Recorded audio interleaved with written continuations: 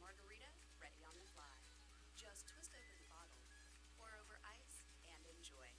Since it stays fresh for up to 2 weeks after opening, imagine all the places you'll be able to pour the perfect margarita. Taco Tuesday, backyard barbecue, cheering on your favorite team, or simply while basking in the sun all by yourself. Flybird ready to drink margaritas. It's margaritas on the fly. Fresco Reds. What you need, when you need it. And we show you how to use it. It's simple. You choose it, you use it. We have the right tool for every job. Never buy it, never store it. When you need it, just rent it. I'm Chris Smith, president of Cresco. If you need it, Cresco's got it. All over the Bay Area and online at CrescoRent.com. Rawhides on deck. Rawhides on deck. Oh my God. Rawhides on deck. On deck can be purchased right here at the ballpark and at Sonoma Springs Brewery, located at 19449 Riverside Drive in Sonoma. Ladies and gentlemen, please help the Sonoma Stompers reduce their carbon footprint by participating in our recycling program. Bins are clearly marked, and with your help, we can keep Arnold Field a clean and green place to enjoy baseball. Yippee, Skippy! The Sonoma Stompers are proud to have teamed up with Park Point Health Clubs this season. Let Park Point's innovative fitness and lifestyle programs improve your quality of life through our Focus 3030 nutrition and training program. Or take Pilates classes, learn kickboxing, get back on the bench with our weight training program. We have personal trainers, and check this out, we even have childcare to help you create the time to become the best you can be. Park Point Health Club will help you.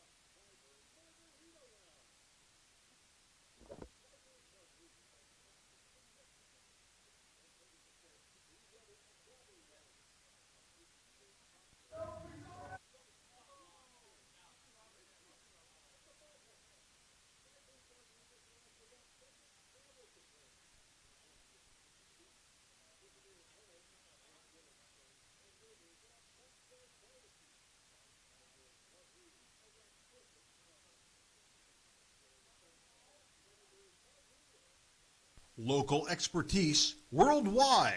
Sotheby's International Realty is well known for their exceptional real estate agents that distinguish themselves in communities all over the world. To learn more about real estate in Napa, Sonoma, San Francisco, and the rest of the Bay Area, or around the globe, contact Sotheby's International Realty Wine Country Brokerage at 707-935-2288. That's 707-935-2288. Sotheby's International Realty. The Sonoma Stompers are excited to have Jacob's Restaurant providing all of our concessions this season. At the ballpark, you'll find gyros, Chicago dogs, pizza, and salads. But in their restaurant, you'll find an outstanding menu featuring the best Mediterranean-style offerings in town. Seafood linguine, chicken piccata, ravioli, risotto, pizza, and so much more. Don't forget to try their desserts. Jacob's Restaurant is located on 1266 Broadway, right next to Traintown. Jacob's Restaurant, and the Sonoma Stompers, proud partners. The Sonoma Stompers are excited to welcome La Michoacana Ice Cream and Treats to the family. La Michoacana Ice Cream is rooted in the world-famous ice cream traditions of Mexico. La Michoacana uses only fresh, natural ingredients, using recipes that have been handed down for generations. Every paleta is made by hand. Every scoop is crafted with love. Every bite, muy delicioso. La Michoacana Ice Cream and Treats, located at 18495 Highway 12 in Sonoma, 1219 Grant Avenue in Novato, and of course, right here at the ballpark. Hey, baseball fans, when visiting Sonoma, make sure to dine at Wit and Wisdom, a modern American tavern by world-renowned chef Michael Mina. Wit and Wisdom is famous for hearth cooking, their extensive wine list, and an upscale yet relaxed atmosphere. Wit and Wisdom is located at the Lodge at Sonoma. Make a wise choice. Dine at Wit and Wisdom in the heart of Sonoma. Hey, Stomper fans! Sonoma Springs Brewing Company has created a new special beer just for us. It's called On Deck. It's a light, crisp lager brewed for a smooth, refreshing finish. The perfect beer to enjoy here at Arnold Field or anytime you're thirsty. Sonoma Springs and the Sonoma Stompers, where your next beer is always on deck. Can I have another beer, please? Can I have another beer, please? The first rule to carrying on is to not get carried away. The Sonoma Springs Brewing Company reminds you to always drink responsibly. The Sonoma Stompers are grateful to have Bank of Marin as a returning sponsor. Bank of Marin's philosophy is banking built on trust and relationships. Bank of Marin's creative and customized solutions safely and confidently support your growth and success now and into the future. Whether you're a sole proprietor forging ahead with your first company or the CEO of a well-established corporation, Bank of Marin's local bankers will work side by side with you to help you reach your financial goals. Bank of Marin, the official financial institution of the Sonoma Stompers. We know you love watching the game on the Stompers YouTube channel, but nothing beats coming out to the park. Support your Stompers at Arnold Field all summer long. Get your tickets at stompersbaseball.com or give us a call at 707-522-7284. Can't make it to the game? No problem. Watch all Stompers home games streamed live on the Sonoma Stompers YouTube channel. You can catch all the action with Kieran Costa and Nate Martin starting 20 minutes before first pitch with the Stompers pregame show. Join us on the road for radio feeds of all Stompers road games, live on the Stompers Radio Network. 2-1 pitch to Keys. That one's bounced towards second. There'll be a play at the plate. The throw home from Menlo and kicks away. Take a bow, Trent Keys, the walk-off hero. 2 outs in the top of the ninth. Braden Gens pitches. Beal strikes out swinging. Stomps win. The pitch to Sebastiani is hit a mile to deep left field. Coupland back at the track. See you later. In your quest for roofing services, look no further than Crandall Roofing. Crandall's dedicated team of professionals guarantees excellence. From roof repairs to installations, Crandall delivers top-notch solutions with unmatched value. Crandall Roofing uses only Class A fire-rated materials, and Crandall Roofing is certified by the manufacturer to extend warranties up to 50 years of coverage. Crandall Roofing's simple pricing for roof services ensures transparency and ease. With straightforward rates and no hidden fees, Crandall Roofing makes roofing solutions accessible for all. Let your next roof be your last roof. Crandall Roofing, Diamond certified and proud partner of the Sonoma Stompers. Not getting enough Stompers content? Stay connected all season long on social media. Follow at Sonoma Stompers on Instagram, X, Facebook, and TikTok. At Ritchie Vineyards, we feel that wine and baseball are the perfect pairing, and we are proud supporters of our Sonoma Stompers. Our family-run vineyard has been farming and growing grapes and carneros for over 40 years. We encourage you to witness our wine journey and check out our selection of boutique offerings at RitchieVineyards.com. The Stompers are proud to have Adams Chiropractic as our official chiropractor. Keeping our players healthy and in the lineup is our #1 priority, and Adams Chiropractic is right there every step of the way, thanks to Dr. Lawrence Adams.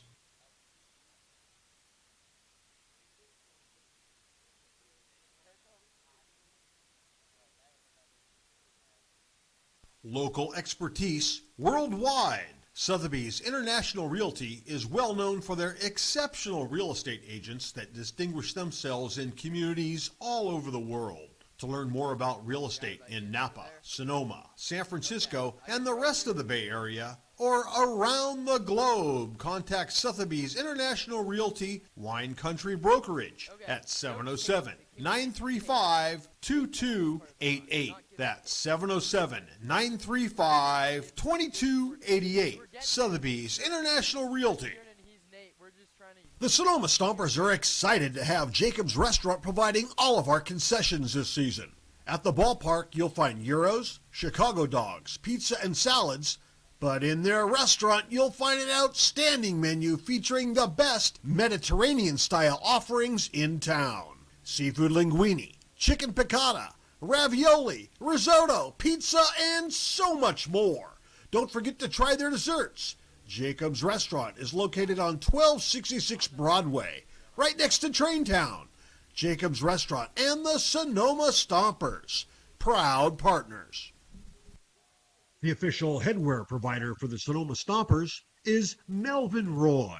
Melvin Roy hats, made to be lived in. From baseball nights in Sonoma to road trips anywhere. Everyday moments, Melvin Roy hats. This is legacy in motion. Melvin Roy. This season, AVA Tractor LLC is proud to support local baseball and the farming community that helps keep the wine country working. AVA Tractor provides vineyard-focused equipment for serious growers, including Deutz Fahr tractors. From daily farming needs to the next generation of vineyard equipment, AVA Tractor is built for Napa and Sonoma growers who need ROI, local support, and equipment that can work in real vineyard conditions. Hit it out of the park with AVA Tractor LLC. Solutions made for your vineyard. Nestled in the heart of Sonoma, Verano Cafe stands as the answer to locals yearning for wholesome food.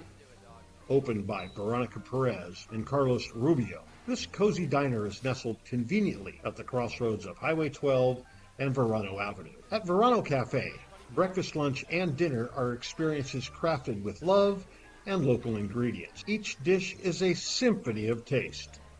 But Verano Cafe isn't just about breakfast. Their lunch menu features favorites like fish and chips and classic French dishes catering to all tastes. Dinner includes house-made pasta dishes and elegant entrees. What really sets Verano Cafe apart is its commitment to quality and community. With locally sourced ingredients and a dedicated team that feels like family, Verano Cafe offers a warm and welcoming atmosphere. Whether you're a Sonoma local or a visitor, Verano Cafe promises to elevate your dining experience. Join us today and become a part of the Verano Cafe family. Verano Cafe, located at the crossroads of Highway 12 and Verano Avenue in Sonoma.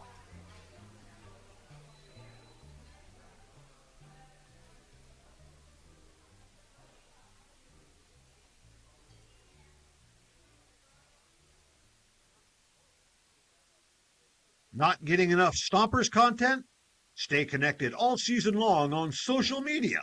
Follow at Sonoma Stompers on Instagram, X, Facebook, and TikTok.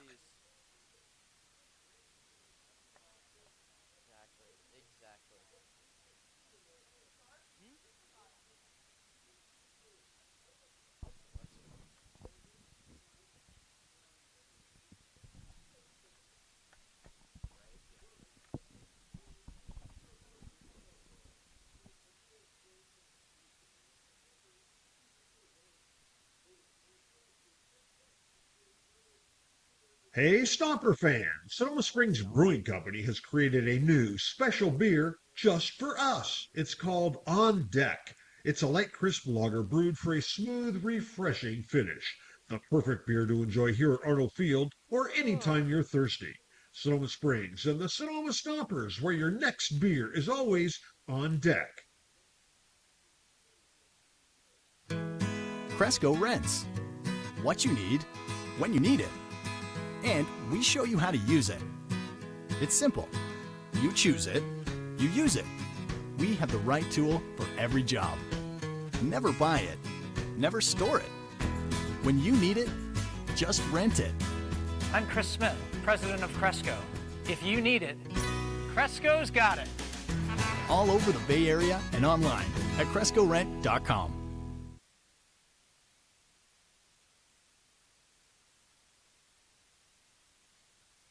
The Sonoma Stompers are grateful to have Bank of Marin as a returning sponsor. Bank of Marin's philosophy is banking built on trust and relationships. Bank of Marin's creative and customized solutions safely and confidently support your growth and success now and into the future. Whether you're a sole proprietor forging ahead with your first company or the CEO of a well-established corporation, Bank of Marin's local bankers will work side by side with you to help you reach your financial goals. Bank of Marin, the official financial institution of the Sonoma Stompers. The Sonoma Stompers pregame show is on the air. Kieran Costa and Nate Martin have you covered up until first pitch here on the Stompers Broadcast Network. Get all the insights and analysis for tonight's contest and hear from Stompers manager Zach Pace on the Stomper Report. Your coverage of Stompers baseball starts right now.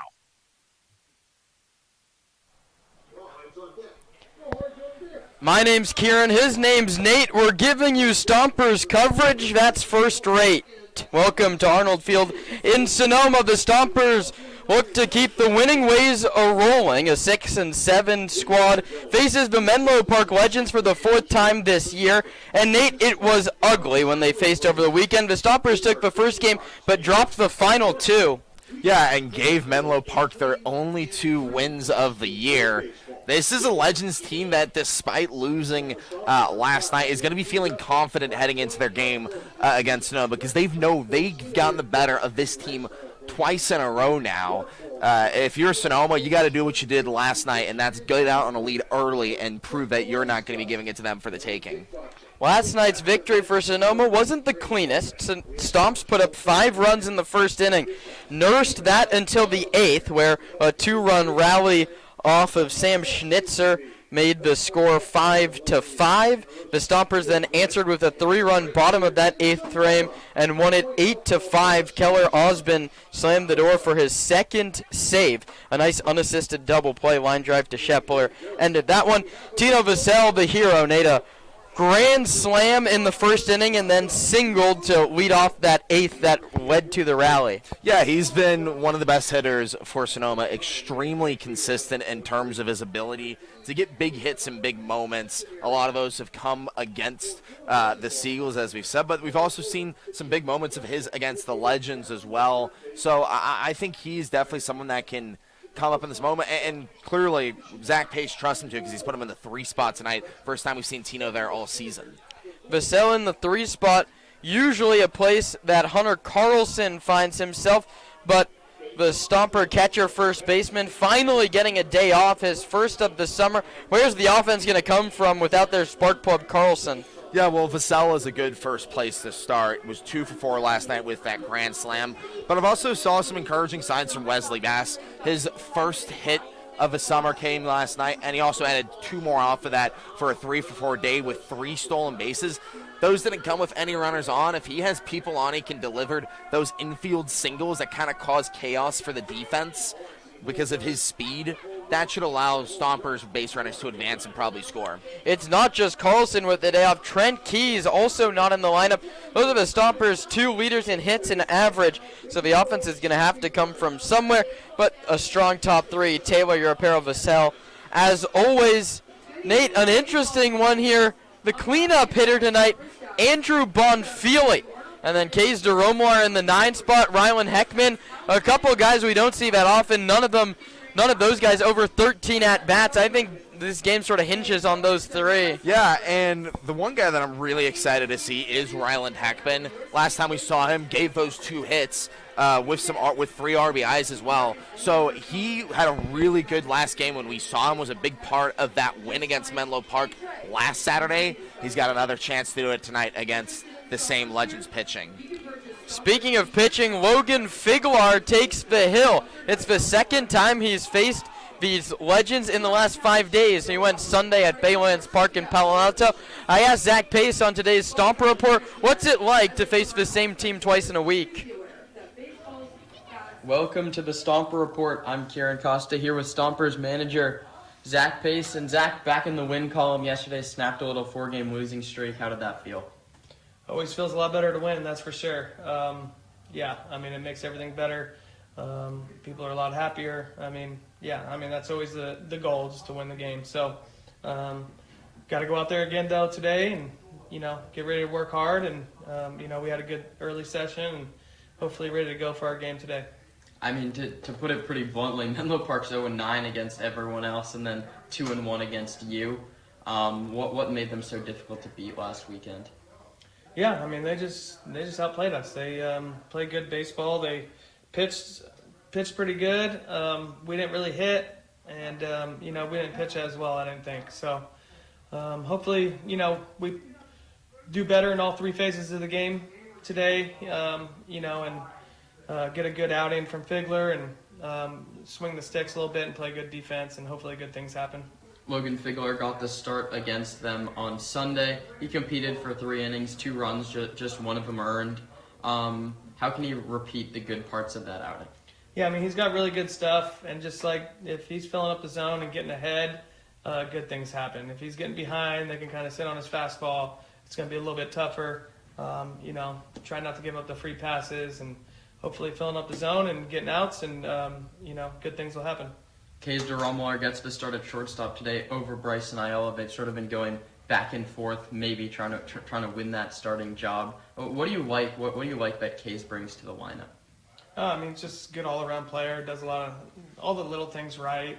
And especially that shortstop position. It's tough to stay fresh there. It's a taxing position. So I think giving these guys, days off often are pretty helpful also, kind of getting a rotation with it. But yeah, Kays, I mean, he just does everything right, and he's a good guy to have in the lineup. I mean, you can trust him, on the defensive side and the offensive side and base running. He's just going to do a lot of small things right, and he's going to be a good, solid player for the game today, hopefully. You said yesterday that the second day after the long bus ride and the short sleep is when that fatigue can begin to hit you. How important is it to get runs early if the guys are a little run down in the later innings? Yeah, for sure. I mean, that'll be very important for us. Try to get some momentum on our side, and having some good energy on our side per se, and getting runs will definitely help with that. So hopefully we could put up some runs, and then that'll give us some good energy on our side.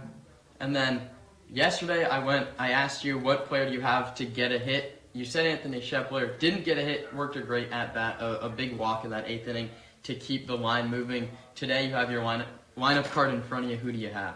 I'm going Heckman. Heckman's been having good BP, good at-bats, so I'm going him as my pick for the day. Thanks, Zach. Thank you. Nick Sanzeri and Zach Pace meeting with the umpire and crew at home plate as we creep closer to first pitch here on a Friday night, the second of 4 games on the homestand, Nate. And slow wasn't a good series. You lost 2 down on the Central Coast. You come back with a win yesterday. You have to win the week this week, and you really have to go 3-1 on the homestand. Yeah, that's exactly what the coaching staff preaches to these players. Win the week. If you do that, you will make the playoffs in the CCL North. And it's a good opportunity. You're going to get some chances for revenge today, tomorrow, and Sunday. The Merchants come to town on Sunday with Menlo Park here tonight and tomorrow night. So it's a good opportunity for Sonoma to prove that those slip-ups last week were just flukes, were just that, slip-ups, that you truly are a contender for the CCL North like you have been the last couple years. The Stompers lost just one game to the Legends last year in 9 contests. They've lost 2 out of the first 3. This is a beatable team, and it feels like it's right in front of them. They just have to put the pieces together. Yeah, it's exactly what they have to do. But it seem to be in good spirits. The players currently juggling a soccer ball in front of the first base dugout. So they're clearly loose. They're ready to go. I think the pressure of getting a win, when you're on a 4-game losing streak, there's always going to be that pressure, okay, we have to get a win. Now that you got that win, there's a little less pressure on you, and you can kind of just go out there, have some fun, and play baseball. That's exactly what they're going to have to do. But it's World Cup night here at Arnold Field, the first of now 3 consecutive promo nights. And Nate, let's have a little fun with my final question for you. We can pick a Stomper to get a hit any day, but on World Cup night, who's your prediction to take it home in the North America 2026 edition of the World Cup? At the start of a tournament, I said Spain. And I'm feeling a little less confident on that one. I'm going to swap my pick. I just think there's a little bit of juice right now with England. I feel like it's going to be coming home for the 3 Lions, first time in 50 years. Well, you stole my pick. That's who I had. I had an England-Spain final in my bracket. I picked the 3 Lions, but I'm not going to go chalk with you. We're going to have a winner. I'm going to go with France. I like them. They've made now 2 consecutive World Cup finals, won 1, lost 1. We'll see how they do, and we'll see how the Stompers do against the Legends. Zach Pace and company try and get back to 500 when we return. Lineups and first pitch next on the Sonoma Stompers Broadcast Network. Thanks for tuning in to the Stompers pregame show. First pitch is on the way here on the Stompers Broadcast Network.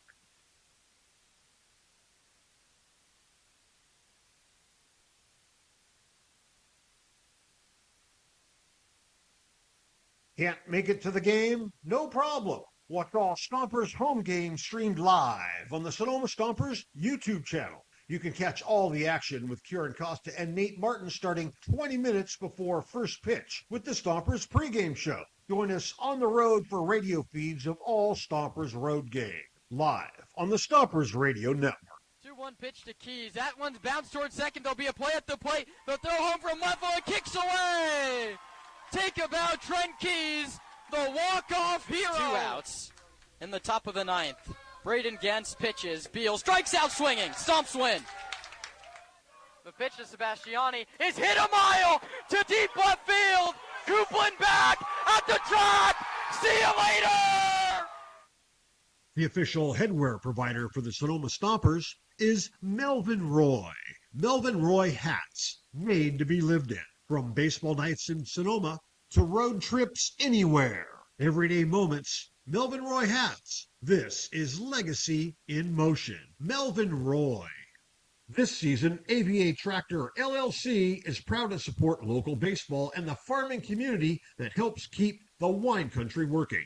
AVA Tractor provides vineyard-focused equipment for serious growers, including Deutz Far tractors. From daily farming needs to the next generation of vineyard equipment, AVA Tractor is built for Napa and Sonoma growers who need ROI, local support, and equipment that can work in real vineyard conditions. Hit it out of the park with AVA Tractor LLC. Solutions made for your vineyard.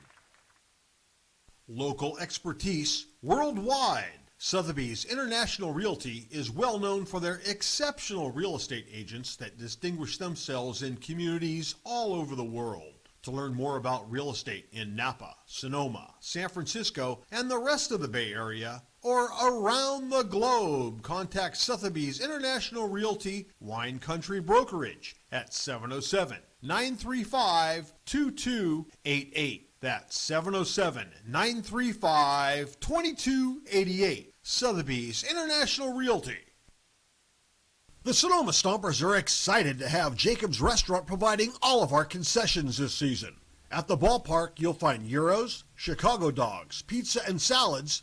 But in their restaurant, you'll find an outstanding menu featuring the best Mediterranean-style offerings in town. seafood linguine, chicken piccata, ravioli, risotto, pizza, and so much more.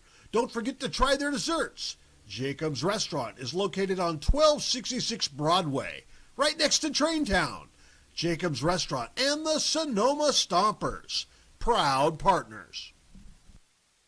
The Sonoma Stompers are excited to welcome La Michoacana ice cream and treats to the family.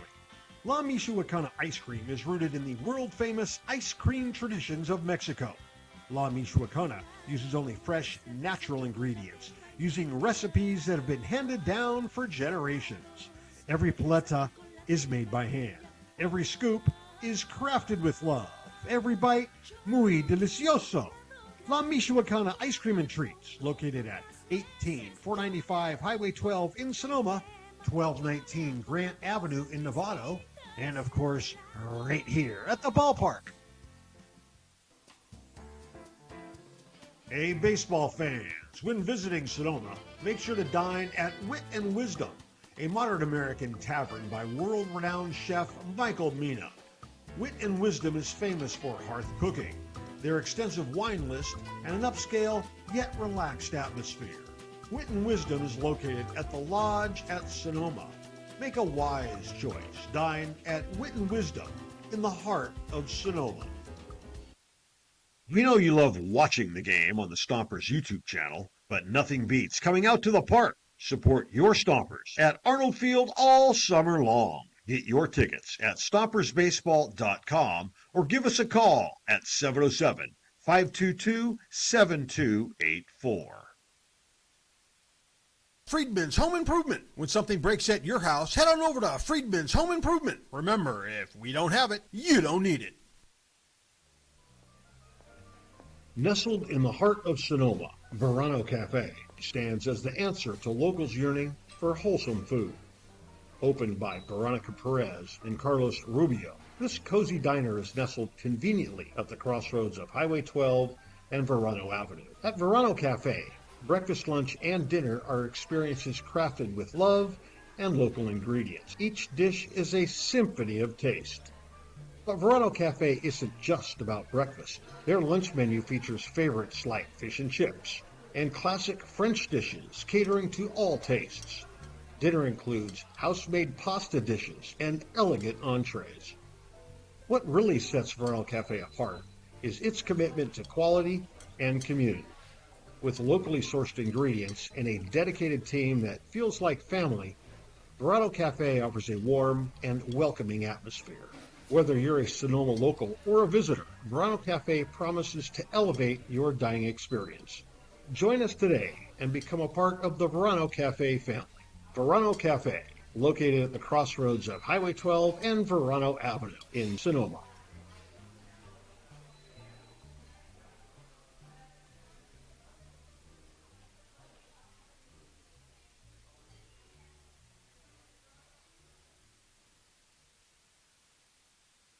The Sonoma Stompers are grateful to have Bank of Marin as a returning sponsor. Bank of Marin's philosophy is banking built on trust and relationships. Bank of Marin's creative and customized solutions safely and confidently support your growth and success now and into the future. Whether you're a sole proprietor forging ahead with your first company or the CEO of a well-established corporation, Bank of Marin's local bankers will work side by side with you to help you reach your financial goals. Bank of Marin, the official financial institution of the Sonoma Stompers.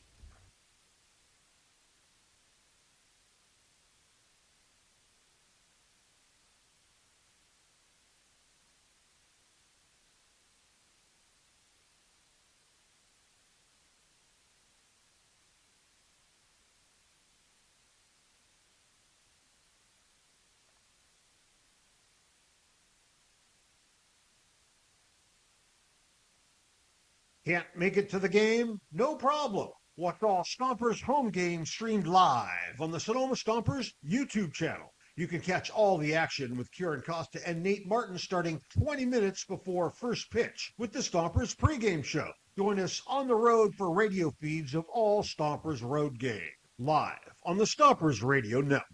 one pitch to Keys. That one's bounced towards second. There'll be a play at the plate. The throw home from Menlo and kicks away. Take about Trent Keys, the walk-off hero. 2 outs in the top of the 9th. Braden Gens pitches. Beal strikes out swinging. Stomps win. The pitch to Sebastiani is hit a mile to deep left field. Coupland back at the track. See you later.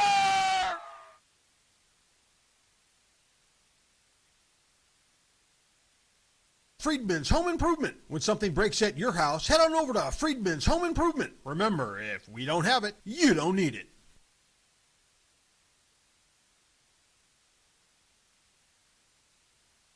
The lines are painted. The lineups are in. The field is raked and the cleats are laced. Your Sonoma Stompers are just about ready to take the field. Now, straight to the voice of the Stompers, here's Kieran Costa.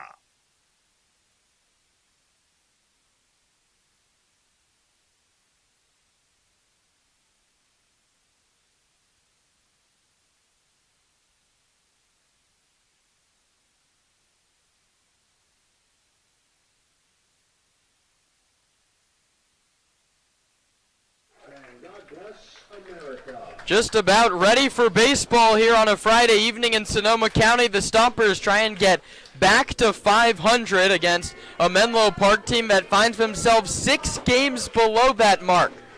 Sonoma and Menlo Park getting ready to rock here on this beautiful Friday at Arnold Field. The Stompers will send Logan Figlar to the hill, a 6'5", 200-pound left-hander from Santa Rosa.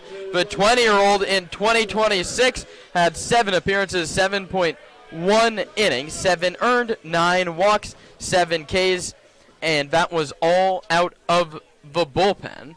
Here for Sonoma, he's gone just once in league action. 2 innings, 2 runs, 1 earned, 3 hits, 1 walk, 1 strikeout. He took the loss Sunday against these same Legends, and he goes up against this lineup, announced by manager Nick Sanzeri. The center fielder Mason Griffin leads off, followed by the third baseman Ryder Kelly and the first baseman Ryan Duran, who had 7 hits in 3 games against the Stomps. Oliver Hogan hits in the cleanup spot. Newly committed to Bradley University, followed by Carlos Cruzmar, Ethan Mooser, and the DH Ethan Fillinger. The shortstop, Eric Altmark, just his first game here for the Legends. It's 8th, and then Will Robbins, the catcher, rounds out the 9. Stompers and the Legends for the 4th time on the season, and the first of a mini 2-game series between these two. Figlar sports the home white uniform. Stompers script across the front in navy with navy numbers on the back. Orange numbers on the front, and on the brim of the hat, the bright orange. As per the Stompers gamers, they face the Legends wearing the greens today. Legends in white script across the front. It'll be Griffin, Kelly, and Duran in the first against Logan Figlar. Circular number 34, Mason Griffin. Steph Valdez coaches third. Mason Hanshaw coaches first. Figlar, the lefty, is ready. Griffin, the left-handed hitter, is ready. The home plate umpire, Kevin Addington, says play. And away we go on a beautiful Friday. The first pitch is hit to second. Europero backhands, knocks it down, sets his feet, throws to first. 1 out recorded on the first pitch of the ballgame. It was thrown at 6:15 p.m. Pacific time. It's 68 degrees in Sonoma. 1 pitch, 1 out. That brings up Ryder Kelly. It's Wesley Bazin left, Chase Taylor in center, Nick Sebastiani in right. Vassell, Duramolar, Europero, and Garcia third to first. It's a Figlar-Bonfili battery. Now the righty Ryder Kelly takes. A pitch that misses low and inside. Fig and Fig battery like we saw Just on like Sunday. Didn't work for him. No, but Figlar Was was good. he was all right. I think he had a first really couple solid batters and then gave up a hit to Duran, and Carlos Kuzmar scored on the triple. And the error That really should have kept him at third. That one misses high. It's 2-0. And that's why only one earned run for Figler from that first outing, and he was, pretty solid in the second inning. See how long he goes today. He's ready to deliver a 2-2 to Ryder Kelly. Misses inside again. Tight zone here to the second hitter. Kelly is committed to UC Davis. Played his high school ball at Menlo Atherton. Figler now behind 3-0, and he doesn't get the call at the top of the zone there. Logan Figlar was all around the zone and didn't get a call on the inside or the top. Number 22, Ryan Duran. Already equaled the number of walks he issued in his previous appearance against the Legends. We'll see if this zone changes at all, but the Stompers should be very, very patient at the plate. Figlar now deals with another righty, Ryan Duran. Singled off him on Sunday. One of 7 hits in the 3-game set last weekend. Figlar takes a peek at first base. Runner goes. The pitch is high. Bonfili's throw to second. The tag is late. Stolen base for Ryder Kelly. Don't think they haven't really had that one. That was a great jump from Kelly. The pitch was called a ball high. Third stolen base for Riders in scoring position with 1 out. And Duran 12 for 35 on the season, ahead in the count 1-0. Figlar's pitch hit him in the hand. Like just a high and tight fastball, it looked like. He checked his swing and it got him on the wrist, first and second, with 1 down. 6 consecutive pitches have missed the zone since that first pitch ground ball induced on Mason Griffin. Got to get back in the zone here. Can't get back into that pattern where you're giving up runs in the first inning of ball games. 2 on, 1 out. The cleanup man takes a called strike. Oliver Hogan played last year at Bellevue College, where he hit .372 with a .478 on base percentage and 9 home runs. That got him the bump to Bradley. That's where he'll play in the fall. He awaits an 0-1. Figlar's going to wheel towards second base, and Ryder Kelly scurries back. No daylight play. Europero and Duramolar didn't cover, but you have to keep him close.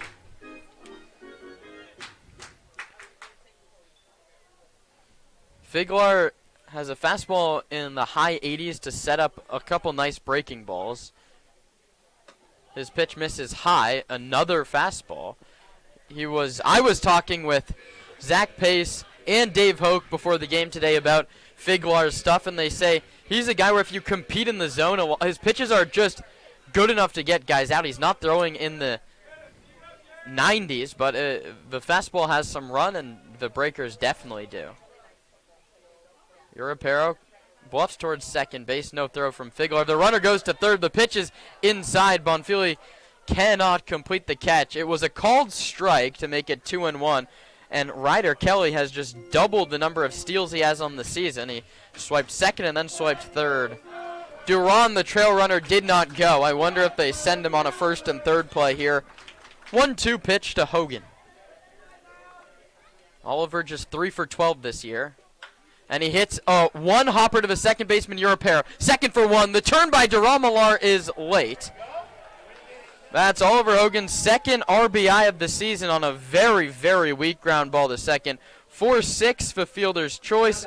Erases Duran. Hogan goes to first, and Kelly scores 1-0 Menlo Park. If that ball was hit just a little bit harder, they had a chance at a double play. It was a little knuckling line drive that 2-hopped to Misael Europero at second. Carlos Cruz-Mar tries to extend the inning against Figlar.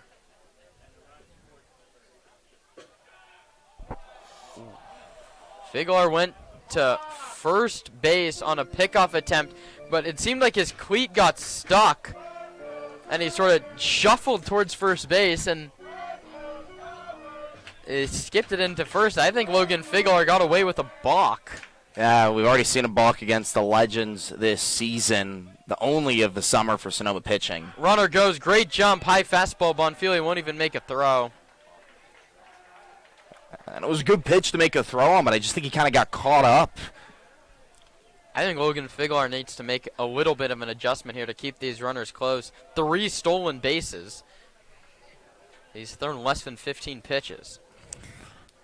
Another runner in scoring position. 2 outs now. Cruz Mar awaits a 1-0. And he swings and misses. Chases a high fastball at 88.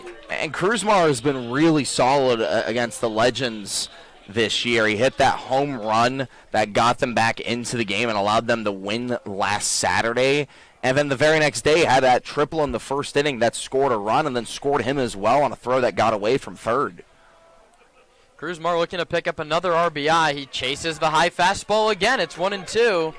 14 consecutive heaters to start the ball game for Logan Figlar. This is his first 2-strike count. We'll see if now he decides to go to an off-speed pitch to put away Cruzmar and limit the damage in the first. Bonfili sets up outside.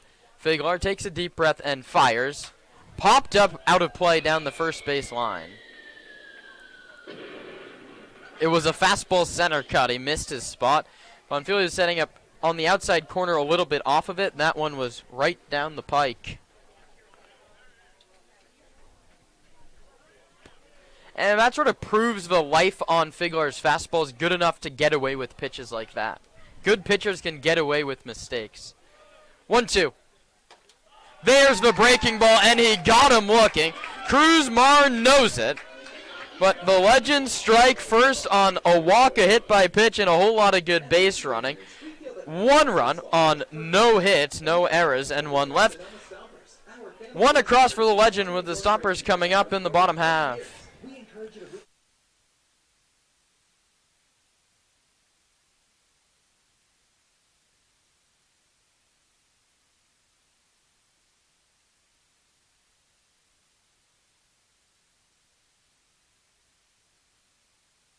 Can't make it to the game? No problem. Watch all Stompers home games streamed live on the Sonoma Stompers YouTube channel. You can catch all the action with Kieran Costa and Nate Martin starting 20 minutes before first pitch with the Stompers pregame show. Join us on the road for radio feeds of all Stompers road games live on the Stompers Radio Network. 2-1 pitch to Keys. That one's bounced towards second. There'll be a play at the plate. They'll throw home from left field. Kicks away. Take about Trent Keys, the walk-off hero. 2 outs in the top of the 9th. Braden Gens pitches. Beal strikes out swinging. Stomps win.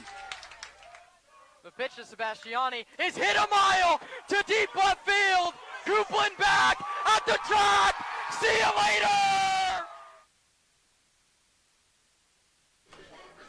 Stompers offense working in a hole.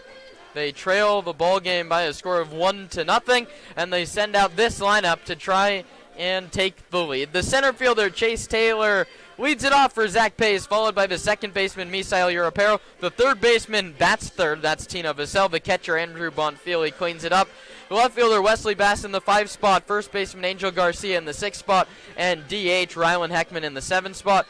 Nick Sebastiani, the right fielder, and Kays de Romolar, the shortstop, round out the 9 for Sonoma.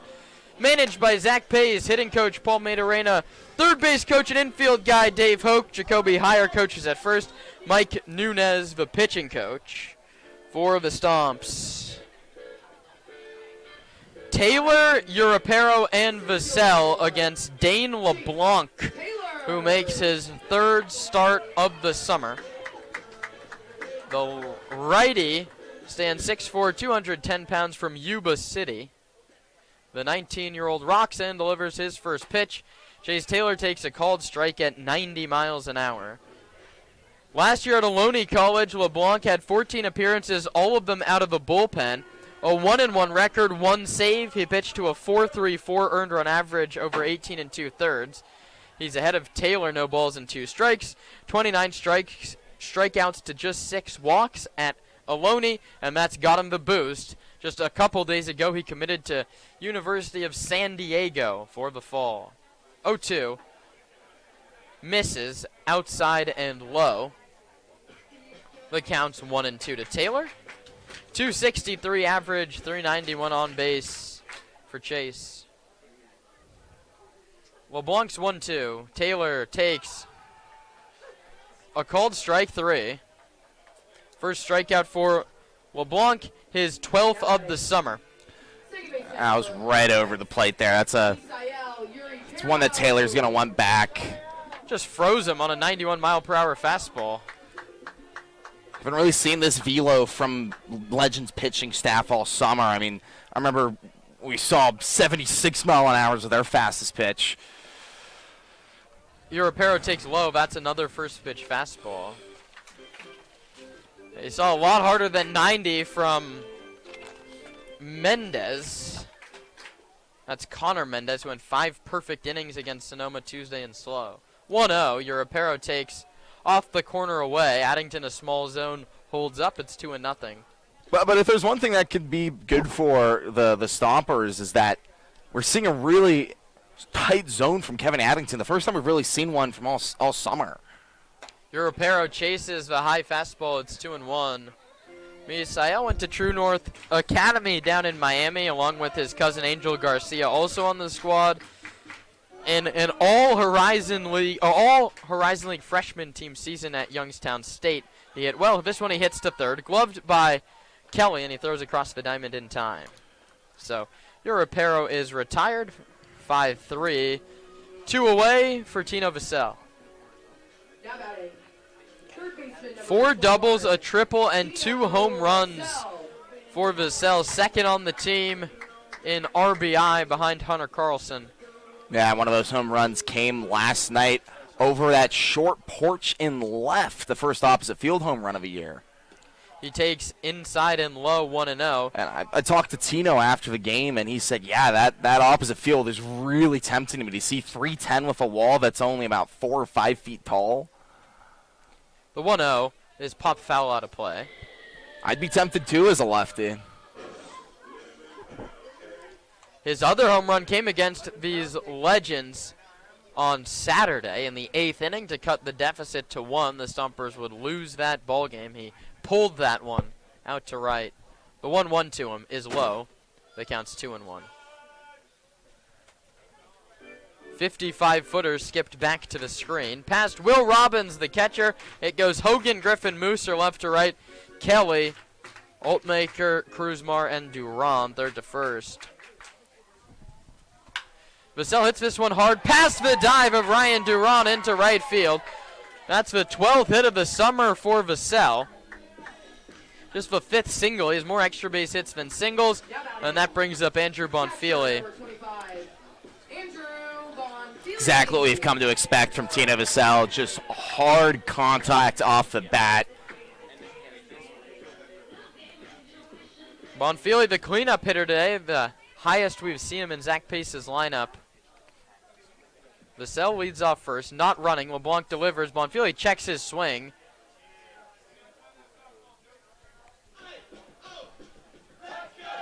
Now the appeal to first. John Pierce says no. Kevin Addington has the balls and strikes. John Pierce down the first base line. Steve Leary down the third base line. 1-0 pitch to Bonfili. Slightly open stance for the righty. Headed to Chaminade for the next college season. He takes outside 2-0. 90 on the fastball again from LeBlanc. Lost his hat in the process of firing that one from the stretch.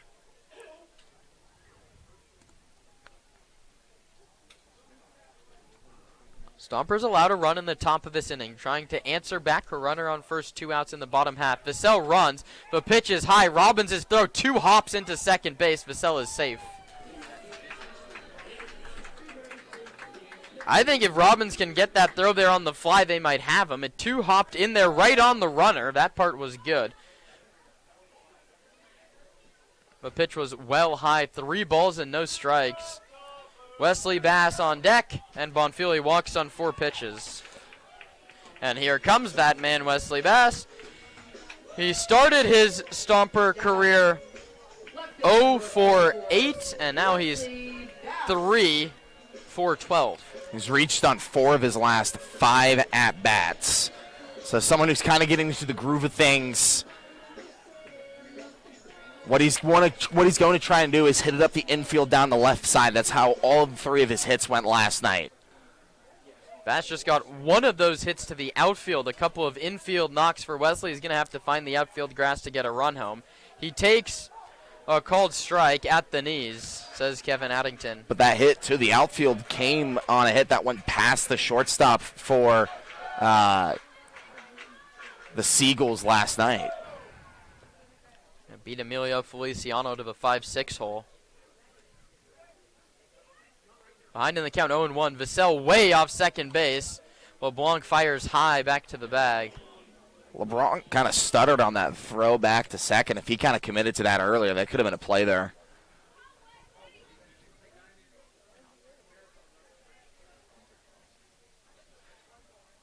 Two on.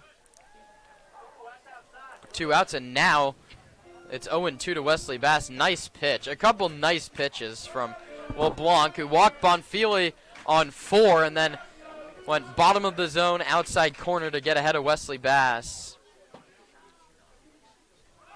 Runners go, and Bass strikes out looking on a curveball that dropped right down the middle. A couple looking strikeouts. The Stompers, no runs, 1 hit, 2 left. We head to the second. Menlo Park leads it 1-0.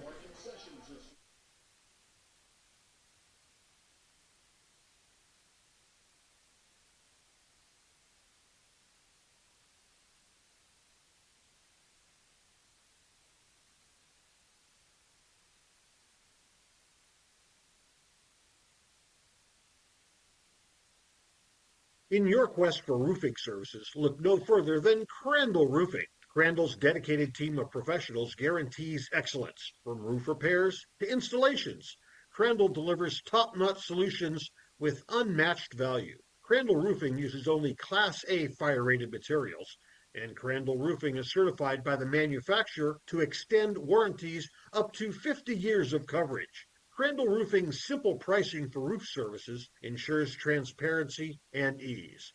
With straightforward rates and no hidden fees, Crandall Roofing makes roofing solutions accessible for all. Let your next roof be your last roof. Crandall Roofing, Diamond certified and proud partner of the Sonoma Stompers.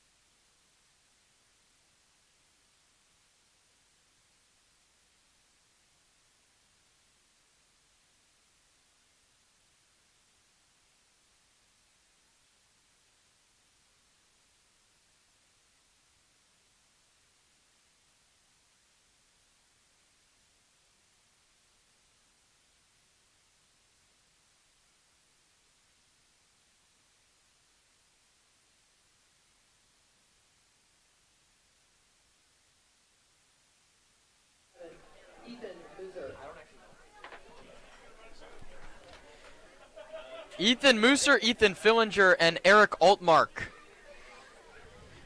bat against Logan Figlar in the second. Slings it home and finds the outside corner for a called strike 1. Figlar in the first inning gave up a walk, a hit by pitch. He allowed 3 runners to steal on him, and that allowed a ground ball to score a run. RBI to Oliver Hogan. 1-0 Legends in the second. Figlar's 0-1.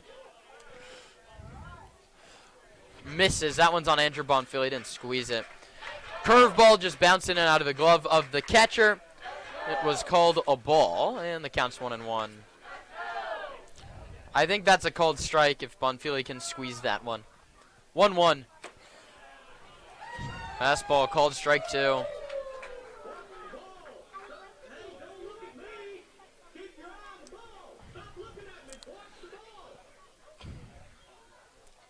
Mooser 3 for 17 on the season.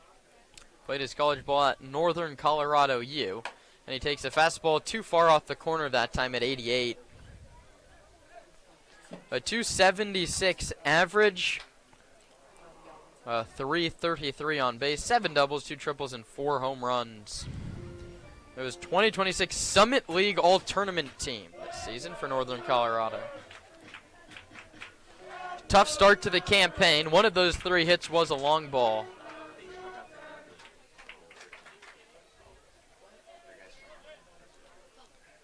A 2-2 pitch on the way to Mooser. Here it is.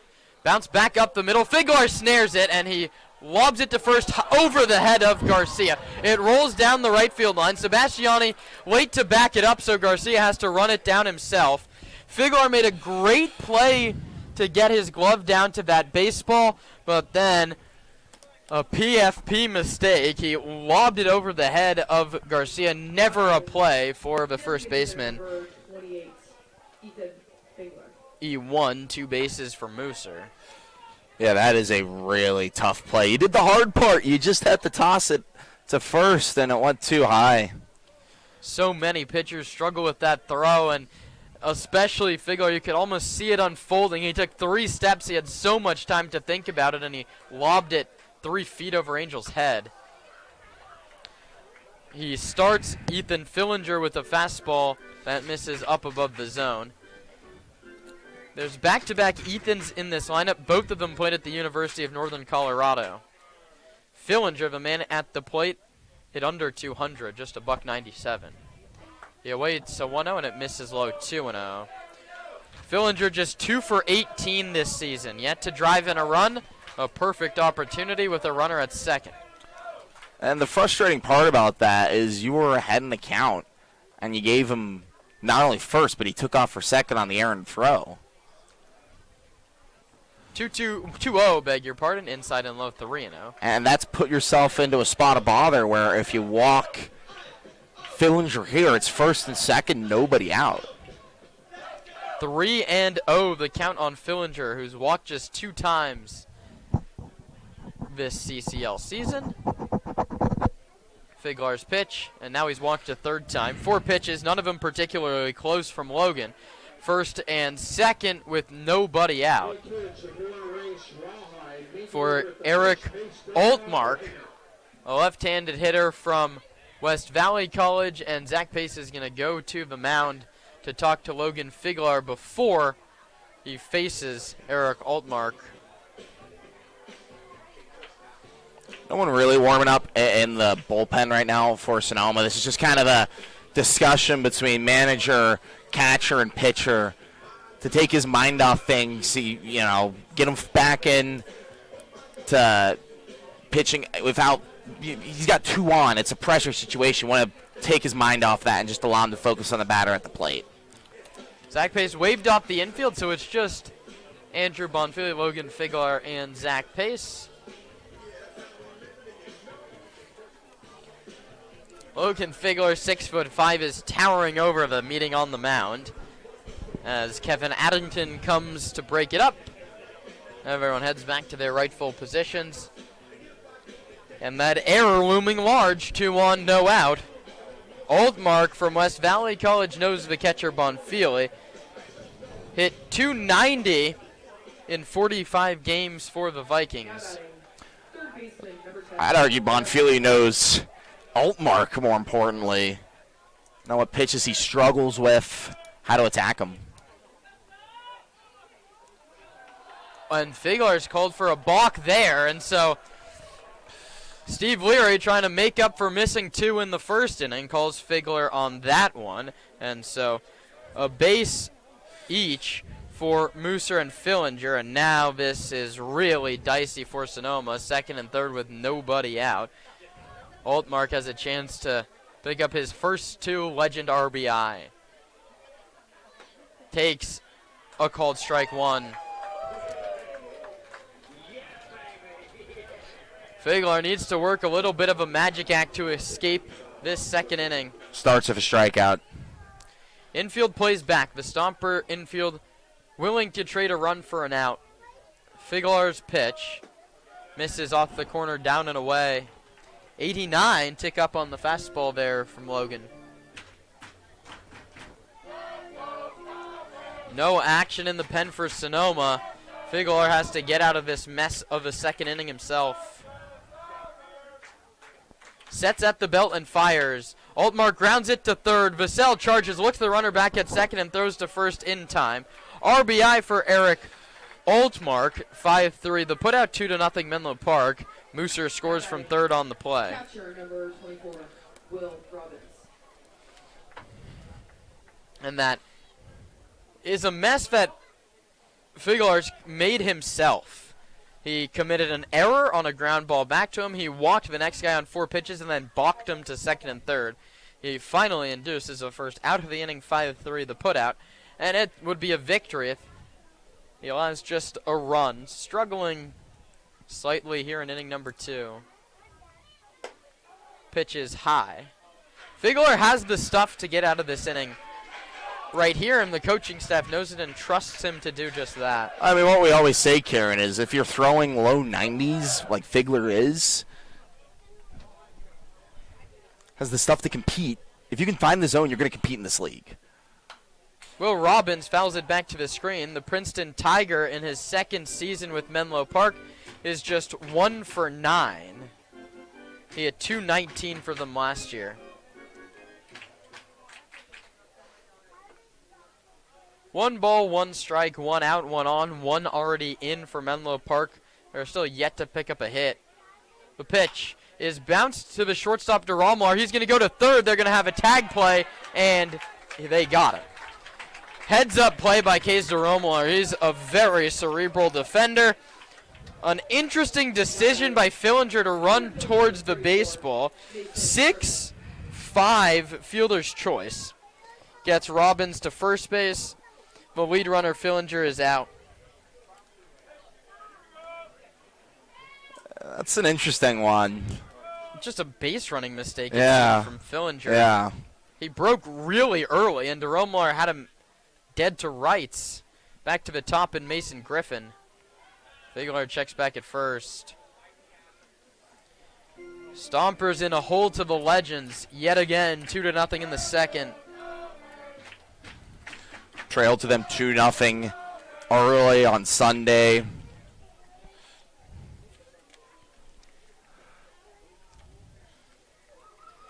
The pitch to Griffin is popped up and on the hands, foul out of play. Third base, side over the Menlo Park dugout on the third baseline, hosting Nick Sanzeri and his squad. Mason Cortez up in the bullpen for Sonoma.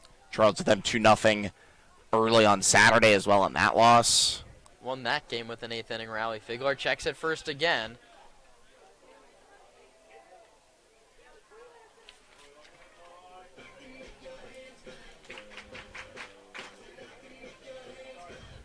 Robbins, catcher.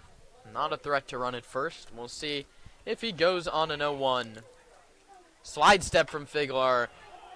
Foul at home plate. And it's 0-2. This is how Logan needs to compete in the zone. That's a fastball with movement bearing in on the hands of a left-handed hitter, Mason Griffin. 2 tough swings to start this at-bat. Figuelar trying to escape this second inning. Robbins, short lead at first, held on by Garcia. He goes, the pitch is caught on and missed. The tag applied by Bonfili. Second strikeout for Logan Figuelar, but the Legends doubled their lead. 1 run on no hits, 1 stomper error, and 1 left on base. 1.5 innings of play in the books in Sonoma. The Stompers trail 2-0.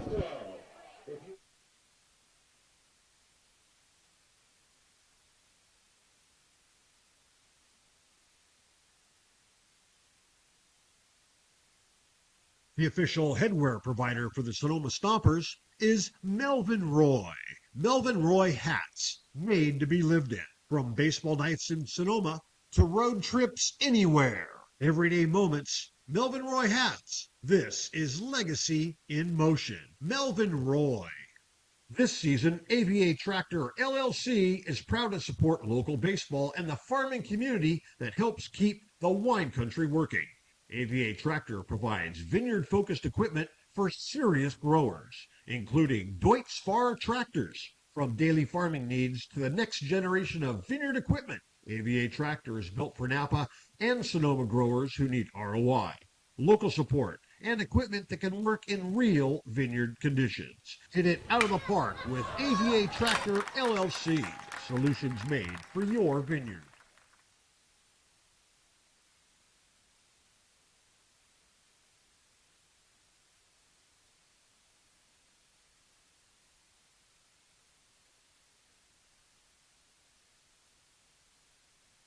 At Ricci Vineyards, we feel that wine and baseball are the perfect pairing, and we are proud supporters of our Sonoma Stompers. Our family-run vineyard has been farming and growing grapes and carneros for over 40 years. We encourage you to witness our wine journey and check out our selection of boutique offerings at RicciVineyards.com. The Stompers are proud to have Adams Chiropractic as our official chiropractor. Keeping our players healthy and in the lineup is our #1 priority. And Adams Chiropractic is right there every step of the way, thanks to Dr. Lawrence Adams. Hey, Stomper fans, Sonoma Springs Brewing Company has created a new special beer just for us. It's called On Deck. It's a light, crisp lager brewed for a smooth, refreshing finish. The perfect beer to enjoy here at Arnold Field or anytime you're thirsty. Sonoma Springs and the Sonoma Stompers, where your next beer is always on deck. Can I have another beer, please? Can I have another beer, please? The first rule to carrying on is to not get carried away. The Sonoma Springs Brewing Company reminds you to always drink responsibly.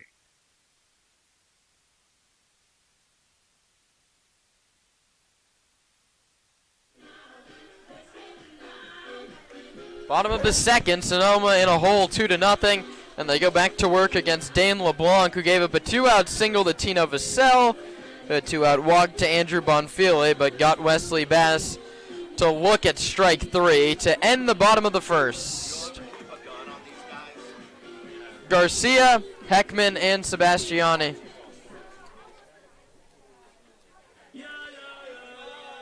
LeBlanc, the righty, goes to work righty, lefty, righty.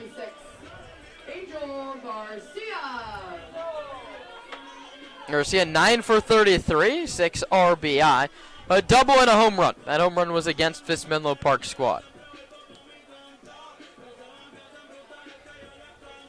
Stompers got to get the offense going early here. You can't let the Legends keep on tacking on to their lead. First pitch, Garcia takes high and tight, buzzed the tower at 89. And I think what's going to be key to coming back into this game is just being patient in these counts. We've seen that Addington, the home plate umpire, has a smaller zone. Garcia swings and pops it up. Shallow right, could be trouble. Mooser and Duran come together. No one's going to get it. Garcia with a late turn at first base and heads back there. Or do that. I mean, as I was saying, be patient in these counts, not swinging stuff out of the zone. That was a fastball outside at the top of the zone, and Garcia just managed to get up there and poke it into no man's land. Hit's a hit. Line drive in the scorebook, a weak pop-up over Duran's head in real life, and Rylan Heckman, who's going to have just his 7th at-bat of the season, takes a changeup that's in there for a called strike 1. Heckman, who redshirted at Umpqua Community College, battling a shoulder injury, had shoulder surgery, still now working up to throw at 100 feet, so his lack of a position may be hindering his playing time a little bit here. The DH today takes another changeup, and it's a called strike again. Yet to see a fastball. Heckman from Gig Harbor, Washington. Spent the year with Umpqua, did not get into a ball game. He's 2 for 6 for Sonoma. Drove in 3 runs his last start back on June 11th. Here he bounces it foul past Ryan Duran.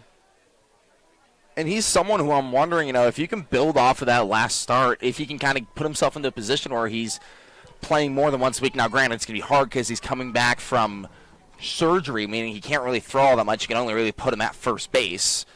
But if he can prove that he can swing the ball well. Heckman swings and misses. He got 4 changeups to that at bat. 3rd strikeout. for LeBlanc. Right fielder number 6. You'd see himself in the lineup as a DH, but that was a tough at-bat there against LeBlanc. He's been really solid today, finding the zone and painting the corners.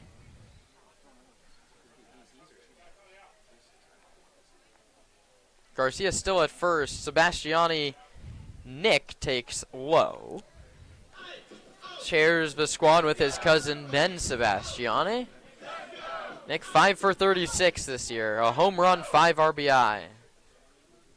Still in that slump. He works his walk. 6 free passes drawn by Sebastiani, who hits this one foul down the right field line and out of play.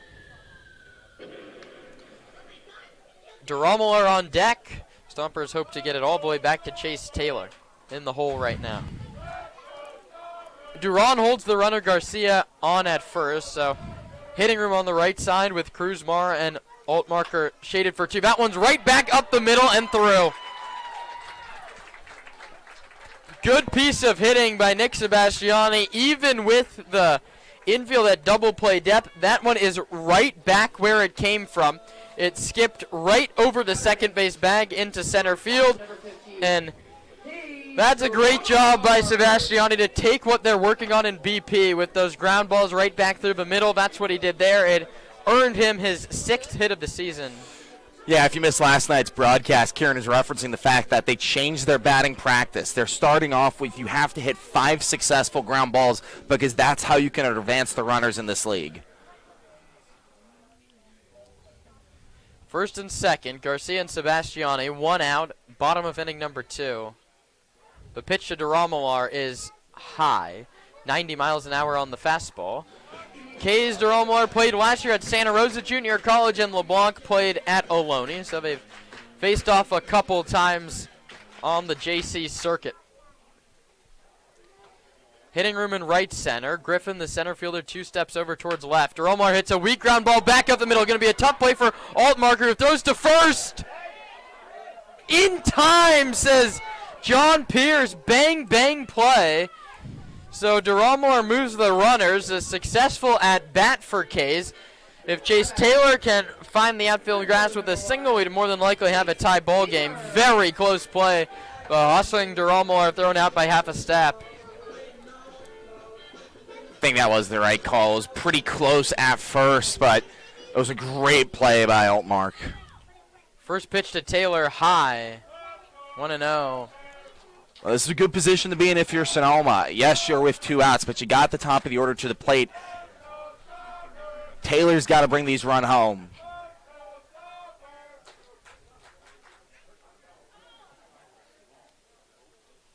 He's ahead in the count, 1-0. LeBlanc back from the windup, comes home. Taylor's hit. Bases are loaded for Misael Europero.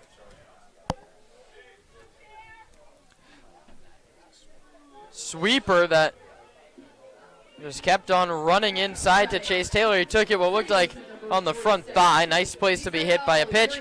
The bases are full for Misael Europero with 2 outs. A situation he found himself in the bottom of the 8th inning yesterday. The Stompers led by just a run. He walked on a 3-2 pitch. That earned him an RBI, and he's ahead 1-0. Walks as good as a hit for Misa.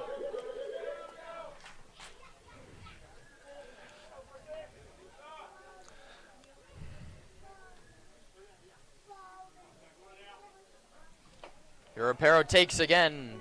Ball low and inside again. That was Europero's 6th RBI of the season. Has a chance to add a whole lot to that number with the bases loaded and 2 away. LeBlanc with the wind, from the wind with the bases full. Europero takes low, 3 balls and no strikes. One more wide one would cut the deficit in half. Red light. Whether or not it's a spoken red light, you're not swinging 3-0 with the bases loaded under Zach Pace. The pitch. Get me over. The count's 3-1. Fastball at 91, split the plate. And now this is the spot you want to be if you're Europero. LeBlanc has to come in the zone with the bases loaded, but it's a hitter's count. Left-handed hitter from Youngstown State awaits the 3-1 and takes a very nice curveball that drops into the zone. Something's got to give. The carousel starts. Stompers run from every base. Europero lines it into left center field. A base hit. 1 run scores Garcia. 2 run scores Sebastiani. A late stop sign for Taylor. It's a 2 RBI single from Misael Europero. We're all knotted up at 2.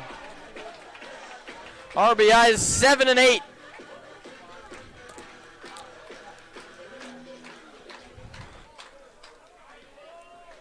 It feels good to score with the bases loaded, Kieran. That was a problem for the Stompers for a lot of this season, and you saw it last night and multiple times where they had the bases loaded, they brought home runners. It's happening here again, and it's a chance to add on more with Tino Vassell, someone who hit that grand slam with the bases loaded in the first inning last night. Just runners on the corners here. He singled in the first off of LeBlanc. He takes up and away. Dane struggling with the first pitch command changeup there. And that goes back to my point at the start of this inning in that it's a small zone, and while LeBlanc's done a solid job at times at finding it, over the last couple of batters, it's getting away from him. 1-0. Vassell checks his swing. It's a called strike. The misses to Europero were 3 bad misses to get ahead 3-0. Battled it back to 3-2 and then left a mistake, and Misa slapped it into left center. He's at first base. Taylor's at third. Vassell swings and misses. It's a fastball similar to the pitch that he took for a called strike. He's behind 1-2. 2-2 ball game, bottom of the second. Stompers have the go-ahead run 90 feet away in the form of Chase Taylor. 1-2 pitch from Dane LeBlanc. Europero runs. The pitch is high. The throw's wide of the bag and nicely corralled by Altmark. It's going to go as a stolen base for Europero's 5th. Now leads the Stomps. Overtook Wesley Bass, who has 4, but in very limited run. The pitch was high. 2-2 pitch to Vassell. Inside and low. That one kicks away from Robbins. A run's going to score. That one rolled almost to the dugout. Stompers have the lead on the wild pitch. To third base goes Europero. 3 runs home in the inning. 3-2 pitch coming to Tino Vassell. All with 2 outs. Very successful from the Stompers so far. This is a much-needed inning, morale-wise, and how the season's going. This is really good for Sonoma. Payoff pitch to Vassell. Inside and low, ball 4. Kevin Addington not giving an inch on the strike zone. Runners back at the corners. And the Stompers, I think, should try and test Will Robbins. He's thrown down to second base twice. One was a 2-hopper on the runner. The other one was a 2-hopper wide of the bag. Yeah, Vassell was the first stolen base of the game. He stands over at first. We know he has solid speed. Bonfiglio walked on 4 pitches in the first, trying to extend a 3-2 Stomper lead here in the second.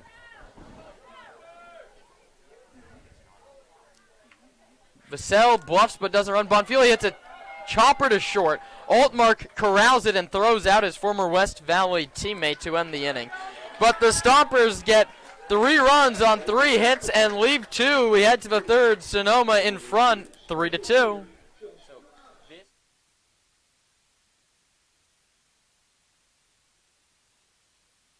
The official headwear provider for the Sonoma Stompers is Menlo. Local expertise worldwide. Sotheby's International Realty is well known for their exceptional real estate agents that distinguish themselves in communities all over the world.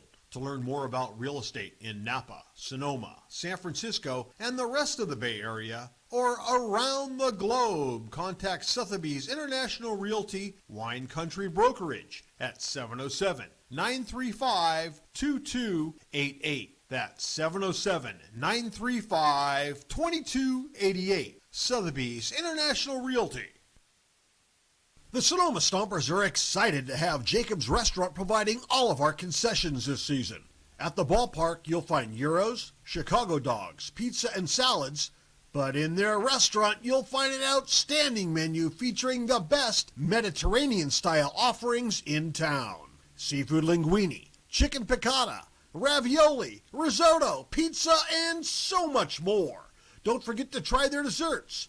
Jacob's Restaurant is located on 1266 Broadway, right next to Traintown. Jacob's Restaurant and the Sonoma Stompers, proud partners.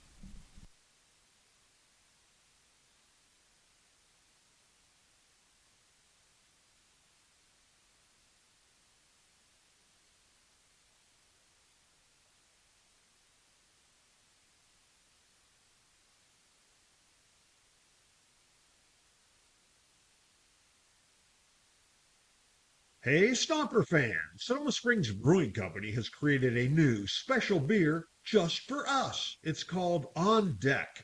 It's a light, crisp lager brewed for a smooth, refreshing finish. The perfect beer to enjoy here at Arnold Field or anytime you're thirsty. Sonoma Springs and the Sonoma Stompers, where your next beer is always on deck.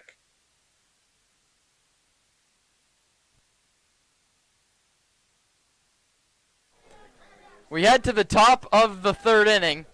The Stompers now lead at 3-2. Mason Cortez, the new pitcher, delivers a strike. Redshirted at Delta College from De La Salle High School.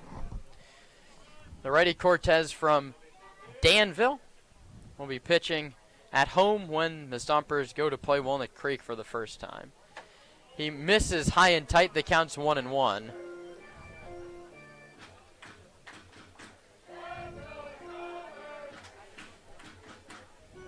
Cortez misses. The count's 2-1. Cortez has had success against these legends. Went 2 innings of 1 hit ball, 2 walks, 1 strikeout, but crucially it put zeros on the scoreboard. Is 2-1. Popped up back over our heads, set up right behind home plate. The count's 2-2.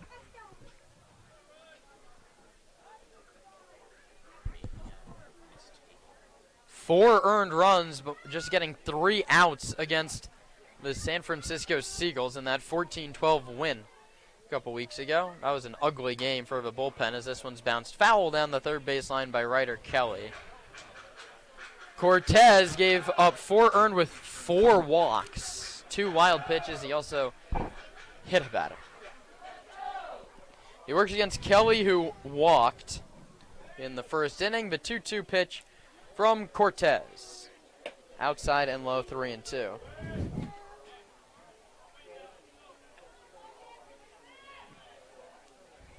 Payoff pitch coming. The command, obviously the biggest issue for Mason. He shakes off Bonfili, and now they agree. 3-2 pitch. Struck him out swinging. Got him to chase a curveball down out of his own. First K for Cortez. He relieves Figler, who went 2 innings pitched. Gave up 2 runs, 1 earned. Walked 2, hit a batter, struck out 2. No hits.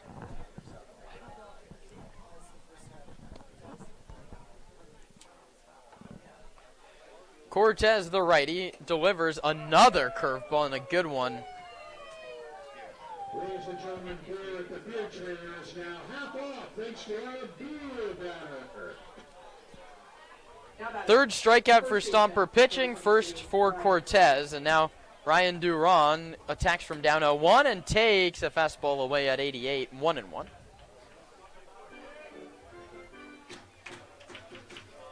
Duran had 7 hits against Sonoma in the 3 games they played over last weekend. He was hit by a pitch in the first. 1-1 is bounced to third. Vassell into the hole, spins, throws in time. Nice play by Tino Vassell, flashing the leather. Going to the glove side towards the shortstop. He fielded it, spun around, and threw out Duran. Top fielder number 20, Oliver Hogan. Oliver Hogan, Bellevue to Bradley, his collegiate path. has the RBI. He reached on a fielder's choice. He swings first pitch and bounces it foul off home plate. Steph Valdez, the third base coach, makes the play.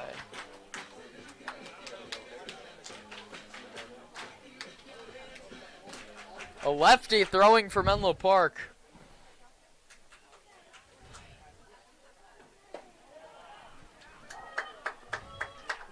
Front hip slider drops in, 0-2.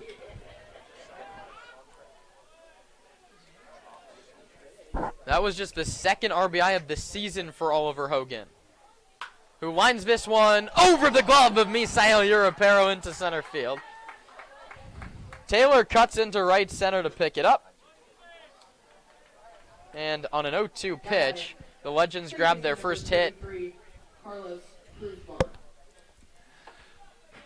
Misael frustrated with himself on that one. It was a really tough play to make. He had the hop. I just think he was a little mistimed it a little bit there. Really solid effort, though, from Europero. It's a good pitch, too. On 0-2, you want that out of the zone. It was a fastball that found the corner. Check on first. Hogan back. That's objectively a good pitch. It paints the black at the outside corner. But on 0-2, why give them a fastball, a hittable fastball? Now it's Carlos Cruz-Mar. He takes a called strike. We've seen a curveball into slider, the two breaking pitches from Cortez to go along with the fastball that's been around 87, 88. Another check on first. Very close play. Steve Pierce called him safe. Really close play. That was a great spot to put it from Cortez to Garcia. That's my mistake. John Pierce is the first base umpire. Cortez delivers and it's bounced foul. Steve Pierce was the 2018 World Series MVP for Boston. And Steve Leary is our third base umpire. That might be where you're getting it from.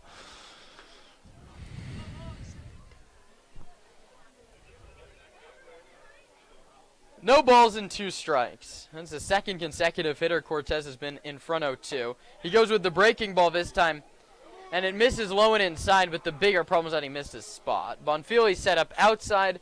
That curveball came inside and low. 1 ball and 2 strikes now. Cortez peeks at first, comes home, and misses low.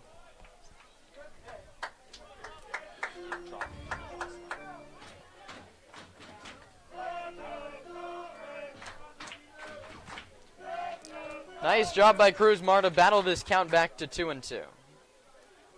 Edging off first is Hogan. Doesn't go.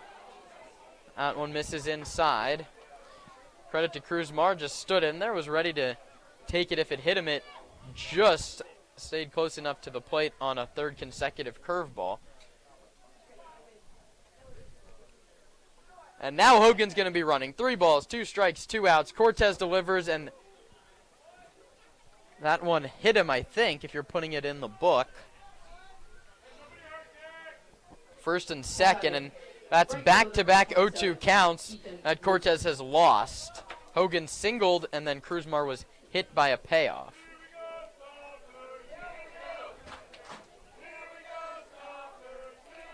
The inning continues for Ethan Musser. Hit a ground ball back to the pitcher, reached on a Figlar error. 2 on, 2 out. Cortez pitches late, very late on a fastball was Ethan Musser. He was timing up 4 straight curveballs in the on-deck circle, and Cortez blew a fastball right by him. Third consecutive first pitch strike. Runners don't go. This pitch is bounced into the right side and into right field. We might have a play at the plate. Sebastiani comes up throwing. His throw to Bonfili. They got him! Oliver Hogan out by about 5 steps. Beautiful throw. Sebastiani to Bonfili.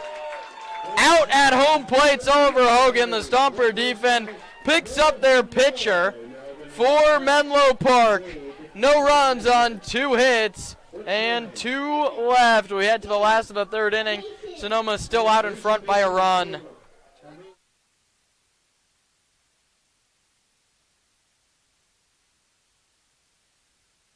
The official headwear provider for the Sonoma Stompers is Melvin Roy. Melvin Roy hats, made to be lived in. From baseball nights in Sonoma to road trips anywhere. Everyday moments, Melvin Roy hats. This is legacy in motion. Melvin Roy. This season, AVA Tractor LLC is proud to support local baseball and the farming community that helps keep the wine country working. AVA Tractor provides vineyard-focused equipment for serious growers, including Deutz Fahr tractors. From daily farming needs to the next generation of vineyard equipment, AVA Tractor is built for Napa and Sonoma growers who need ROI, local support, and equipment that can work in real vineyard conditions. Hit it out of the park with AVA Tractor LLC. Solutions made for your vineyard.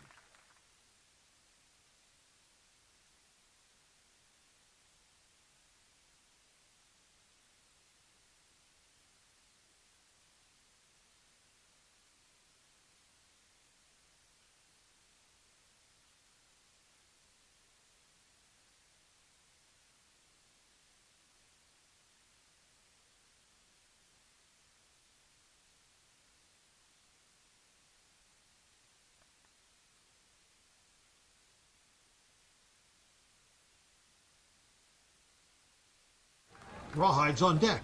Rawhides on deck. Oh my God. Rawhides on deck. On deck can be purchased right here at the ballpark and at Sonoma Springs Brewery, located at 19449 Riverside Drive in Sonoma.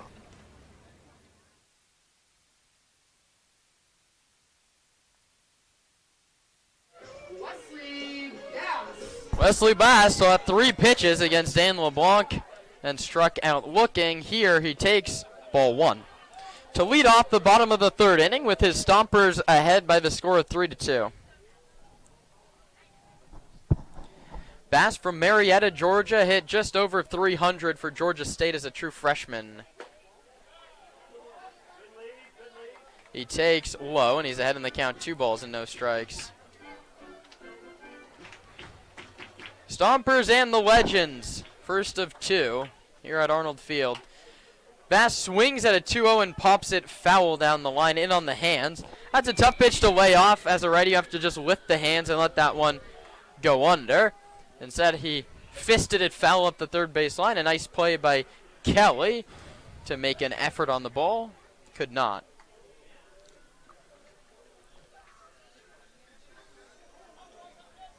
Bass, then Garcia, and finally Heckman.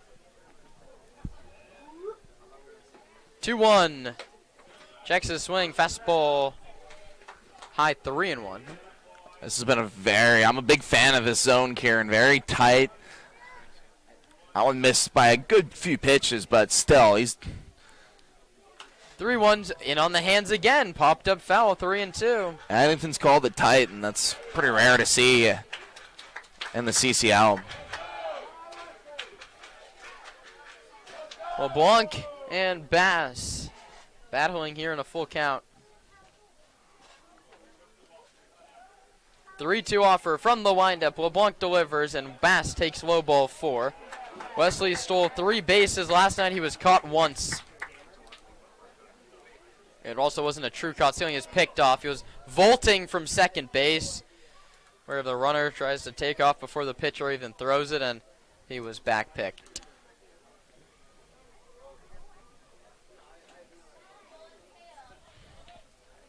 Bass aboard to start the home third, and now Garcia, who singled in his first trip, will try and keep the line moving. Short lead for Wesley. He runs first pitch. Fastball is a called strike. The throw to second is late.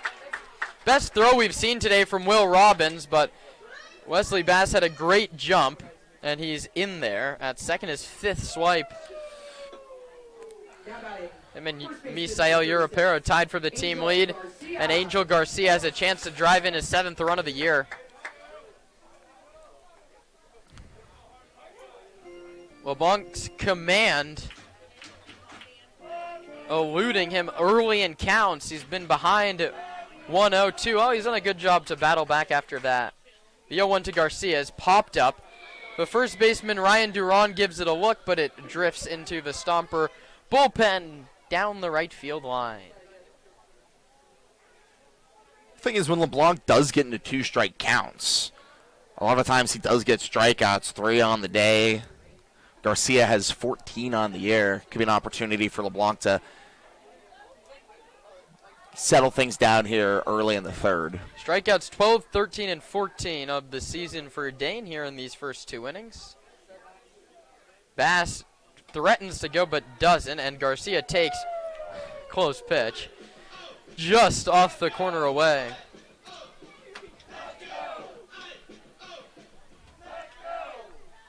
Bass walked. He stole second. He's there now with nobody out. The pitch to Garcia is a called strike 3. Again, I think he got that one right. That found the corner. That was a brilliant pitch by LeBlanc. Slider came all the way across and held on the corner. Unproductive out for Garcia as he goes down looking. The 4th for LeBlanc. Garcia's 15th of the season. That brings up Rylan Heckman, who was a strikeout victim himself in the second. Heckman goes around on a fastball in the zone. The count's 0-1. Heckman got 4 straight changeups in the second. LeBlanc speeds him up with the first pitch fastball to start his at-bat here in the third. Bass runs. Heckman takes low. Robbins' throw on a hop. In and out of the glove of the third baseman, Ryder Kelly. 2 steals since walking to start the inning for Wesley Bass. It's the second time we've now seen him steal 2 bases in 1 trip around. He's still chasing the leader. Heckman tries to bunt and pops it foul, and now he's in a 2-strike count. Bass has 6 on the season. This is only his 4th start, 5th game played. The leader in the CCL is Brennan Comerford with 9. He's done it in 14 games. Wesley Bass, uber aggressive on the bases. It's not a hot take to say if Bass has been here for the whole summer. He has the lead. 1-2 to Heckman. Struck him out swinging, fooled him badly on that changeup again. Back-to-back strikeouts. Heckman has to be able to get that run home. Right fielder number 6, Nick Sebastiani. Nick Sebastiani singled his last time up. He also made a very nice throw. That was to end the top of this inning, trying to add a run to the lead after he took a run off the board for Menlo Park. He's behind in the count, 0-1. Fastball at 90. That was Sebastiani's 6th hit of the season in 37 at-bats. We're going to pick up a 6th RBI. 0-1, high 1-1. Nice job by Robbins to get up and keep that one from the backstop. Stompers have already scored a run on a wild pitch. All the Sonoma's runs came in the second inning. Trying to tack one on here in the third.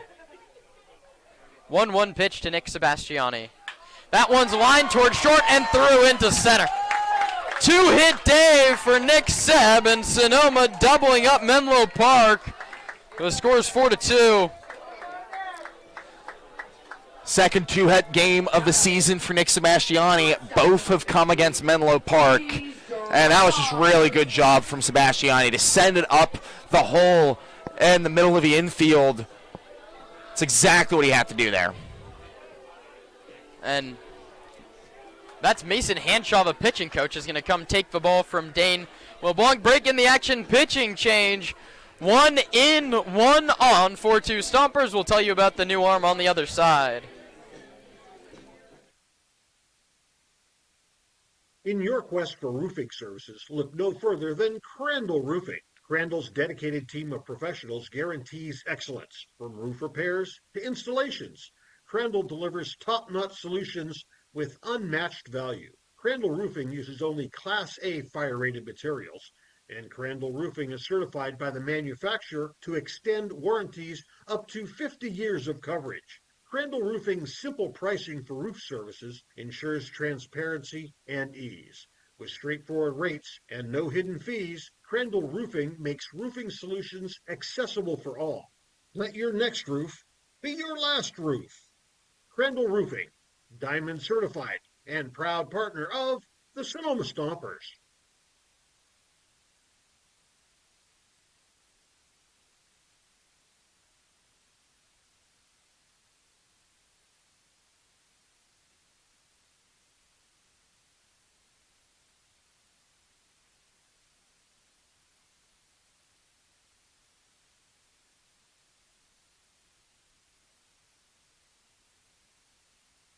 The Sonoma Stompers are the official headwear provider for the Sonoma Stompers is Melvin Roy. Melvin Roy hats, made to be lived in. From baseball nights in Sonoma to road trips anywhere. Everyday moments, Melvin Roy hats. This is legacy in motion. Melvin Roy. This season, AVA Tractor LLC is proud to support local baseball and the farming community that helps keep the wine country working. AVA Tractor provides vineyard-focused equipment for serious growers, including Deutz Fahr tractors. From daily farming needs to the next generation of vineyard equipment, AVA Tractor is built for Napa and Sonoma growers who need ROI, local support, and equipment that can work in real vineyard conditions. Hit it out of the park with AVA Tractor LLC. Solutions made for your vineyard.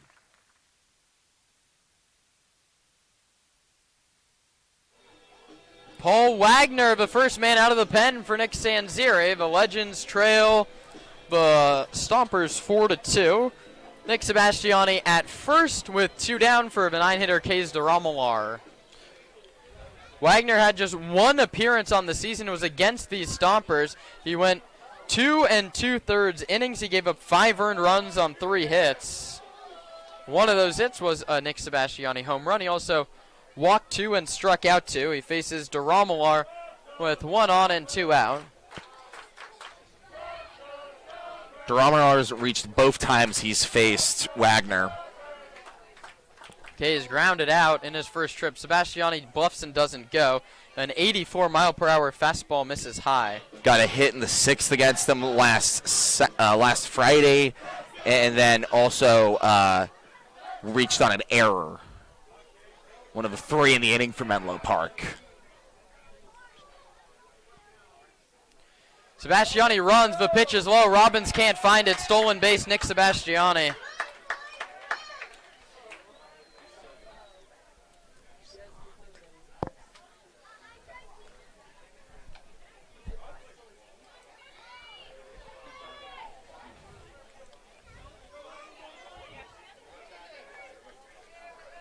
Nick Sebastiani takes second base. The pitch was a ball, 2-0.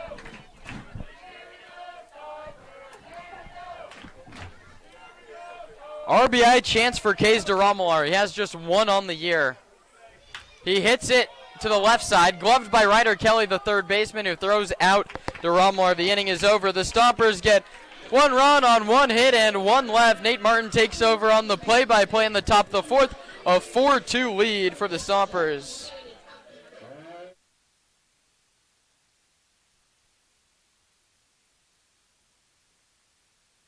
In your quest for roofing services, look no further than Crandall Roofing. Crandall's dedicated team of professionals guarantees excellence. From roof repairs to installations, Crandall delivers top-notch solutions with unmatched value. Crandall Roofing uses only Class A fire-rated materials, and Crandall Roofing is certified by the manufacturer to extend warranties up to 50 years of coverage. Crandall Roofing's simple pricing for roof services ensures transparency and ease. With straightforward rates and no hidden fees, Crandall Roofing makes roofing solutions accessible for all. Let your next roof be your last roof. Crandall Roofing, Diamond Certified, and proud partner of the Sonoma Stompers.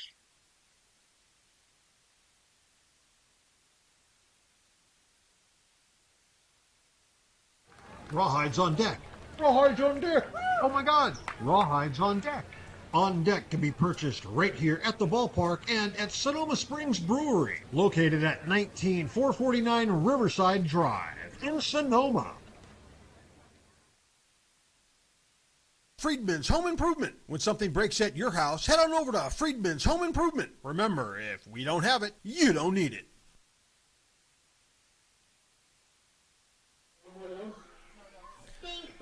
Middle innings kickoff here at Arnold Field on World Cup night. With the top of the fourth, 7, 8, and 9 coming to the plate. Fillinger, Altmark, and Robbins facing Mason Cortez entering his second inning of work. Allowed 2 hits, left 2 on base, but got out of it in the third. First time facing Fillinger, second time up for Ethan, and he swings and misses at that one, 0-1. Reached on a walk in the second.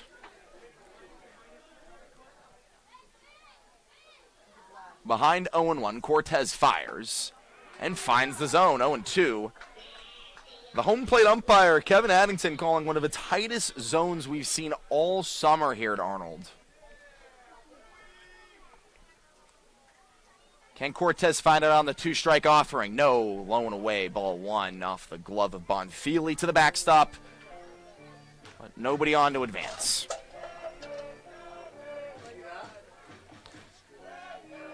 Fillinger 2 for 18 this summer with just 3 walks. Behind 1-2, hits that one hard right into the glove of Vassell. L5 in the books for the first out of the fourth. Eric Altmark making his second plate appearance of the summer.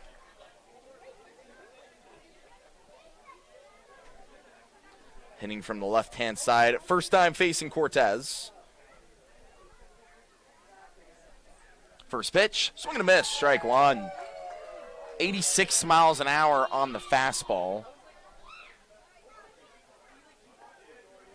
On the outer half of the plate. Cortez deals. Hit right up the middle. Urapero tracks over, and it goes off the glove. No throw to first.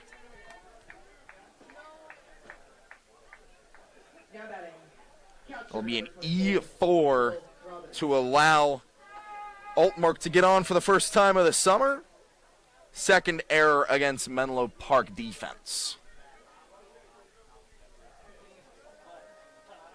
Rather, Sonoma defense. Second error in advantage of Legends. Pitch comes. Over the plate, 0-1 for Will Robbins, who reached on a fielder's choice in the second. 1 for 10 this season. Gets the 0-1. Misses away and low. Counts even. Cortez has a runner on first. It's Altmark. He's not responsible for it as he reached on an error. Checks back over. Bounces into the glove of Garcia. That was a scary throw over to first. Garcia kind of had to underhand grab it to prevent it from getting away from him. The 1-1. Swing and a miss, strike 2. Cortez got Robbins to miss on a pitch low and inside. Can he get another swing and miss on a 1-2? Cortez fires. Swing and a miss, strike 3. Back pick over at first. Not in time. Cortez gets his second strikeout of the night. 2 down with the top of the order coming around, Mason Griffin. Center fielder number 34, Mason Griffin. 0 for 2 today with a strikeout. Has Altmark on first with 2 down in the top of the fourth. Cortez looking for another clean inning. Pitch comes, misses, low.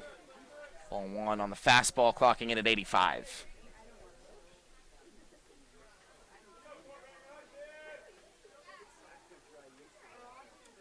One 1-0 pitch comes to the plate. Hit hard but foul down the first base line. Fastball at the top of the zone that Griffin was just a little too early on.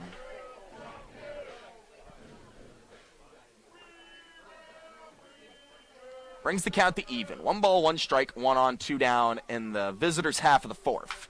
hits that one over to Europero at second. Goes over to first in time, out number 3. Menlo Park, no runs, no hits, 1 error, 1 left on base as we head to the bottom of the 4th.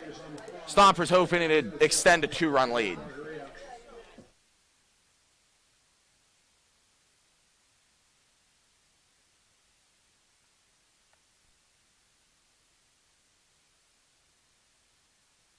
The official headwear provider for the Sonoma Stompers is Melvin Roy. Melvin Roy hats, made to be lived in. From baseball nights in Sonoma to road trips anywhere. Everyday moments, Melvin Roy hats. This is legacy in motion. Melvin Roy. This season, AVA Tractor LLC is proud to support local baseball and the farming community that helps keep the wine country working. AVA Tractor provides vineyard-focused equipment for serious growers, including Deutz Fahr tractors. From daily farming needs to the next generation of vineyard equipment, AVA Tractor is built for Napa and Sonoma growers who need ROI, local support, and equipment that can work in real vineyard conditions. Hit it out of the park with AVA Tractor LLC. Solutions made for your vineyard. Rawhides on deck. Rawhides on deck. Oh my God. Rawhides on deck. On deck to be purchased right here at the ballpark and at Sonoma Springs Brewery, located at 19449 Riverside Drive in Sonoma. Not getting enough Stompers content? Stay connected all season long on social media. Follow at Sonoma Stompers on Instagram, X, Facebook, and TikTok.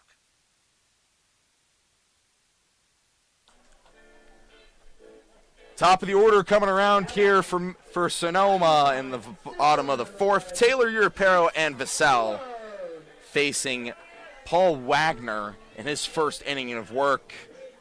He's only faced 1 batter, got K's to Romular to ground out to short in the 3rd. Now clean inning for the righty out of the bullpen. Facing Taylor. First pitch, hits him. Back-to-back times now that Chase Taylor has been hit by a pitch. That one barely got him on his back leg. A breaking ball that just misses too much. Puts the leadoff runner on for the 3rd consecutive inning. Stompers have scored in the previous 2. 3 came in the 2nd. 1 came on the 3rd. Europero hoping to continue that streak with Taylor at first, who has some good speed.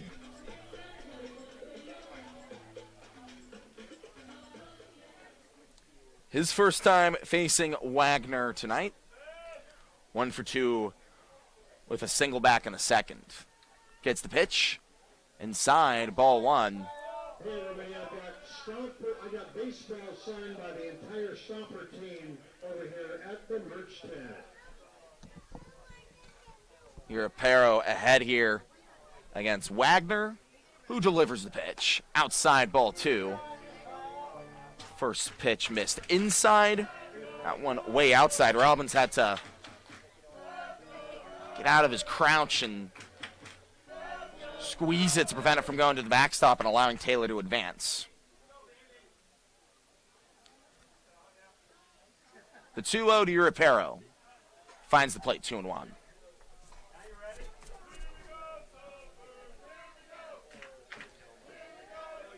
Europero 9 hits on the year with 12 walks.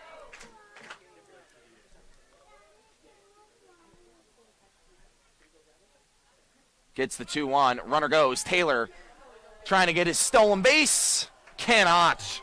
Robbins finally catches a runner out. First Stomper to get caught stealing tonight. Pitch was called a ball to Taylor.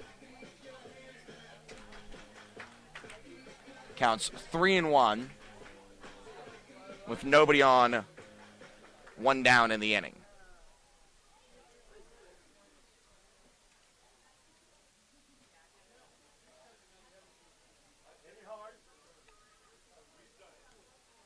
Hitters count to Europero. Breaking ball. Misses high for ball 4, and Europero takes first.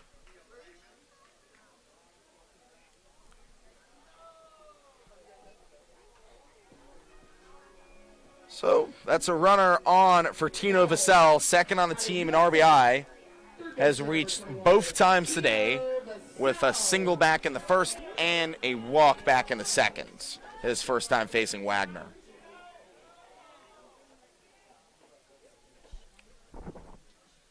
The pitch finds the plate, 0-1. Right over the middle at 85. Few ticks lower than the 90s we were seeing out of LeBlanc.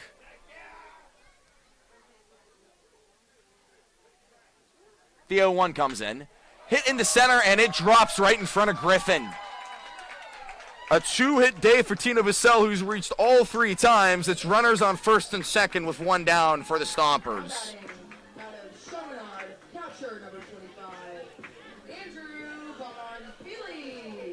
Andrew Bonfili has runners on first and second with just 1 out. He's walked in the first and grounded out to short in the second.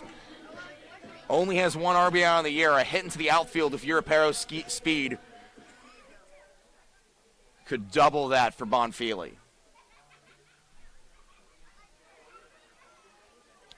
Wagner comes home. Breaking ball high, ball 1.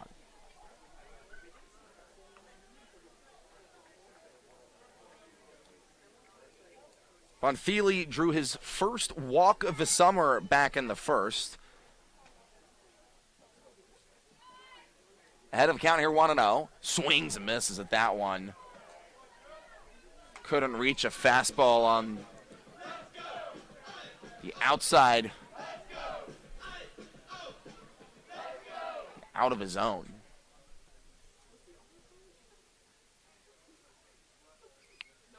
1-1. Breaking ball again. Popped foul and out of play. 1-2. Wesley Bass is on deck with some good speed and solid hitting. Bonfili wants to get the bat to him with the bases loaded at the very least. The 1-2. Fouled back. Bonfili just got a piece of it.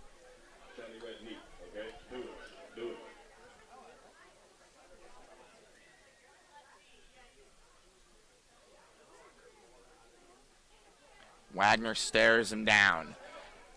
Europero at second, Vassell at first. The delivery. Popped foul yet again.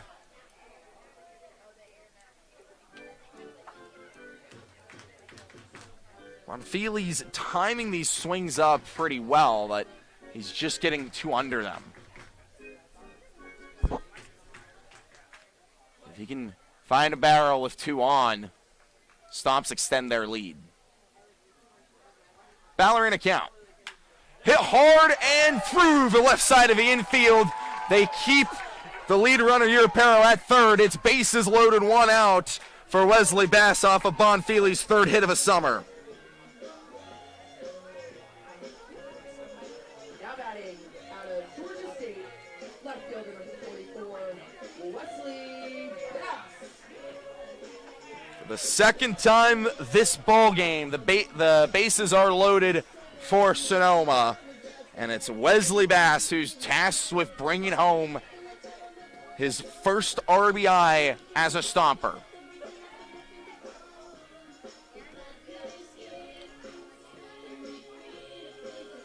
Steps into the right-handed batter's box against the righty Wagner.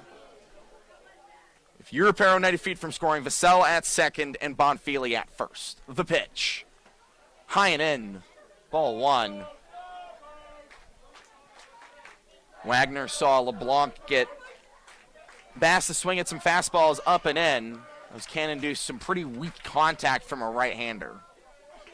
But that one was way out of his zone. 1-0 high brings the count to 2-0, and Will Robbins wants to talk things over with his pitcher. All 4 Stompers have reached this inning. Taylor got caught stealing after getting hit by a pitch, and Europero drew a walk. He's at third. Vassell singled. He's at second. And Bonfili singled, who's at first.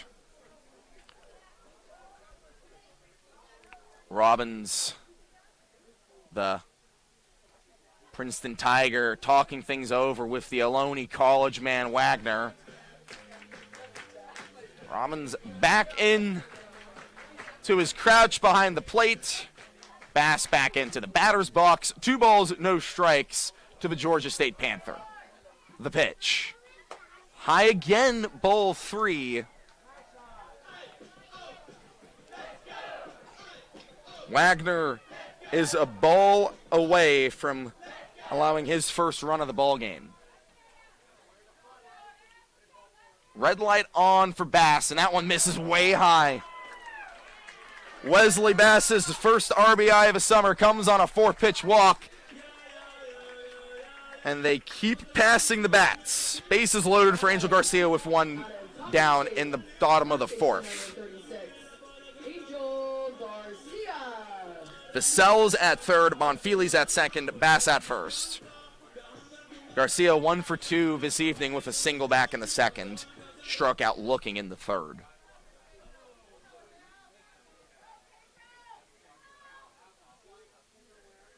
Wagner comes home. Breaking ball that misses high.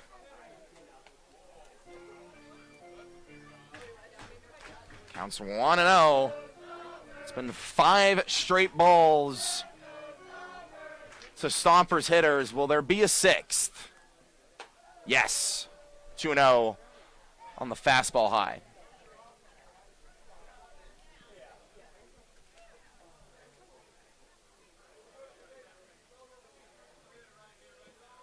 Two balls, no strikes, bases loaded. Comes home, high again, ball 3. Robbins has had to pop up to prevent these ones from going to the backstop, and Wagner's command has completely disappeared in the 4th.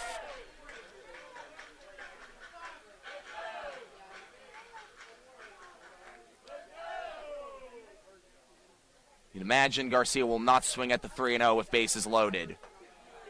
And it's another 4-pitch walk to score a run. 2 have come across in the inning. Bases are still loaded. Sonoma leads by 4.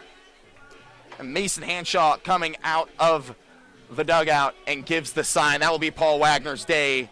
He leaves the ball game with the bases loaded, just 1 out. We'll give you new information on the new pitcher when we come back.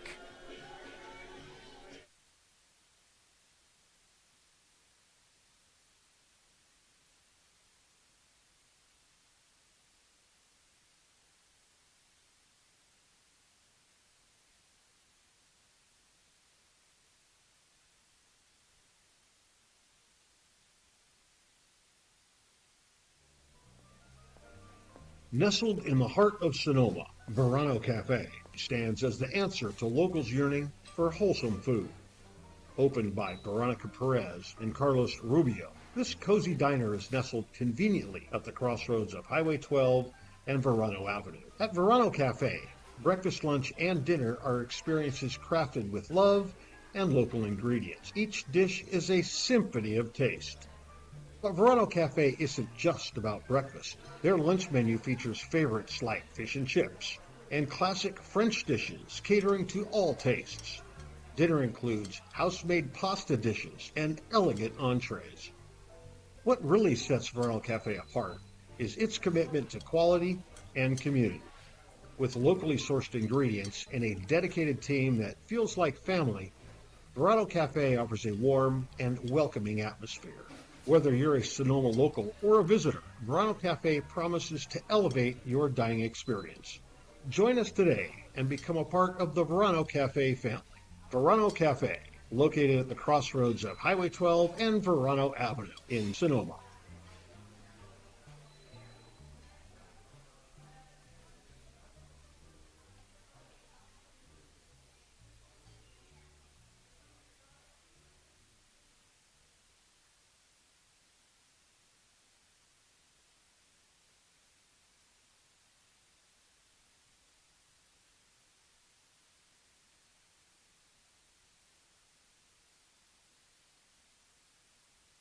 Friedman's Home Improvement. When something breaks at your house, head on over to Friedman's Home Improvement. Remember, if we don't have it, you don't need it.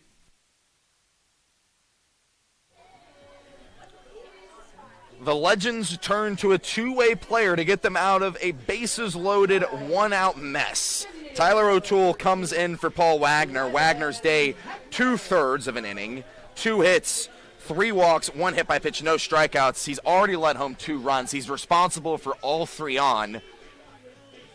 And O'Toole, the 5'8" right-handed pitcher, two-way guy. We've seen him play short against the Stompers. We've also seen him pitch. Closed out Menlo Park's first win of the season against Sonoma. Went an inning, struck out 2. That was his last appearance on the mound. He's got to get out of a bases-loaded jam with just 1 out. Ryland Heckman to the plate, struck out both times he's been up. Gets the first pitch from O'Toole. Outside, ball 1.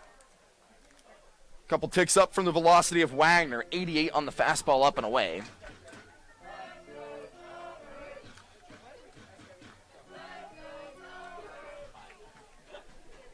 Heckman trying to reach for the first time this game, swings and misses at that one. 1-1. Bonfili is at third. Wesley Bass with some good speed at second. And Angel Garcia is over at first. O'Toole delivers the 1-1. Swing and a miss, strike 2. Heckman couldn't get around to that 88-mile-an-hour fastball in the top left corner of the plate.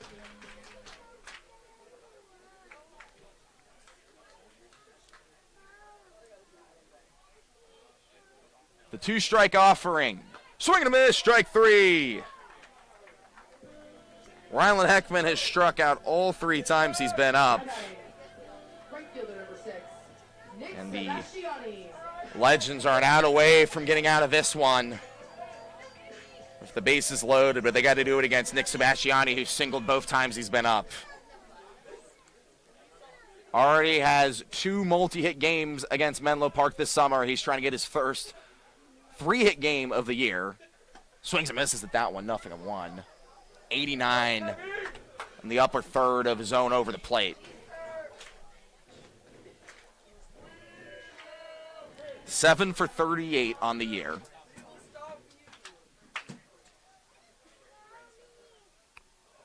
O'Toole delivers. Breaking ball low. Counts even.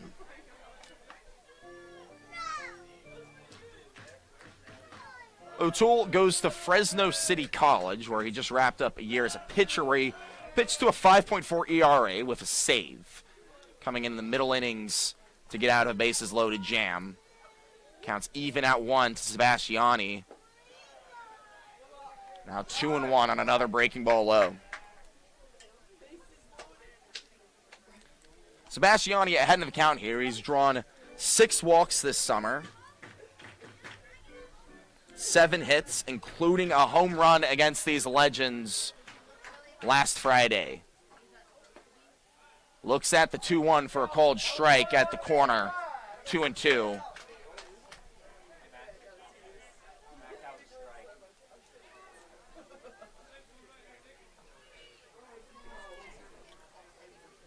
Bases loaded. 2 outs. 2-2 count to Sebastiani. O'Toole comes home. Hit hard right over to the third baseman. They go the long way over to first. In time for out number 3. Kelly kind of thought about what he was going to do there. Ended up getting out Sebastiani on the other side of the infield, but not before 2 runs come across the plate on 2 hits. No Menlo Park errors.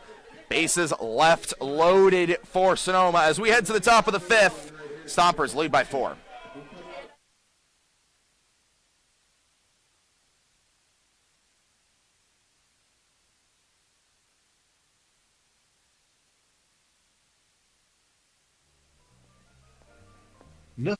Can't make it to the game? No problem. Watch all Stompers home games streamed live on the Sonoma Stompers YouTube channel. You can catch all the action with Kieran Costa and Nate Martin starting 20 minutes before first pitch with the Stompers pregame show. Join us on the road for radio feeds of all Stompers road games, live on the Stompers Radio Network.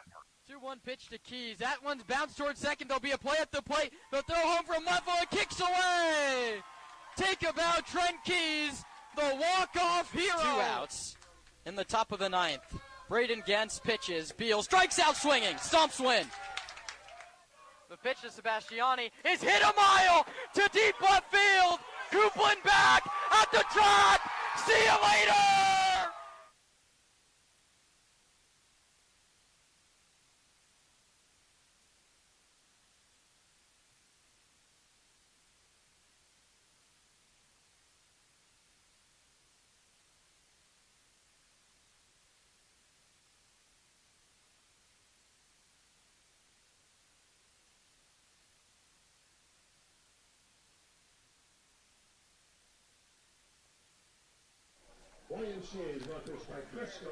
Welcome back to Arnold Field. Beautiful Friday night baseball here in Sonoma, with Mason Cortez entering his 3rd inning of work, facing Kelly, Duran, and Hogan, 2, 3, and 4 to the plate here for Menlo Park. Kelly swings and misses at that one, 0-1. Cortez has gotten a strikeout both innings. He's been in. Zach Pace trying to lengthen it out here. 0-1 bounced foul, 0-2.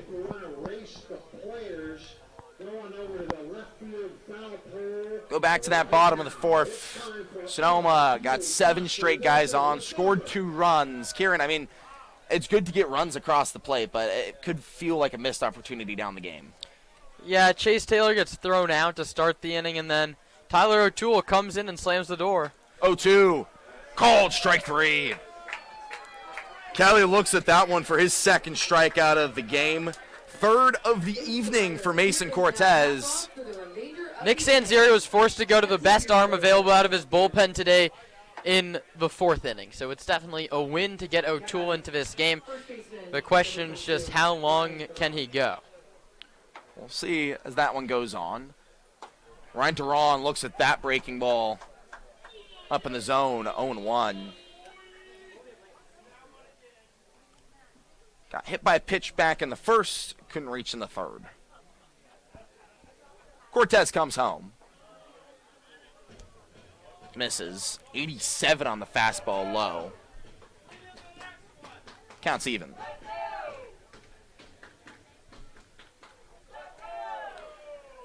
Seven of Duran's 12 hits this summer have come against Menlo Park. He looks at that one high for a ball. And all 7 of them against the Stompers have been singles.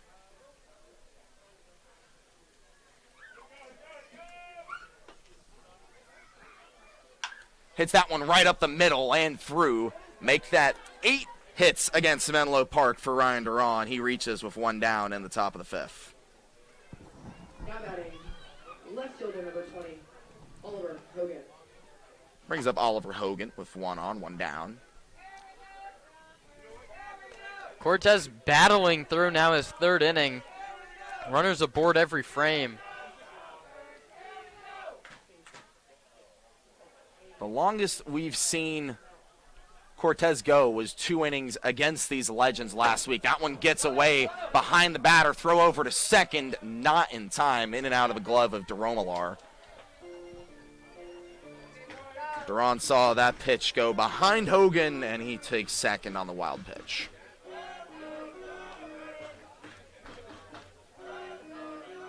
And Nick Sanzeri is out of the dugout. Ryan Duran was almost thrown out. It bounced all the way back to Bonfili.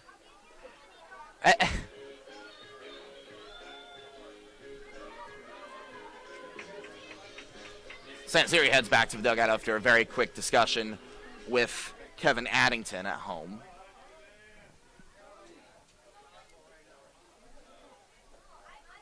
The 1-0 to Hogan. Hit the opposite way, and Sebastiani was way too in for that one. That one's going to go all the way to the warning track. Run comes home. Hogan stays at second.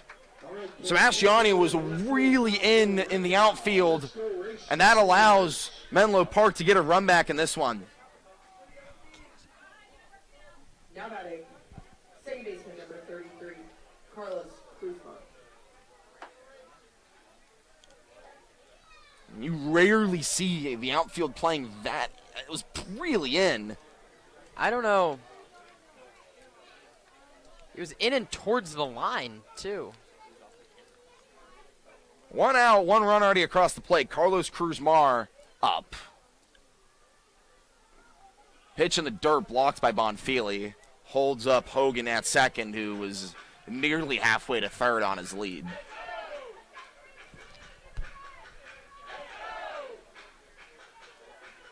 Cruzmar reached on a hit by pitch in the third, struck out looking in the first. Ahead of a count here, 1-0. Cortez looks back at second, steps off the mound.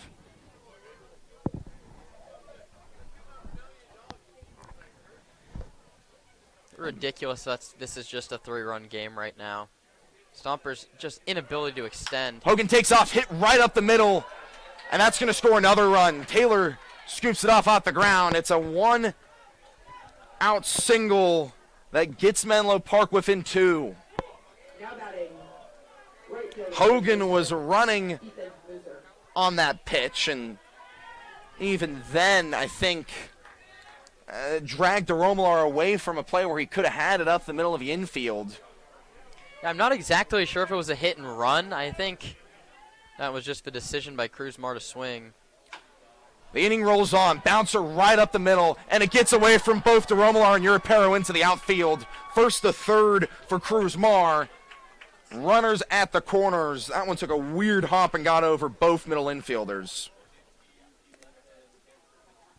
Yeah, that was just a high chopper that DeRomalar was thinking I can just pick it up on second base and turn the double play. Instead, it kicked up over his head, E6. Out of nowhere in very quick succession, Menlo Park has stacked up 4 hits in this inning. 2 runs already across the plate. Runners on the corners. Zach Pace out of a dugout to have a word with his pitcher, Cortez.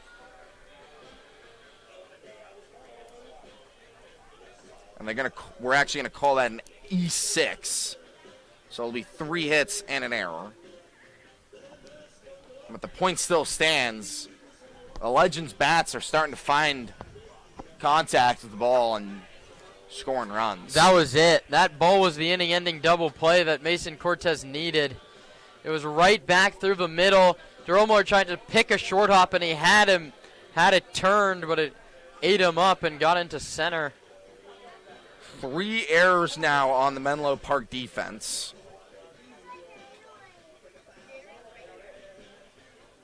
Kevin Addington not really hurrying Zach Pace in this meeting. He's just out there with him. Kind of just peering over to hear what the longtime skipper of the Stompers is saying. Now Pace heads back to the dugout. Addington and Bonfili head back to the plate. The infield back to their respective positions. Induce that same ground ball here. You're out of this inning.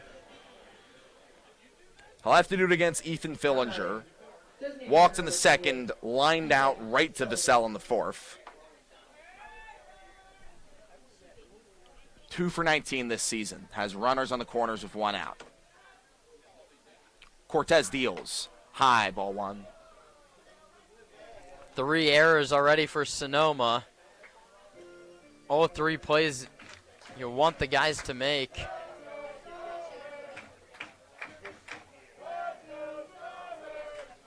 Stompers only had 1 error in the previous 2 games. That one hit hard up the middle, but right to Europero. For out number 2, the runner's hold. That's an unproductive out for Menlo Park. It's a lucky one for Mason Cortez. Line drive. Found a glove, maybe got one back from the baseball gods after the bad hop. Eric Altmark comes up, down by 2. 2 on, 2 out. Reached on an error last time up. Cortez checked back over at first. Garcia had to prevent that one from getting away in the dirt. I don't like that decision to make a throw back to first base. There's runners at the corners. Even if the runner goes, you're probably going to let that Stolen base get taken, not throw down. Pitch high, ball one.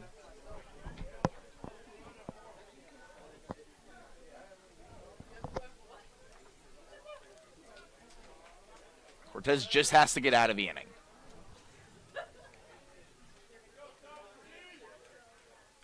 The pitch to Altmark, runner takes off, and Bonfili's going to let him have it. A late jump from Mooser. And it's 2 in scoring position, 2-0 to Altmark. Cortez fires. Hit to left, and it drops in front of Wesley Bass. 1-1 scores. Steph Valdez hose up the runner. The ball gets away in front of Bonfili, and that allows Altmark to take second on the single.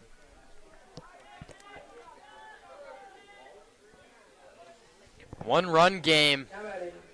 Out of nowhere. It really feels like it's been out of nowhere. Now Cortez has just left a couple pitches over the plate, and the Legends have knocked it around the yard. Big error charged against DeRomalar, too. Will Robbins gets that pitch low in the dirt, ball one. The man who reached on an error, Mooser, is at third. Altmark at second. Cruz Mar, Hogan, and Duran have all scored.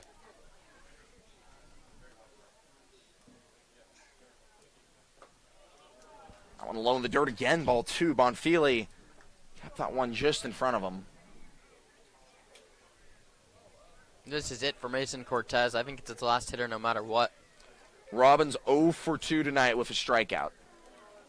Only one hit on the year. Hitters count 2-0. Bounced foul. Too early on a fastball, low and inside. Now we know how you play as third base coach.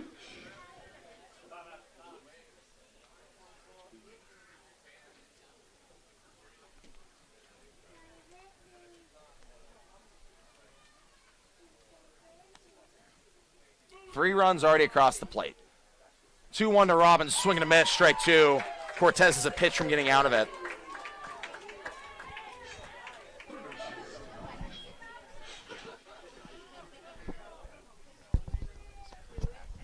Princeton Tiger steps back into the batter's box. Cortez comes home on the 2-2, hit high. Bass running over, it's into foul territory, and he holds it in for out number 3. A long run for the athletic left fielder ends the 5th inning, but not before 3 runs come across on 4 hits, 1 error, 2 left on base. We head to the bottom of the 5th. Sonoma only leads by a run.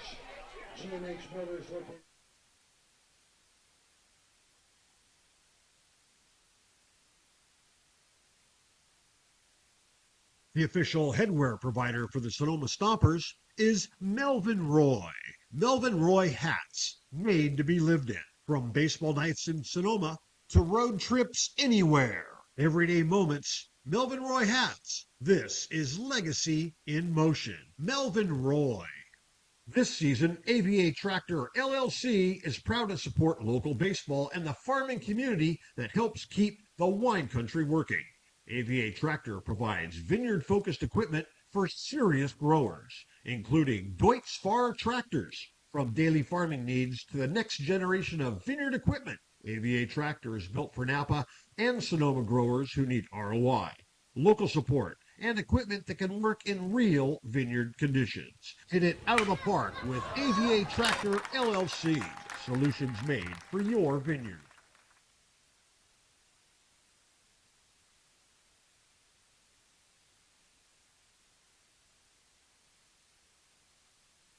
Hey, Stomper fans! Sonoma Springs Brewing Company has created a new special beer just for us. It's called On Deck. It's a light, crisp lager brewed for a smooth, refreshing finish. The perfect beer to enjoy here at Arnold Field or anytime you're thirsty. Sonoma Springs and the Sonoma Stompers, where your next beer is always on deck.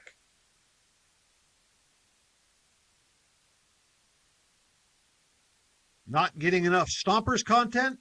Stay connected all season long on social media. Follow at Sonoma Stompers on Instagram, X, Facebook, and TikTok.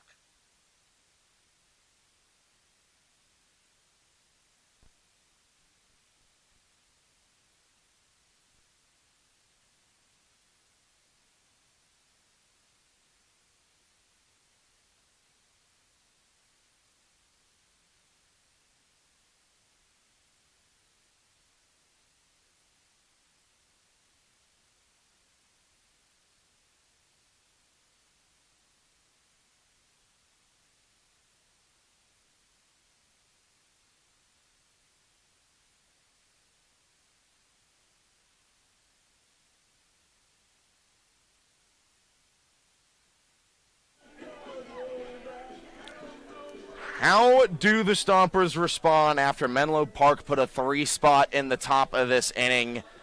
Welcome back to Arnold for the bottom half of the 5th. Alongside Kieran Costa, I'm Nate Martin. To find out the answer to that question, we have Kays DeRomalar, Chase Taylor, and Misael Urapero to the plate, facing Casey O'Toole in his first full inning of work. O'Toole got 2 quick outs in the bottom of the 4th with bases loaded. Now a clean slate for the two-way player out of Fresno City College. Pitch to DeRomalar, inside, ball 1. Kays today, 0 for 2 with 2 ground outs to short. Been tasting Eric Altmark in his first game of the summer. O'Toole comes home, misses away, ball 2.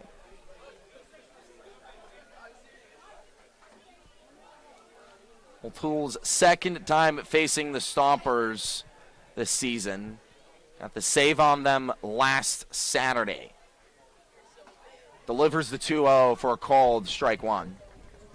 89 miles an hour in the lower third of his zone.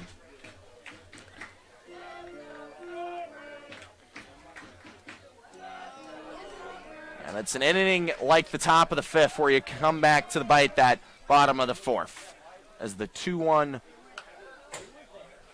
hit by DeRomalar foul, 2-2. Stompers had the bases loaded for a lot of it. 7 straight got on. You could only score 2 runs, and you only lead by 1 here in the bottom of the 5th.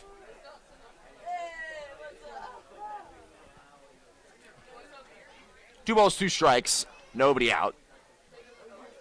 DeRomalar gets the pitch, and it hits him.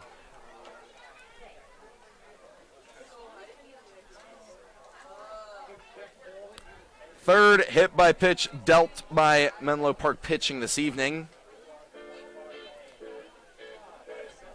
Allows the leadoff man to reach for a 4th consecutive inning. The man who started that 4th inning rally, although couldn't do much of it because he got caught stealing, Chase Taylor to the plate. Has been hit by a pitch twice today himself.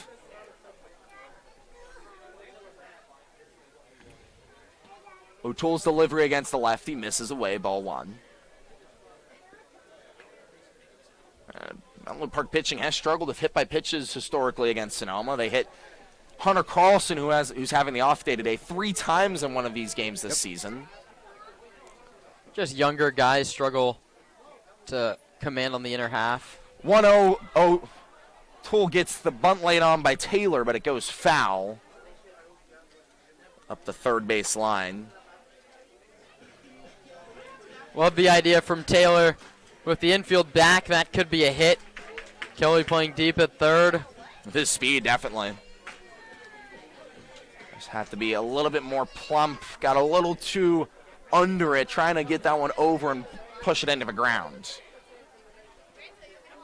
Counts now 1-1 to the Yukon Husky. Check back over at first, not in time. DeRomalar barely even took a step or 2 off the bag, but O'Toole wants to keep him there.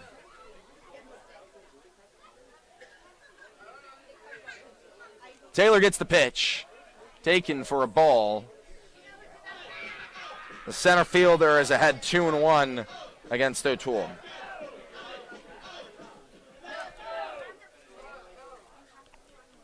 The one other time he didn't get hit by a pitch this game, he struck out looking. 2-1 to Taylor, fouled 2-2.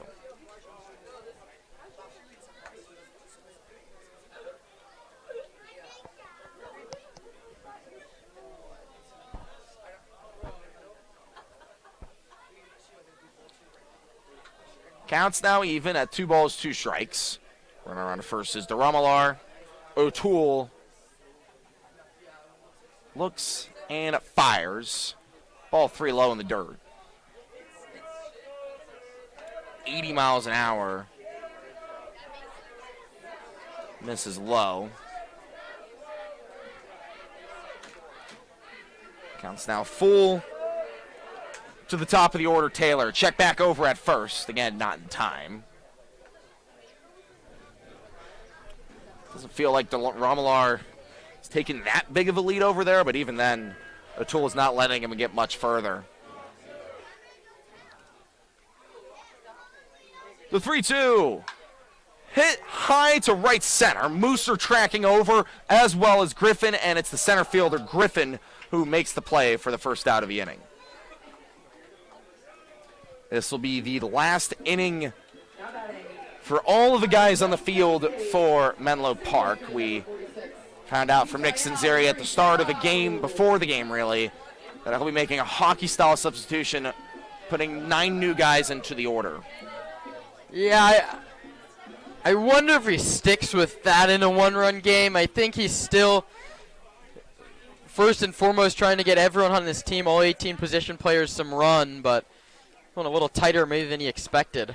Pitch to Europero, misses outside. It's something we've seen Menlo Park do a couple of times this summer.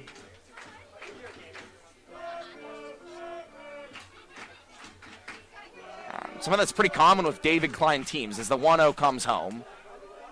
Misses away, ball 2. 2 years ago, the Menlo Park legacy, the former BACL team, had 3 players play all 9 positions in a game. Don't think we'll be seeing that in the CCL anytime this summer, as the 2-0 is fouled back, 2-1. Stompers are doing a great job of getting ahead here of Tyler O'Toole, but when they have the count leverage, they have to either be uber selective and make it 3-0 or 3-1, or attack when they get a pitch in the zone. 2 balls, 1 strike to Europero. Check back over at first. Not in time again. That one a little bit more aggressive from O'Toole. Europero, 1 for 2 today with a single and a walk. Has also stolen a base. The 2-1. Breaking ball on the outer half, 2-2.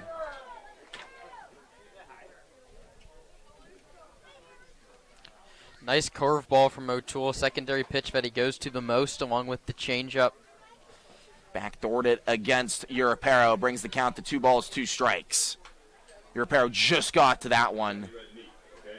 Late on the 88 mile an hour for fastball, low and away. Count stays at 2-2.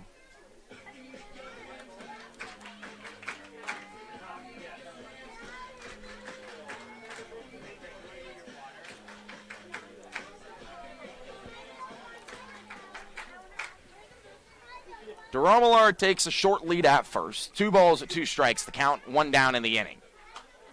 Fouled off again. We'll see another pitch in this at-bat that's quickly turning into a pretty solid battle from Misael Europero.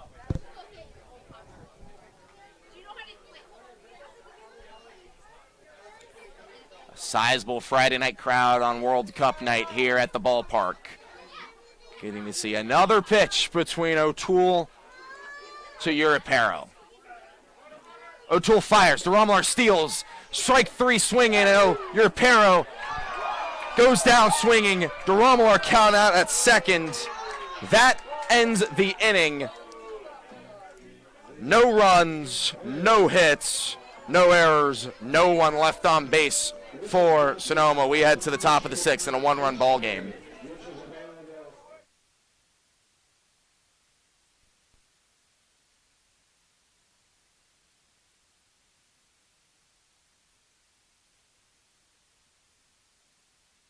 The official headwear provider for the Sonoma Stompers is Melvin Roy. Melvin Roy hats, made to be lived in. From baseball nights in Sonoma to road trips anywhere. Everyday moments, Melvin Roy hats. This is legacy in motion. Melvin Roy. This season, AVA Tractor LLC is proud to support local baseball and the farming community that helps keep the wine country working. AVA Tractor provides vineyard-focused equipment for serious growers, including Deutz Fahr tractors. From daily farming needs to the next generation of vineyard equipment, AVA Tractor is built for Napa and Sonoma growers who need ROI, local support, and equipment that can work in real vineyard conditions. Hit it out of the park with AVA Tractor LLC. Solutions made for your vineyard.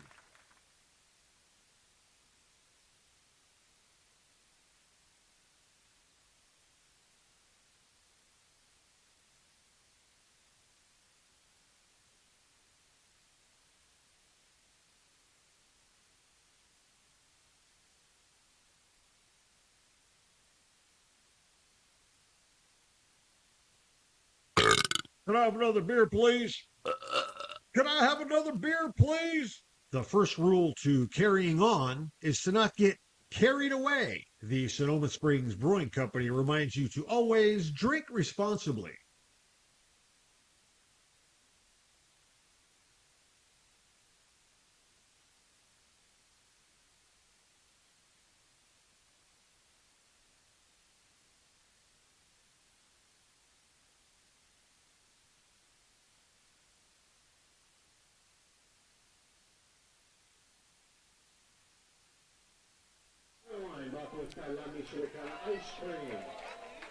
Cortez's day is done, and a new arm into the game for Sonoma, and it's a returner from last season, Micah Marquez, the 5'9" righty from St. Helena, California, is back in Sonoma sporting the blue and orange of the Stompers for a second straight summer.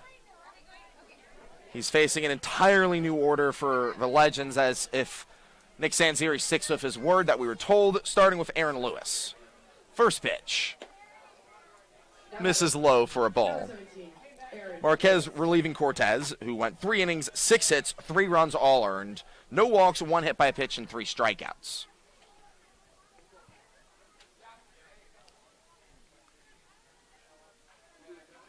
Marquez is 1-0. Hit high into foul territory, and it drops.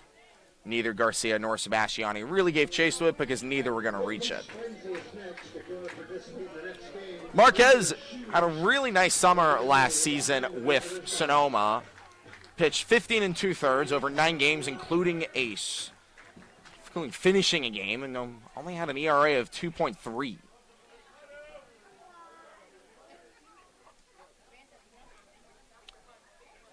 Counts even at 1. Swing and a miss, straight 2. And a big part of that success was limiting the walks, just 4 over 15 2/3. Yeah, Mike was really good. 12 straight scoreless innings to start his year in 2025. Didn't allow a run in 7 of his 9 appearances. He was on. Ahead of the count here, 1-2 against Lewis. Delivers the 2-strike offering, breaking ball outside, counts even.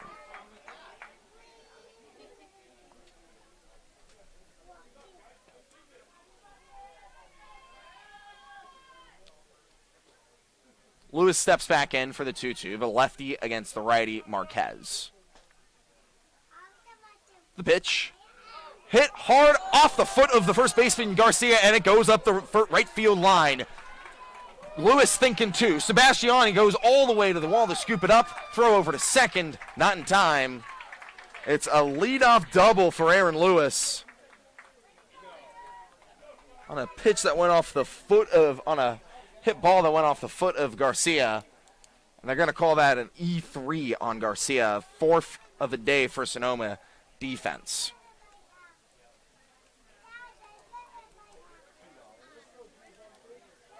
This is the most errors in a game all summer for Sonoma.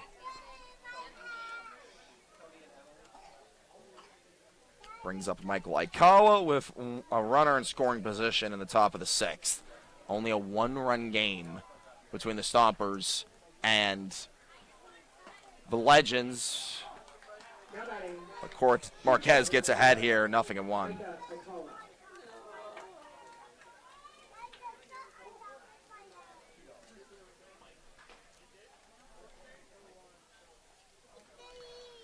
Aikawa 2 for 12 this summer with 6 strikeouts. Behind the count here, 0-1. Bounces that one over to third. Vassell in and out of a glove, and the throw is not going to come. 5 errors in a game for Sonoma defense, and we're only in the top of the 6th. First baseman number 14, Ethan Jackson. Lewis reached on an E3, he's at second. Aikawa just reached on the E5, he's at first. It's Ethan Jackson, the righty, to the plate here. Facing Marquez for the first time all summer. Infield, the corners playing in. Duramalar and Europero at double play depth. Marquez's first pitch finds the plate at 0-1. 75-mile-an-hour breaking ball that clips the outer corner. Jackson, 4 for 10 this season. 2 of those hits have been home runs. Takes that one inside. Strike 2.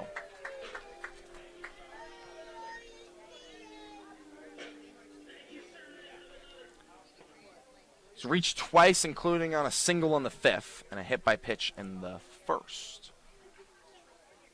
Behind here, 0-2 to Marquez. And swings and misses at that one for strike 3. A big out number 1 in the inning for Sonoma. The first strikeout of the summer for Micah Marquez. Joey D'Amelio now up. Now batting, left fielder number 8, Joey D'Amelio. Has runners on first and second, 1 out in the inning. Marquez delivers. Off-speed pitch hit high into left field. Bass is under it, and it's actually caught by Taylor, who keeps the runners at first and second. Out number 2.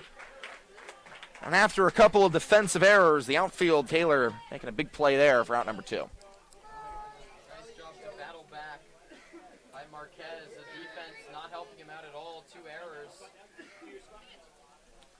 Still has a chance. Gets an F8 on the first pitch from Joey D'Amelio, coming in pulled off the bench. If the Legends want to tie this game, they'll have to do it off the bat of Joaquin Stewart, 0 for 7 on the year. And the 5th new batter into the ballgame this inning. Marquez comes home. Breaking ball in and out of the glove of Bonfili, but he kept it in front of him. 1-0. Stewart in for Carlos Cruz-Mar. Going to be staying at second base where we've seen him before against the Stompers.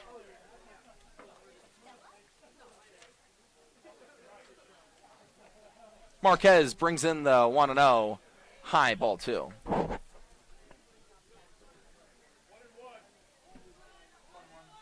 Rather, 1-1. I think that first pitch was called a strike, even though Bonfili couldn't squeeze it. 1-1 breaking ball over the plate. Marquez is a strike away from getting out of the inning. After 2 straight errors put runners on first and second, Marquez has retired the next 2 he's faced. He's a strike away from getting out of the inning. Delivers. Hit hard to right, and it's dropping foul. Just a few feet away from staying fair and tying the ball game. Joaquin Stewart has to head back to first, has to head back to the batter's box. Lewis back to second, Aikawa back to first. A lucky break there for the Stompers. Just a little bit late, and Micah Marquez doesn't throw that hard. He wants bounce back from Jessup, but it looks firmer than it is. This is what we saw last year, I think. A lot of other teams are really frustrated. They're like, this guy's throwing it over the plate. It's 80, 85, 87. Why can't we knock him around? Marquez mixes pitches beautifully. The 1-2. Outside, ball 2. That one There's a few balls outside the zone, but the Arnold Field crowd displeased, as always. Always make sure that the home plate umpire hearing it. Kevin Addington been calling a tight zone. 2 balls, 2 strikes, 2 on, 2 down in the top of the 6th. Stompers lead by 1. Marquez agrees on the sign. Fires to Stewart. Breaking ball, high and in, ball 3. Gotta get him here. You can't load the bases. Ovalle is going to come in to hit on deck. The Fresno State Bulldog looking to have the bases loaded at the very least. Marquez hoping to get out of it. The 3-2. Runners go. High and in, ball 4. Legends will have a chance to tie the ball game with the bases loaded, 2 outs. Barkley Ovalle to the plate.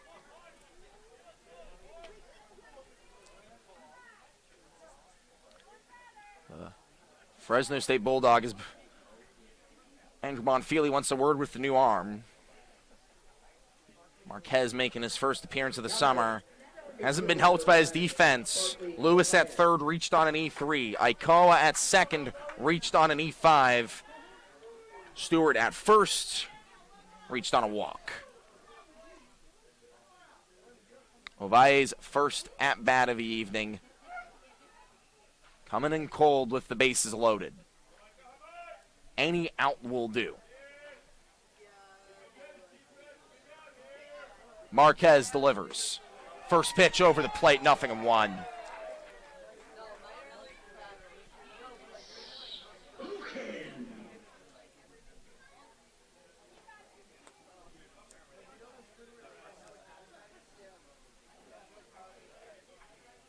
Nothing and 1.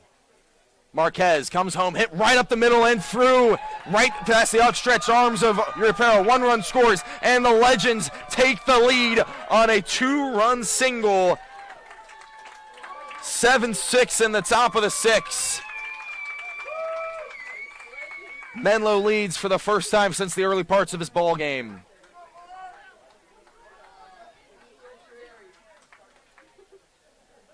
Stewart's at second. Ovalle at first. Both of those runs unearned against Marquez, but crucially, he didn't want to give up the lead, and that's what the Legends now hold. Now to the plate, Casey Levitt-McGee, the power-hitting lefty. Marquez back check over at second, and they get him! Sonoma gets out of the top of the 6th, but not before a couple runs come across the plate on 1 hit, 2 errors, 1 left on base. We head to the bottom of the 6th with Sonoma trailing for the first time since the 2nd.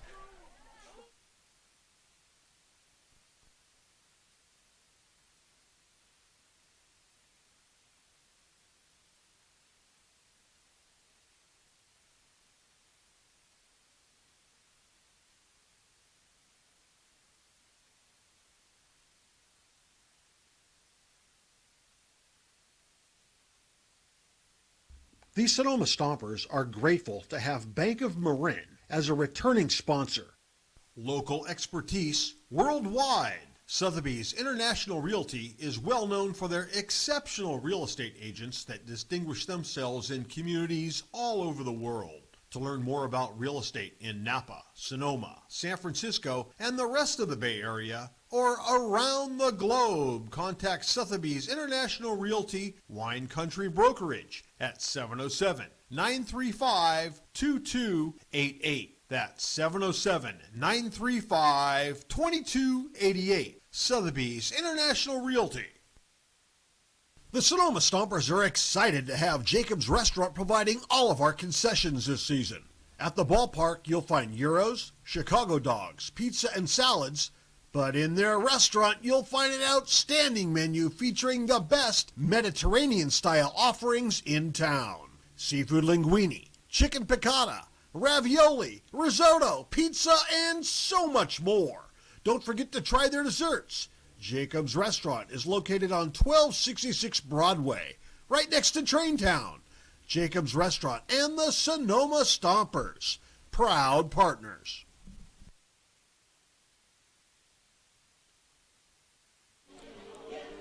Tyler Toribio comes into the game with a lead to defend and a whole lot of defensive changes.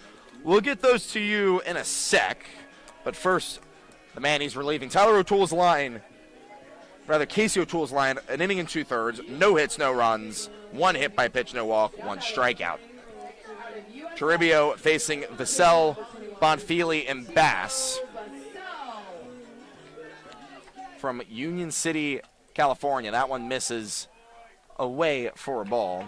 6', 185, pitches at the CSM.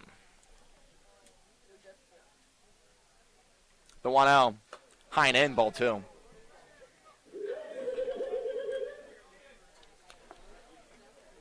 So Lewis now in center, Aikawa at third, Jackson at first, D'Amelio in left, Stewart over at second, Ovalle in right.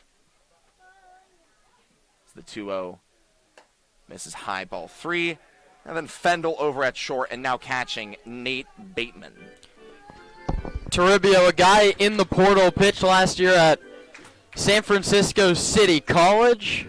He have 5 earned runs in 5 innings pitched. The 3-0 misses, ball 4. None of those were competitive pitches. None of them at all. Allow the leadoff runner to get on here for Sonoma. 5th consecutive inning now. The first man up has reached, and Mason Hanshaw wants a quick word with his new pitcher. Second appearance of the summer for Toribio, went an inning and 2/3, and his first allowed 2 walks, 2 strikeouts, with no runs. This is a nice mound visit by Mason Hanshaw. He clearly picked up something in Toribio's delivery. I think it was with his release point.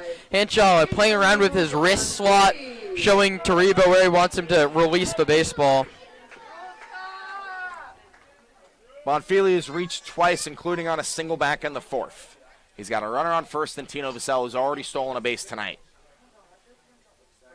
Toribio delivers. First pitch inside for a ball.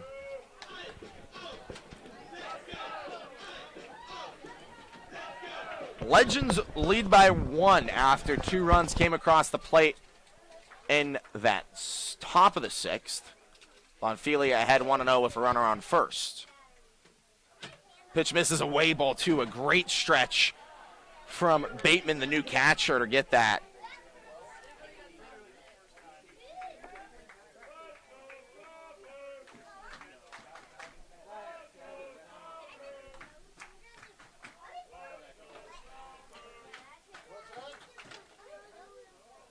Toribio delivers the 2-0. Inside, ball 3. 7 pitches from the new arm. All 7 have been called for balls. No one up behind him either.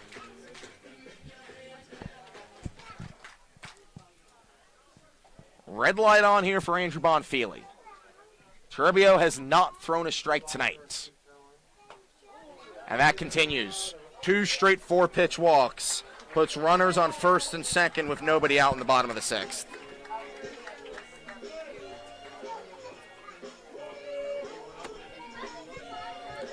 Wesley Bass has walked his last 2 times up, struck out back in the 1st. Legends pitching have walked 7 stompers and allowed 3 hit by pitches. That's 10 free passes in 5 innings of outs. The Stompers should be leading this ball game by really every metric tells you except the runs. Bass hoping to tie the game here. Takes that one for a called strike. Toribio finds the plate on his 9th pitch. Really sloppy games in 2 different ways by these 2 teams. The Legends 10 free passes. The Stompers have kicked it around 5 errors.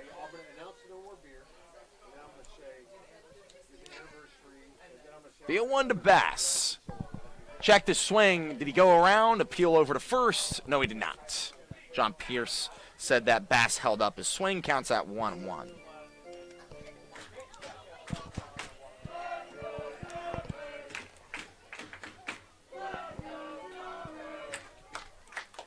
1 ball, 1 strike. Tina Vassell, the lead runner at second. Pitch comes home, hitting to shallow right. And the new first baseman, Jackson, hauls in the first out of the 6th. Now batting, first baseman number 36. 1 down, 2 on for Angel Garcia. 0 for 2 today, a single, a strikeout, and a walk.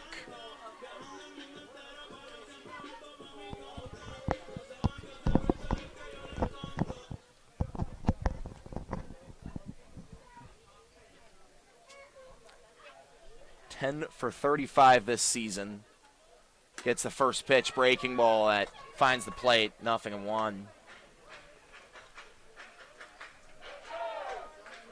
And Addington, what was a tight zone, starting to open up a little bit more as the game goes on.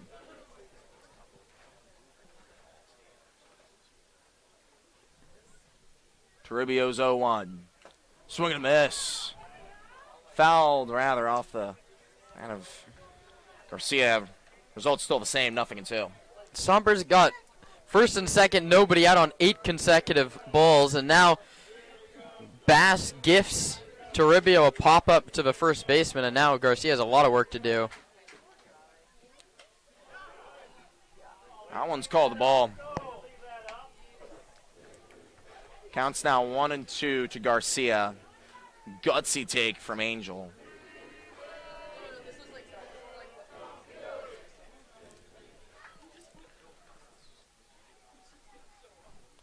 Vassell takes his lead over at second and runs. That one bounced foul into the glove of the catcher. Vassell will have to head back to second. Bonfilio started running as well, will have to head back to first. Count's still 1-2.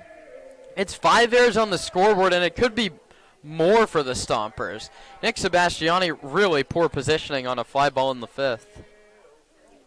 I don't know if that was called by Zach Pace. I don't know if he'd ever have him that shallow.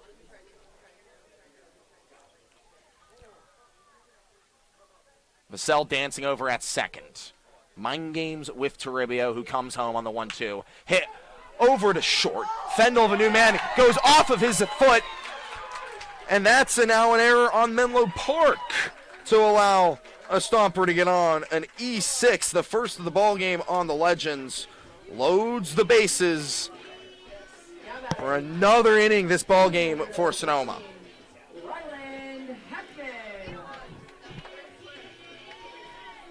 The bases loaded in the 4th, and Mason Hanshaw is having a word here, and that could be the day of Tyler Toribio early. They're making the sign to the bullpen, and Hanshaw takes the ball. We'll be back with new information on the new arm when we return.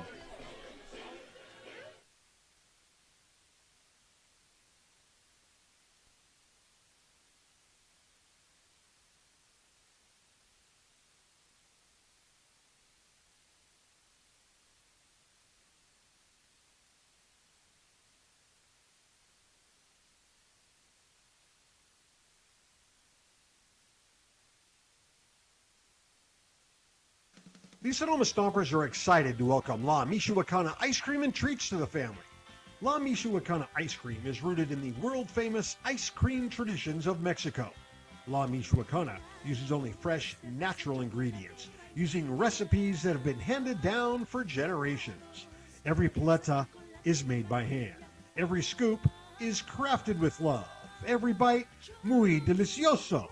La Michoacana Ice Cream and Treats, located at 18495 Highway 12 in Sonoma, 1219 Grant Avenue in Novato, and of course, right here at the ballpark. Hey, baseball fans, when visiting Sonoma, make sure to dine at Wit and Wisdom, a modern American tavern by world-renowned chef Michael Mina. Wit and Wisdom is famous for hearth cooking, their extensive wine list, and an upscale yet relaxed atmosphere. Wit and Wisdom is located at the Lodge at Sonoma. Make a wise choice. Dine at Wit and Wisdom in the heart of Sonoma.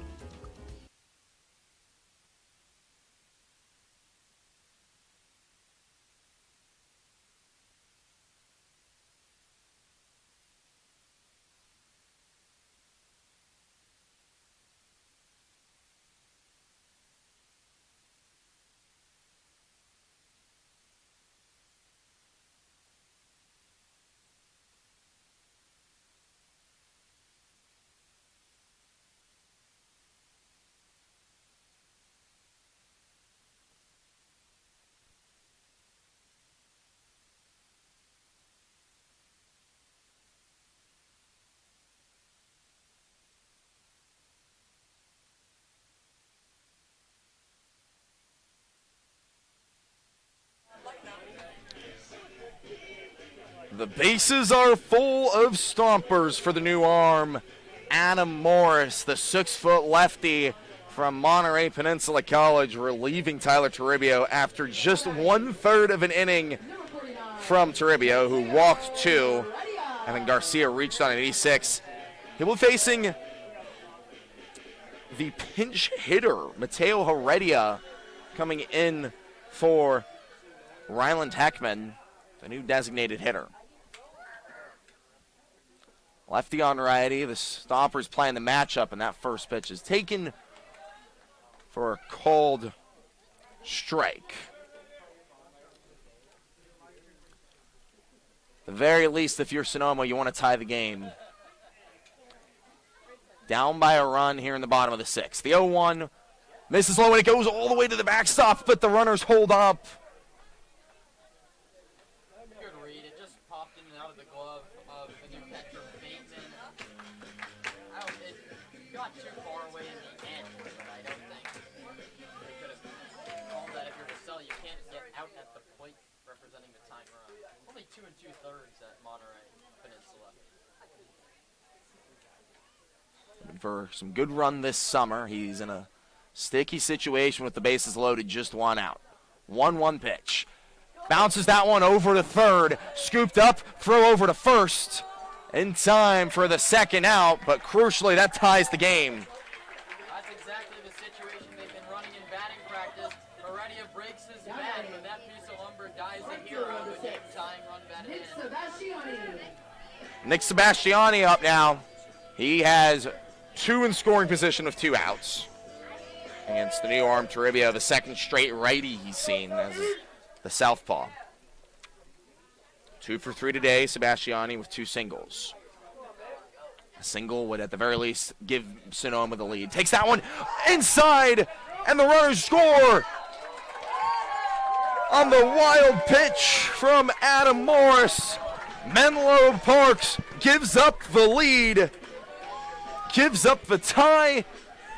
It's 8-7 Sonoma.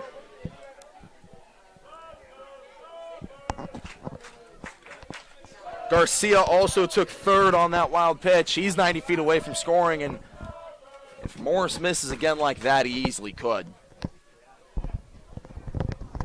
The 1-0.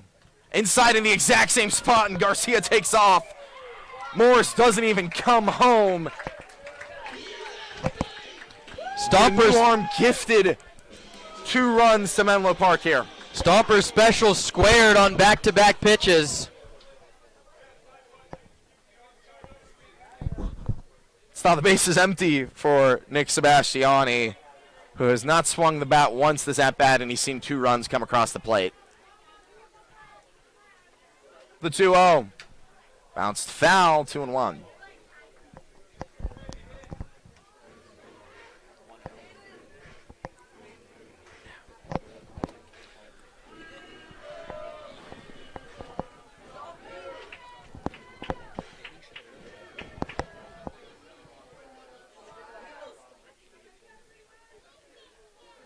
Sebastiani checks a swing on the 2-1. Did not go around. Hitters count here.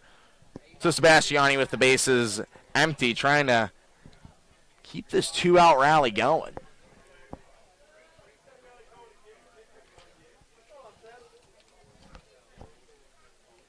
(3-1) taken high, ball 4. Sebastiani reaches for the 3rd time today with Kays DeRomelar coming up. Another righty against the lefty. I think the thinking was if you're Mason Hanshaw, Nick Sanzeri, there's so many lefties the Stompers can go to. Now 3 in a row. Heredia came in as a pinch hitter. He tied the game on a ground out. And Sebastiani took 2 wild pitches to give Sonoma the lead. Up by 2, 9-7. DeRomelar pulls back the bunt. Sebastiani stays at first. Showed the sign early and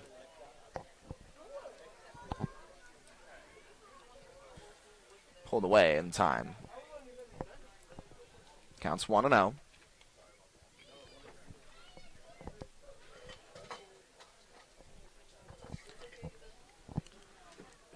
Game's just past the 2.5-hour mark, and we're in the bottom of the 6th. The 1-0. Taken high for ball 2. The zone. Kevin Addington not giving much here.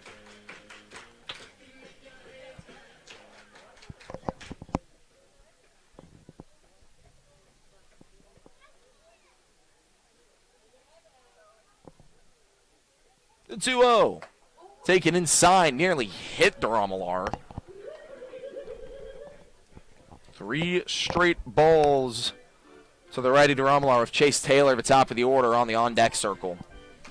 Nate, this is another inning. It mirrors the 8th inning in the Stompers' only win over this team, where they scored 3 runs, none earned. Get me over, 3-1. Morris finds the plate.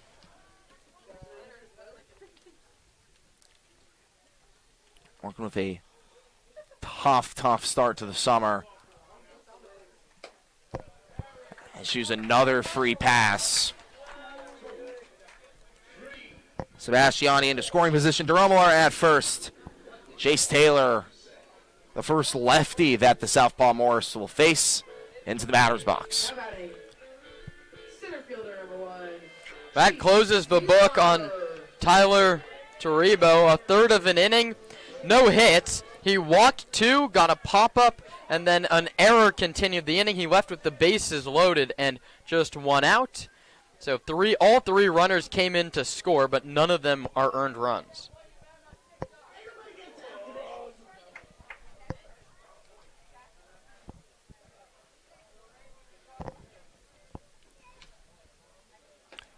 Pitch to Taylor, misses. Rather finds the plate. 0-1. Good location there from Morris against the first lefty he's facing. Second appearance for Morris, first since June 6th, where he won an inning and 2/3 and allowed 4 runs against the Blues. Goes in the dirt there. Counts back at even 1-1.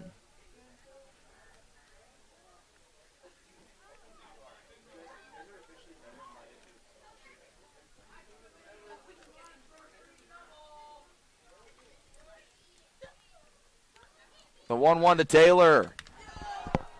Hit the other way into foul territory. Aikawa was under it for out number 3. That ends what felt like a movie of a 6th inning. In total, 5 runs come across the plate, 2 from Menlo Park, and in the bottom of this inning, 3 for Sonoma on no hits, an error, 2 left on base. We head to the top of the 7th. Kieran Costa takes you home on play-by-play on what should be a wild ending if this game holds up to what it's been so far.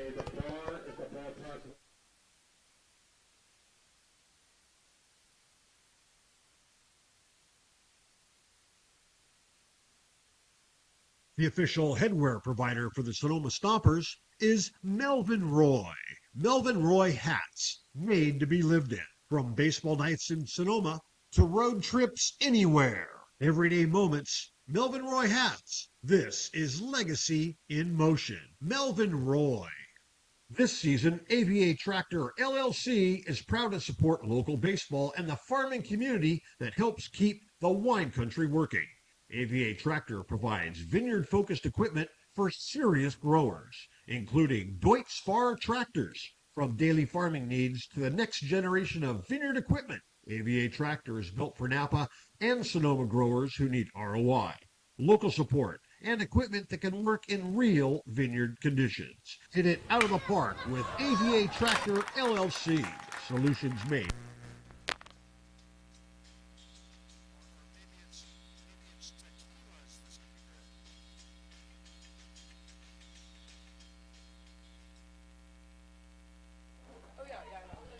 Casey Levitt McGee, who was the designated hitter who swapped in the hockey-style substitution that Nick Sanzeri ran in the 6th inning. His new hitters earned 2 runs, off Micah Marquez. Levitt McGee was in the box when Stewart was picked off second base. Now he gets a chance, and he takes outside 1-0. Micah Marquez had a sneaky good summer last year. Started the year with 12 consecutive shutout innings, and He appeared in 9 games, did not allow a run in 7 of them. That changed already here. He gave up 2 in his first inning of work, and he's behind Levitt McGee 2-0. Casey transferred from Laney College to Cal State University Bakersfield. Only had 5 at-bats for the Roadrunners. 0 for 5, 3 strikeouts, and 3 walks. He awaits a 2-0. Strike called. That's Marquez. Cutter. 80 miles an hour. And again, not a guy that throws hard, but an effective righty who's now pitching in his second summer for Zach Pace. 2-1. Called strike, outside corner. Back-to-back cutters from the righty from St. Helena. William Jessup is where he played 1 season. And then last year at the College of Marin. 5.24 ERA for the Mariners. 2-2 offer. Threw a slider and it missed down below the zone. The count runs full to Levitt McGee. Casey in his 3rd CCL uniform in as many summers. 2024 in Alameda, 2025 in Walnut Creek. And now playing 2026 for the Legends. And he strikes out looking. Marquez's second strikeout. First out retired in the 7th, looking for a much-needed shutdown frame. Sonoma 3 in the 2nd, 1 in the 3rd, 2 in the 4th, 3 in the 6th. Menlo Park lone runs in the 1st and 2nd inning, a 3 spot in the 5th and 2 in the 6th. We play a 9-7 ball game here in the 7th. Marquez delivers, and it's fouled back to the screen by Fendel. Isaac Fendel, University of Puget Sound, 8 for 32 on the year.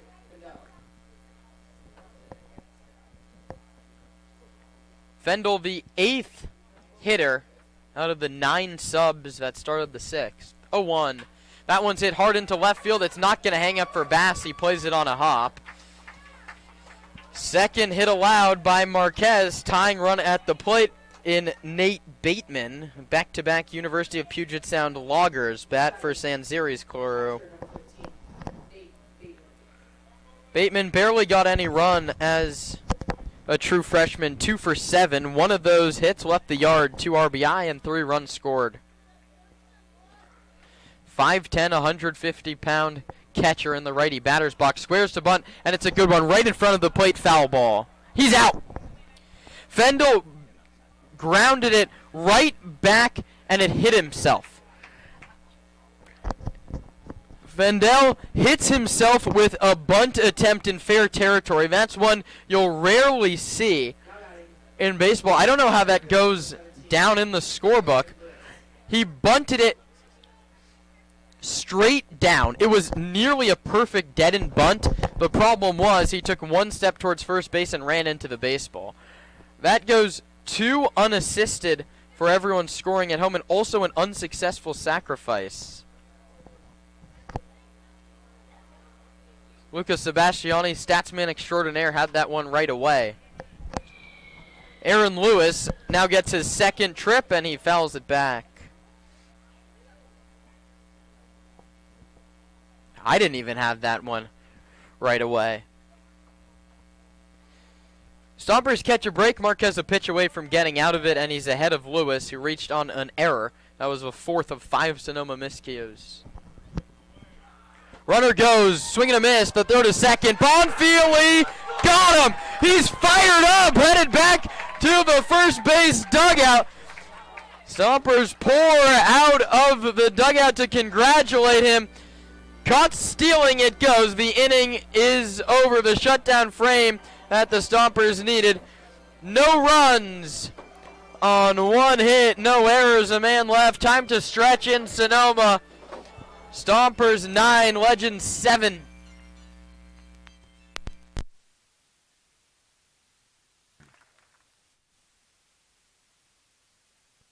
The Sonoma Stompers are grateful to have Bank of Marin as a returning sponsor.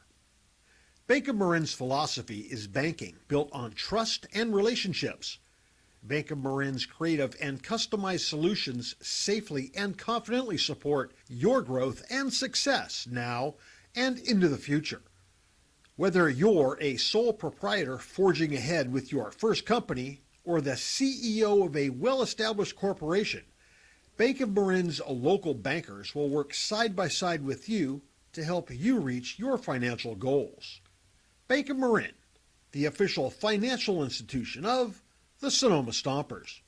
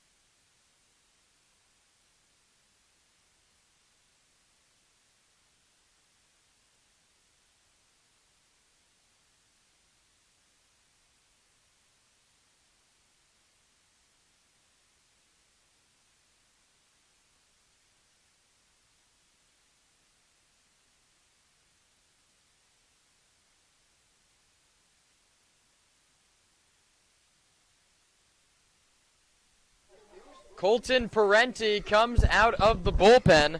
He is the 6th man to throw. Adam Morris went 2/3 of an inning. He gave up 2 walks, no hits, no strikeouts. He allowed 3 inherited runners to score and had 2 wild pitches, both ended in a run for Sonoma. Parenti from Butte Community College for the Roadrunners. He made 13 appearances, a 1-2 record, and a 4.93 earned run average over 18 2/3 innings. He's faced Sonoma before this summer, not the Stomp's first look for the righty out of Pacifica, who misses low 2-0. That came in Sunday's loss to the Legends, when an inning, 2 hits, 1 earned run, and 2 strikeouts. Picked up the save in that one, and he misses low here. Hasn't been extended more than an inning. He threw, as we mentioned, that shutout inning against Sonoma, and he got knocked around by the Blues a little bit, or beg your pardon, he gave up a run to Sonoma, no runs to the Blues. Europero had 3-0, trying to get aboard to start the home 7th, and he does, not close. Ball 4. Stompers have had the leadoff man aboard every inning except the first. And Mason Hanshaw comes out, and I actually really like this from Mason Hanshaw. He did the same thing after Tyler Taribo had a 4-pitch walk to start the 6th inning. He's a veteran guy, a pitching coach. He's noticing something in the delivery from Parenti. I don't think he's out there to calm him down. He's noticing something. He's doing a lot of gesturing. I think it's about where his hands and the glove and the ball break is what he's motioning at the pitcher, Parenti. That's what coaching looks like here, and that's primarily summer ball is to develop these guys, to get them ready to adjust to pro ball, to try and get a lot of these guys to get, a new 4-year school for JUCO guys, or to get them more opportunities. Good stuff by Hanshaw. Let's see if Hanshaw can settle down Parenti. Looking to offer his first strike. Vassell's been aboard 4 times, and he takes low. Single and a stolen base in the first, a walk in the second, a single and a run scored in the fourth, a walk and a run scored in the 6th.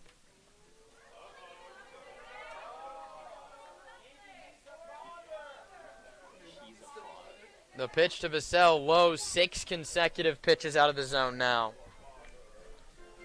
Stompers looking for what could be their 4th crooked number of the ball game. 3 in the 2nd, 2 in the 4th, 3 in the 6th, the lone run in the 3rd, 9 tallies for the Stomps, and it's a called strike. And that's a strike you're going to get after you've missed with 6 straight. Addington gives Parenti the benefit of the doubt. It's 2-1 to the scorching hot Tino Vassell. Outside, 3 balls and 1 strike. Exciting news in the world of both the Stompers and Menlo Park. 2025 Sonoma player Kieran Baker just committed to Lewis Clark State out in Idaho.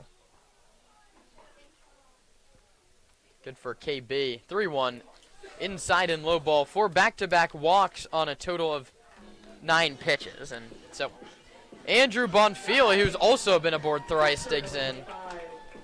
Andrew Bonfili. For the Stomper backstop, a walk, a ground ball, a single, and then another walk. 1 run scored, and here comes Mason Hanshaw again. I think they have to pull him. Second mound visit of the inning. The move has been made. Colton Parenti, not long for the ball game, just 9 pitches. 8 of them missed for balls. We'll introduce you to the 7th Menlo Park arm when we come back on the other side. Sonoma leads it 9-7, threatening for more. First and second, no one out on the 7th. We'll be right back.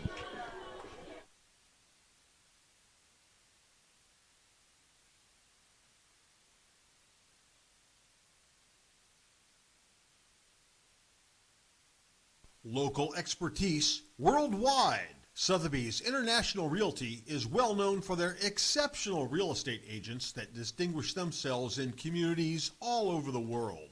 To learn more about real estate in Napa, Sonoma, San Francisco, and the rest of the Bay Area, or around the globe, contact Sotheby's International Realty Wine Country Brokerage at 707-935-2288. That's 707-935-2288. Sotheby's International Realty. The Sonoma Stompers are excited to have Jacob's Restaurant providing all of our concessions this season. At the ballpark, you'll find gyros, Chicago dogs, pizza, and salads.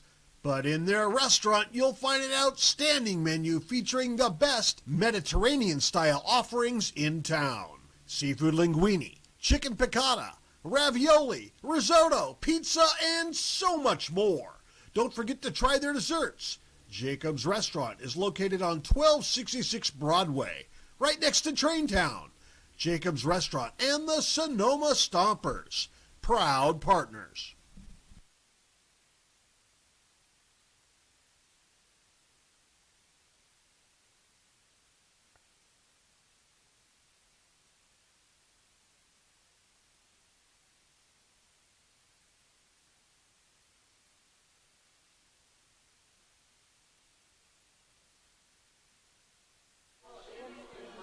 Luke Corcoran relieves Colton Parenti after just 2 hitters.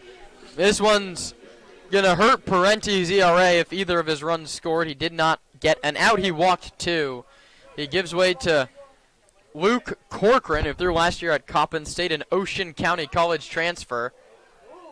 Squaring to bunt was Bonfili. He pulled it back, and Corcoran missed his spot. 77, that's the fastball from Luke, who's made 3 appearances this year, 2 of them against the Stompers. He gave up 2 earned here on the 12th, and then came in relief of Manick on Sunday, got all 3 guys he faced out.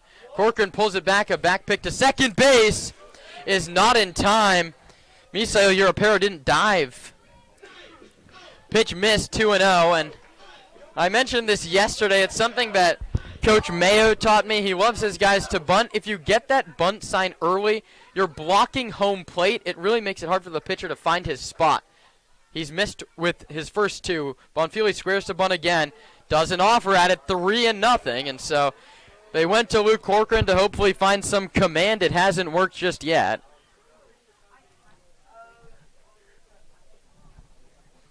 Bonfili didn't even pull that one back. He just didn't offer at it. If you don't move it up and down, it counts as not a swing. Squared up, over the plate, pulls it back, takes ball 4. Andrew Bonfili has been on base 4 times, 3 walks. The bases are loaded with nobody out. Third time in the last 4 innings, the Stompers have loaded the bases. They got 5 runs to show for it over those 2 innings that has happened before. This is the first time they've had it with nobody out, though. Stompers need to blow this thing open. Absolutely. Wesley Bass, a right-handed hitter. The lefty Corcoran delivers. Wesley chases a big looping curveball at 65 miles an hour. It's about 30 miles an hour different from what Bass is seeing in the Sun Belt with Georgia State. Just about. Wesley was gunning for his first Stomper home run, swung out of his shoes, came up empty. Just has to shorten up here. He takes low inside, fastball 78. Or just walk. Keep the walk-a-thon going. This one would score a run. It would be Wesley's second RBI and third free pass. He's 0 for 2 with 2 walks, an RBI, 2 stolen bases, and a run scored. The pitch. Inside and low, 2 balls and 1 strike. Changeup, 74 miles an hour. Corcoran in a world of hurt. Behind in the count to Wesley Bass. The count is 2 balls and 1 strike. Jackson in on the grass at first. Wesley Bass, it's a weak ground ball to third. Aikawa gloves it, is only placed to first. In time to get Bass, who picks up his second RBI of the day. 5-3 the putout. Scoring is Europero. The other 2 Stompers gain 90 feet. It's now 10-7. Exactly how Heredia scored the tying run in the 6th. Goes down as a ground out on the books, but an RBI nonetheless. And solid from Bass, his first 2 of the summer this game. 10-7, the lead for the Stomps. 10 runs on just 7 hits. Gotta break it open. Garcia's homered against this guy before, his former college teammate. First pitch to Angel, Chaikin, low and inside, 1-0. Change up again on the first pitch. Garcia could be set to announce some transfer portal news of his own in the coming days. He bats from the right side against a lefty Corcoran. The pitch lined into center field. It's down for a base hit. The throw in is cut off. RBI single, Angel Garcia. His second hit of the ball game. RBI number 7 on the year. Scoring is Vassell. The third base goes Bonfili.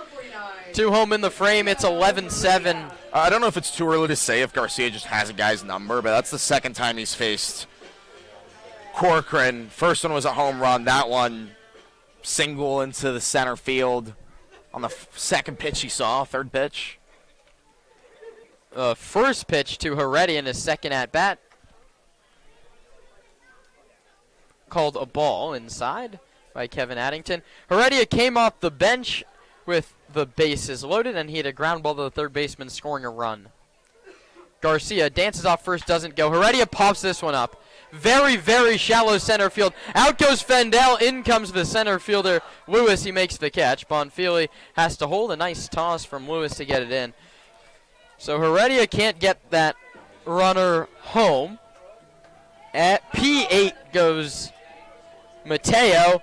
And if Nick Sebastiani is retired, the Legends would have done a great job of staying within a slam. That's the issue when you're facing such low velocity. Heredia just got under that one. You think it's dropping more than it actually is because everything looks like an off-speed pitch. Garcia still at first. Doesn't go. Sebastiani grounds it foul down the third base line. Almost clipped his teammate Bonfili dancing off third. Quick feet from the Stomper catcher, Sebastiani, and Andrew Bonfili. Been playing baseball together all their lives. Shared a travel ball team. Coached by Nick's uncle and Bonfili's dad. The pitch is a curveball that misses up and outside. Must have been a star-studded Sonoma team Andrew Bonfili, Nick Sebastiani, Ben Sebastiani, Luca Sebastiani, the list goes on.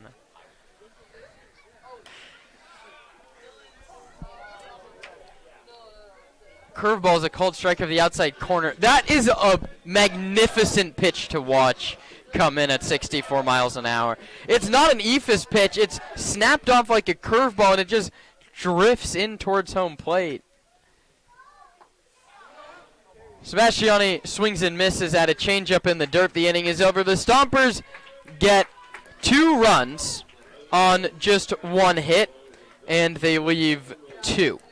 We head to the 8th inning. Sonoma's lead now stands at 11-7.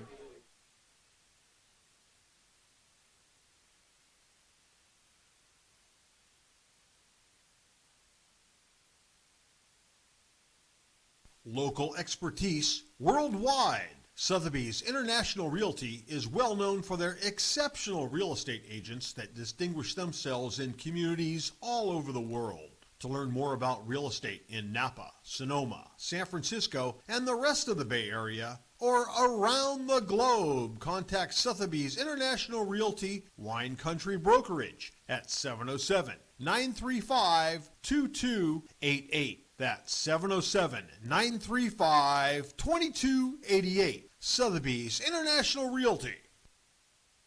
The Sonoma Stompers are excited to have Jacob's Restaurant providing all of our concessions this season. At the ballpark, you'll find gyros, Chicago dogs, pizza, and salads. But in their restaurant, you'll find an outstanding menu featuring the best Mediterranean-style offerings in town. Seafood linguine, chicken piccata, ravioli, risotto, pizza, and so much more. Don't forget to try their desserts. Jacob's Restaurant is located on 1266 Broadway, right next to Traintown. Jacob's Restaurant and the Sonoma Stompers, proud partners. Hey, Stomper fans! Sonoma Springs Brewing Company has created a new special beer just for us. It's called On Deck. It's a light, crisp lager brewed for a smooth, refreshing finish. The perfect beer to enjoy here at Arnold Field or anytime you're thirsty. Sonoma Springs and the Sonoma Stompers, where your next beer is always on deck.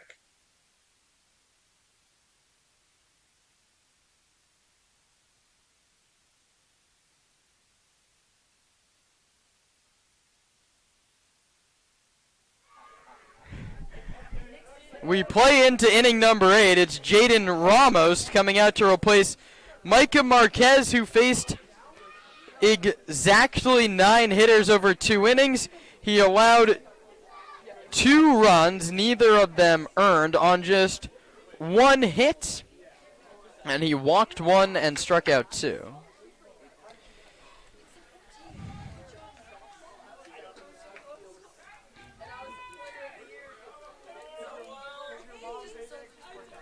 Ramos will face the leadoff hitter, Lewis, who winds it foul back to the screen.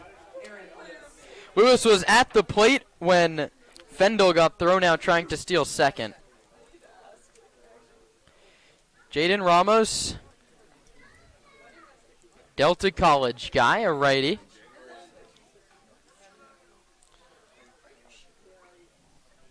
There is action behind him for the 9th. Maybe Ramos just goes an inning in an 11-7 affair. This one's fouled back to the screen. He's quickly ahead, 0-2. 87 in the zone. Ramos is making his 3rd appearance. He's gone 2 shutout inning with 4 strikeouts. Hasn't allowed a base runner. I mean, he has been money. He pitched the 8th inning against San Francisco, and then the Stompers rallied for victory. 0-2, hit foul.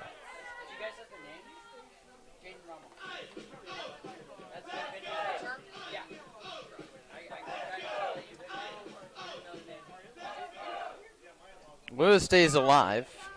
He reached on an error by the first baseman Garcia in his first trip. Ramos's pitch, fast, not a fast. It's a firm 80 change off the corner away.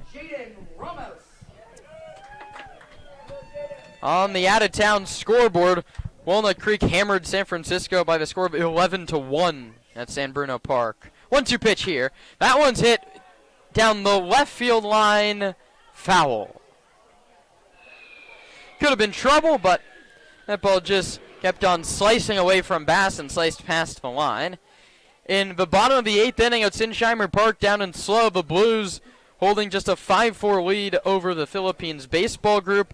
That would be trying to snap a 12-game winning streak for San Luis Obispo. The Seagulls just lost their 12th in a row with today's loss to Walnut Creek. That Philippines team is pretty solid. They put up 12 runs against Arroyo Seco last week, one of the better teams in the CCL South. Definitely a better PNT squad that the Stompers beat 17-1 to clinch the playoffs last year. Ramos' 1-2's hit to Garcia. Stays down on this one. He's going to call off Ramos and take it to the bag himself. One away.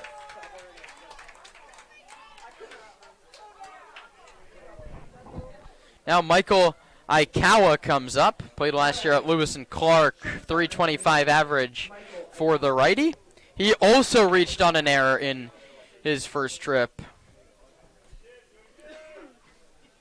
We've crossed over the 3-hour mark here at Arnold Field, still playing in the top of the 8th. Ramos' pitch, high, 1-0.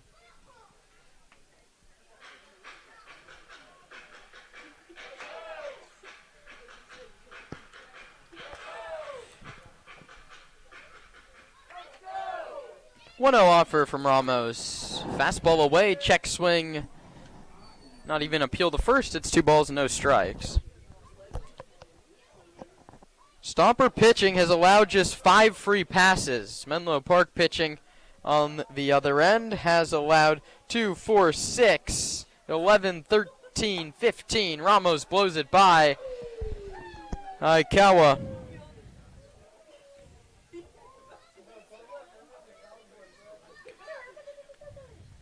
Two balls and 1 strike now to Michael, with Ethan Jackson waiting on deck.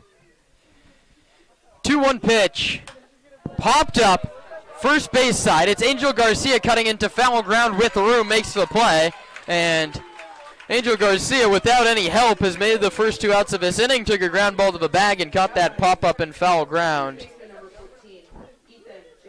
Thanks for joining us here on the Stompers Broadcast Network. A beautiful Friday night in Sonoma. The first of 2 games against the Legends and the second of a 4-game homestand for the Stomps. Ethan Jackson struck out swinging against Marquez, and he bounces it foul the first pitch he sees from Ramos. World Cup night tonight. Everyone's sporting their favorite soccer jersey. Tomorrow is Latino Heritage Night at the ballpark, and then Sunday Father's Day baseball, 6:05 against the Alameda Merchants. You can find tickets at stompersbaseball.com. 0-1. Crush to left. Wesley Bass in and towards the line, and he makes the running catch. It's in and out of his glove. That's in fair territory. The throw comes in.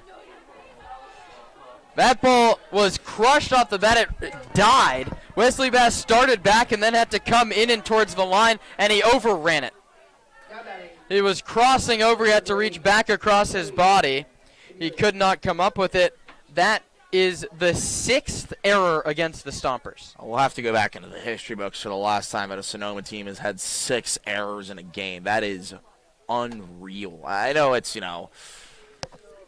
collegiate summer ball. It's not always the cleanest baseball at this level. We've seen that with so many free passes and wild pitches. First pitch strike. That's the first base runner allowed by Ramos this season. I know, and it comes on what should have been out number 3. I mean, we've seen Bass. Bass did the hard part. It was a long track over from where he's standing out and left to that left foul line. 0-1 offer outside past Bonfili. Stompers' defense continues to struggle. And I think he just kind of overestimated how far that was going to go, because he went a little too far towards the left field line, and it was a little bit more in than he thought it would be. I went in and out of his glove, simple as that. Pass ball charged to Bonfili. 1-1 pitch outside, and the count's 2-1. Ramos was walking halfway back to the dugout when that ball looked like it was going to be in Bass's glove. Now he has to buckle down and retire Joey D'Amelia. The runner at second is Ethan Jackson. Legends down by 4. Swing and a miss. That's how Ramos gets back into the count. Inducing swing and misses like that. A fastball, it's only at 86, but it just looks so firm out of his hand. 4-seam fastball from Ramos. 2 balls, 2 strikes, 2 outs. Stomps lead by 4 in this 8th inning. The pitch. Hit foul hard down the first base side and out of play. 88 miles an hour.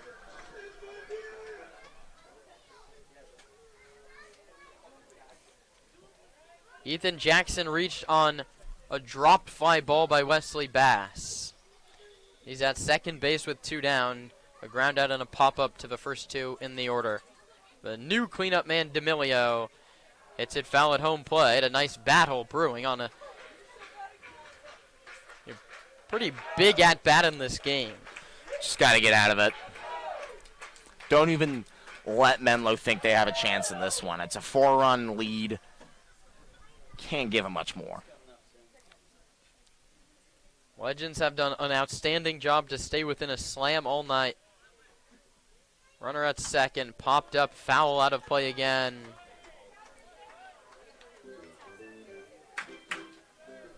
Three straight foul balls, and he'll see a 7th pitch, with the count still sitting at 2-2. It's been Figler to Cortez to Marquez to now Ramos. Jaden shakes off the first sign from Bonfili. Comes set, delivers. The runner goes, it's hit foul. Once more, in on the hands. This one drops harmlessly, even with the first base bag down towards the fencing. It's a good pitch. It's a good pitch to just induce some weak contact on Trust. Your defense would have been Garcia over there to make a play.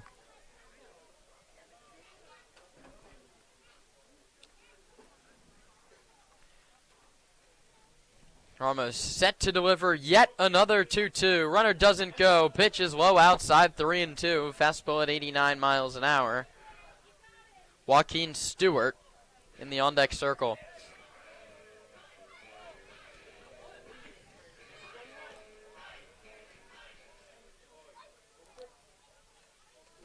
The pitch, runner goes. Popped up down the right field line. Long run for Sebastiani, and he tracks it down, angling towards the fence. Jaden Ramos finally wins the battle, and the side is retired. No runs, no hits, a Stomper error and a man left. Stompers' last chance to add some insurance to an 11-7 lead.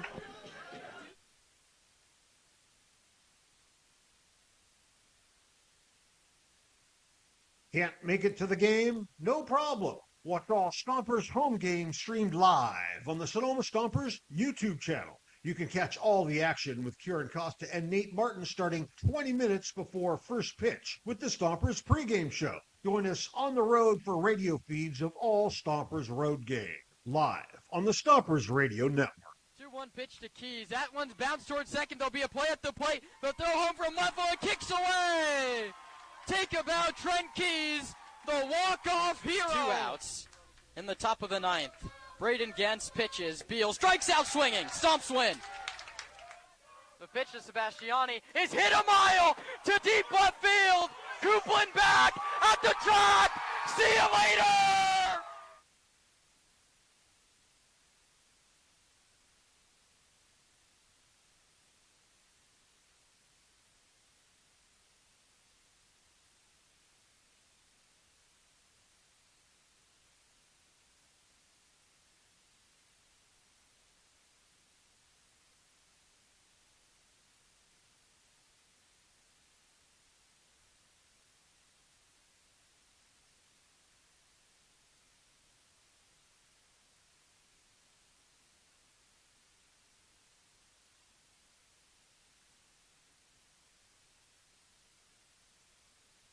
Not getting enough Stompers content?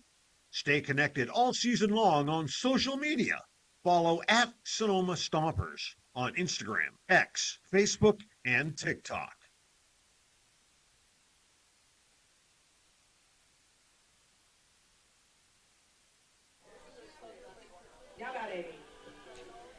Kays DeRomular, and then back to the top. Chase Taylor and Misael Uripero work against Luke Corcoran, who got all 3 outs of the 7th, now pitching in the 8th.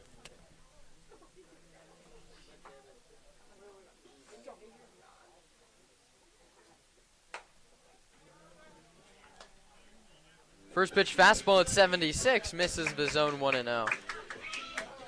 The Stompers only lead by 4. This would be a nice inning to make that lead 6 or even 7. Or even 8.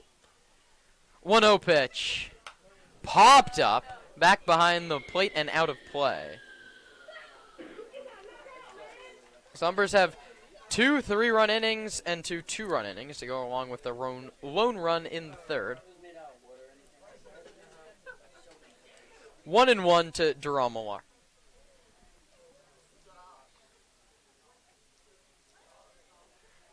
Oh for 2, hit by a pitch and a walk. He takes big curveball, 65. It's a called strike, 1-2. Kays was caught stealing in the 5th. The only inning the Stompers have gone down 1-2-3. And the only inning the Stompers have not left a man aboard. 1-2. Outside 2-2. The Stompers have been gifted 14 free passes by my count, and they have left 12 runners on base.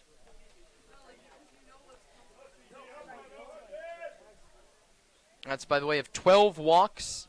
Oh, it is 15. 12 walks and 3 hit by pitches. 1-2. DeRomular strikes out swinging. Back-to-back strikeouts from Corcoran. Dating back to the last of the 7th, and back to the top in Chase Taylor, who will get his 6th chance. He struck out looking in the 1st, was hit by a pitch and scored in the 2nd, was hit by a pitch and caught stealing in the 4th, flew out to the center fielder in the 5th, and hit a foul pop-out to the 3rd baseman in the 6th.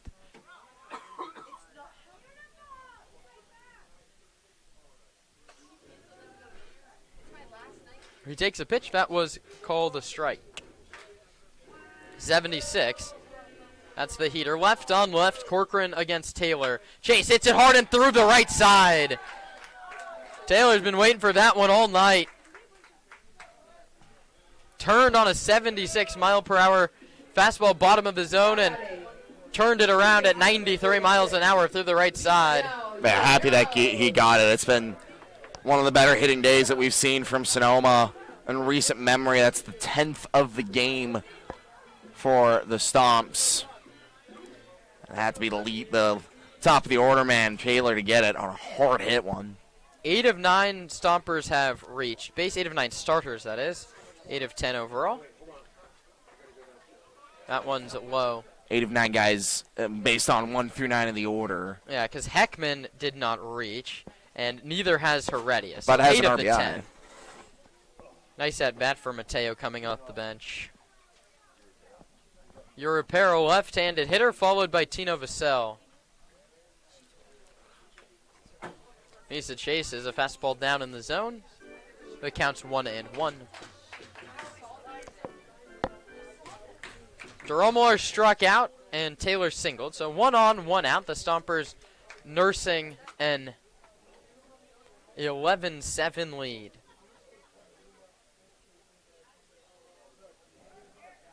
Check on first. 11 runs on 9 hits for Sonoma.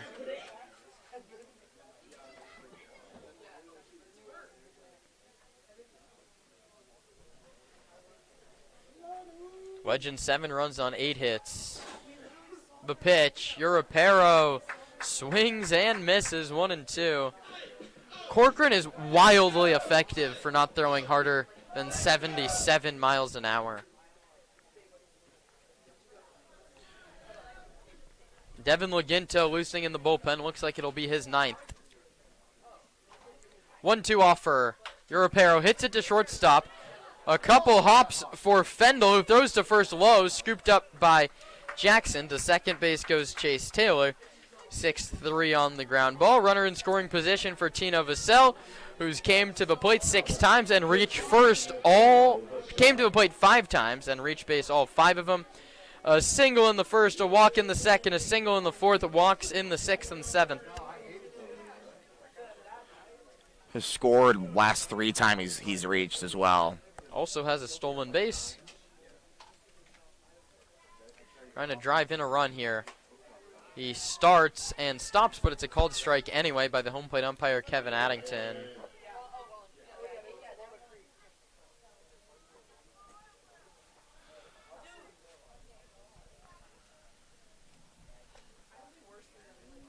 Oh, 1 pitch to Vassell. Lefty-lefty. Corcoran delivers. Curveball low.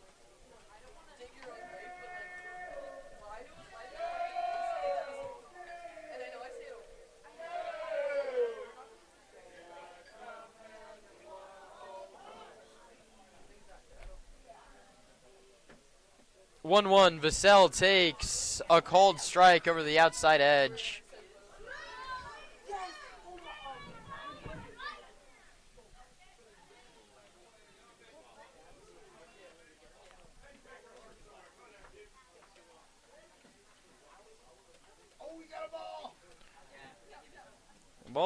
Count is a ball and 2 strikes.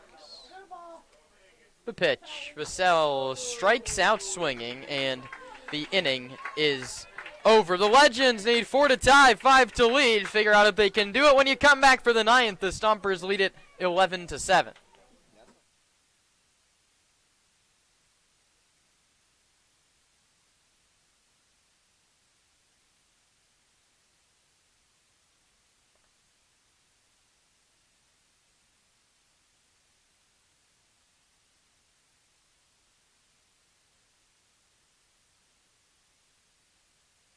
Can't make it to the game? No problem. Watch all Stompers home games streamed live on the Sonoma Stompers YouTube channel. You can catch all the action with Kieran Costa and Nate Martin starting 20 minutes before first pitch with the Stompers pregame show. Join us on the road for radio feeds of all Stompers road games, live on the Stompers Radio Network.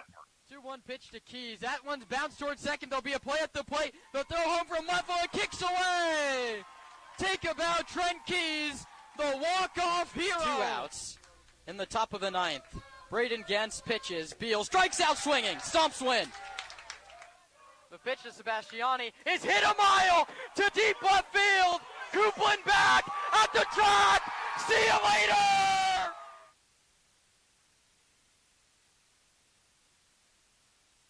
later. Can I have another beer, please? Friedman's Home Improvement. When something breaks at your house, head on over to Friedman's Home Improvement. Remember, if we don't have it, you don't need it.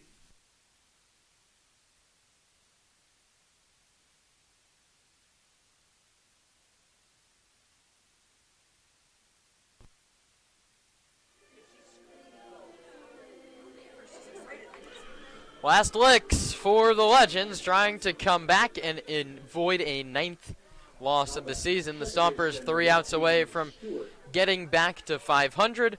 Joaquin Stewart will lead it off in the right-handed batter's box against Jaden Ramos, coming out for a 2nd inning of work. Barclay Ovalle and then Casey Levitt McGee. Ramos' first pitch popped up down the first baseline. Garcia comes in and makes the catch. 1 pitch, 1 out, exactly what the doctor ordered for Jaden Ramos in the 9th. Here comes Barclay Ovalle. Now that right fielder Barclay Ovalle.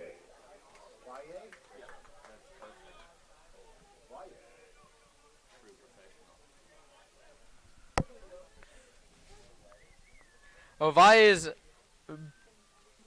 reached on a couple of errors, and he also has a couple of singles. He takes inside. He hit a line drive to right in the 3rd inning. That could have been an RBI knock. Nick Sebastiani threw out the runner Hogan at the plate. That's incorrect. I forgot about the hockey substitution from Sanziri. Ovalle? That was Mooser's spot. Ovalle did get the RBIs. 2 RBIs, single in the 6th.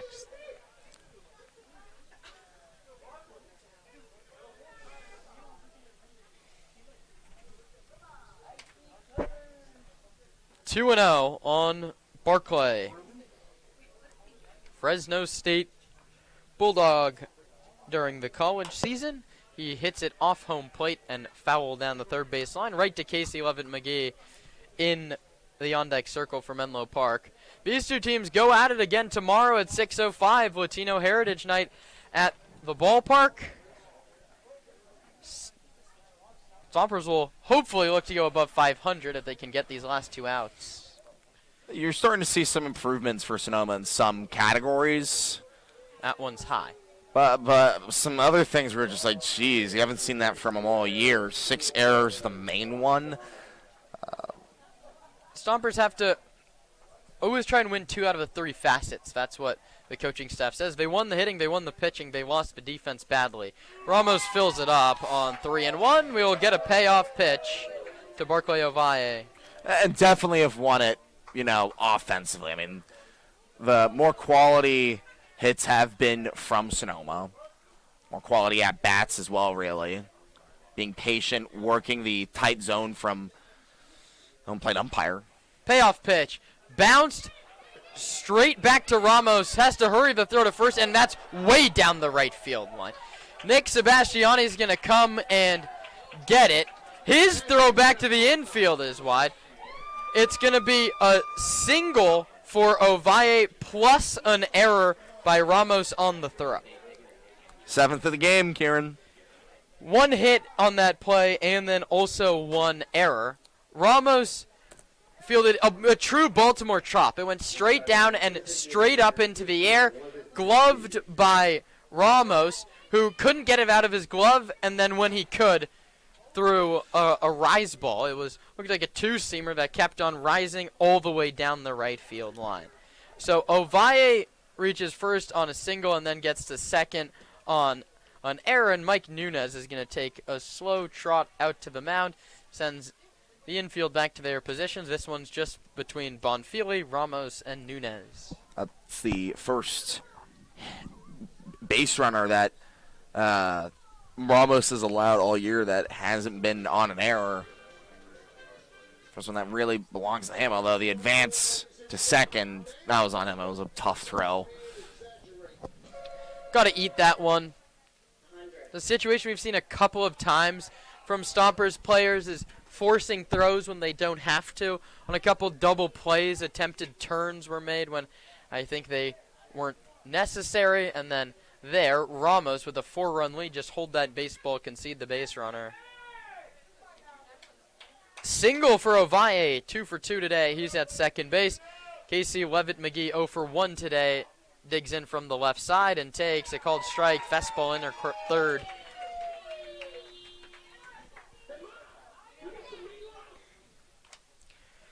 Crawdads and Blues both win, so they'll hold their spots above the Stompers. Alameda had the night off. 0-1 pitch. Hit foul down third base line. Ramos settled right back in. He's ahead 0-2.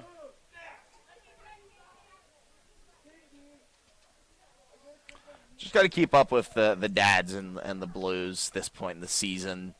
Get back to kind of that position where you're in the 3 spot already. He's in position against the Crawdads. So you play a few more times this year to come take it from them.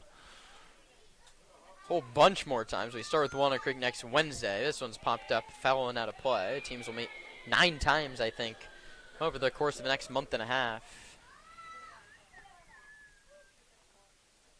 I think 9 times total, so 8 more. It's a big week next week. 2 against the Dads, 2 against the Merchants. Won't be easy. We're going to build some momentum with a victory over Menlo Park, and that gets you a whole lot closer. Levitt-McGee goes around, says Kevin Addington. Casey can't believe it. Neither can the Legends dugout. Levitt-McGee in the face of Kevin Addington. I don't know how long he is for this ball game. And Nick Sanziri is going to come out and say, ask Kevin Addington to just ask on an appeal. They really want him to check it, and Steph Valdez is asking to get thrown out of this ball game. Steph Valdez is still yelling at the home plate umpire, Kevin Addington, slowly making his way up the third base line. That's unbelievable. Kevin Addington takes his mask off. There's a pitching change. Let's keep it right here. Steph Valdez, I think, is letting out some frustration here, and he's finally been thrown out of the ball game, and there's no reason to do that for Mr. Valdez, who's going to head off. Tough day at third base for Mr. Valdez. His Legends are about to drop to 2-9, and he also had a player thrown out at home plate, and it's a young staff for Nick Sanziri. Steph Valdez showed his age, and I don't want to make too bold of claims, but that's just boneheaded from Valdez. Your team's down 11-7 with 2 outs in the 9th inning. Your pitching staff's allowed 16 walks. You've beat yourself. The Stompers have given you 7 errors, and now you decide to argue a play where you're mad that the home plate umpire didn't appeal a swing? Yeah, I'm 100% with you, Karen. That's just weak from Valdez. I'm always for defending your guy, but leave that up for your manager. Leave that up to Sanziri. Sanziri said something to the home plate umpire, then said some things to Casey Levitt McGee as he was walking back to the dugout, and Valdez kept on yelling. Kept on yelling. Addington heard him out for a long time, a lot longer than I would have if I was behind the plate. The only thing he was doing there was trying to get kicked out of the game. Yeah. Nick Sanziri came out of the dugout, and he told Kevin Addington, you have to at least check that. You have to at least check that with your other umpires. Completely and maybe, fine with, yeah. And yeah, maybe you should have. It looked from here like he went around. Levitt McGee got in his face. Sanziri came out, told him to head back to the dugout, and during all of this, Devin Laginto has come into the ball game to try and get this final out. Ramos went 1.2 innings. He gave up a single and a ground ball back to him. Time has been called. And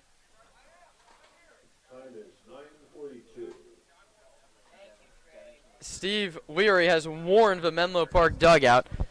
Wheels are off the wagon 3.5 hours in, and now Kevin Addington's called time and is going to have a conversation with Sanziri, who's taken over the third base coaching duties. This is the inexperience on both the coaching staff and the roster coming through. Sanziri and Addington conversate halfway between third base and home plate. I don't really get why there's a need for this in a 4-run game in the top of the 9th. Just making things more interesting for tomorrow. Not too late to get tickets for that one at Latino Heritage Night on StompersBaseball.com. But it just doesn't feel a need for it with 1 out here in the top of the 9th. Laginto pours it in there 1-1, and for those that have stuck around here, which was a packed Arnold grandstand, still over halfway full. They're right back into this one. 1-1 pitch from Laginto. Outside. 2-1. Laginto 89 miles per hour on that one. Just 1 out to get, coming in and chucking.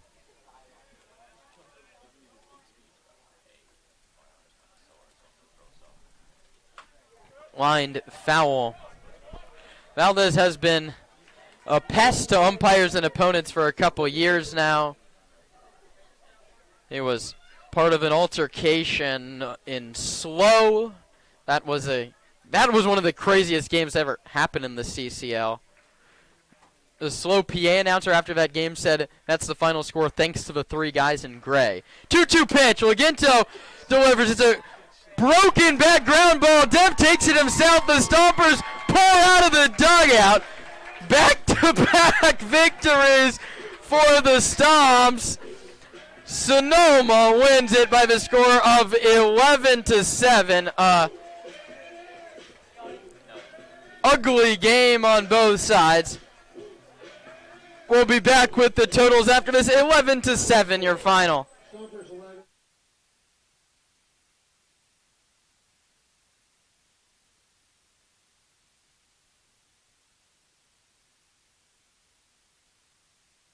In your quest for roofing services, look no further than Crandall Roofing. Crandall's dedicated team of professionals guarantees excellence, from roof repairs to installations.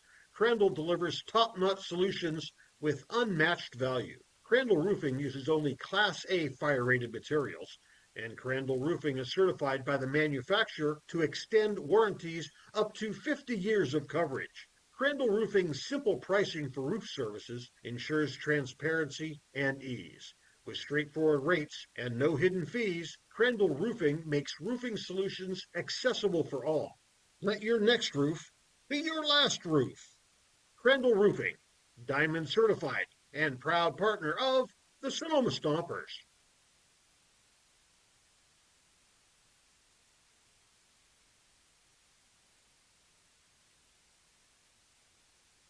Hey, Stomper fans! Sonoma Springs Brewing Company has created a new special beer just for us. It's called On Deck. It's a light, crisp lager brewed for a smooth, refreshing finish. The perfect beer to enjoy here at Arnold Field or anytime you're thirsty. Sonoma Springs and the Sonoma Stompers, where your next beer is always on deck.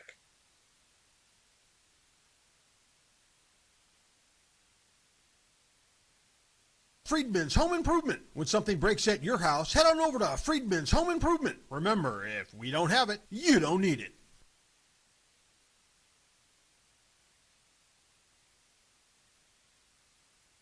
Not getting enough Stompers content? Stay connected all season long on social media. Follow at Sonoma Stompers on Instagram, X, Facebook, and TikTok.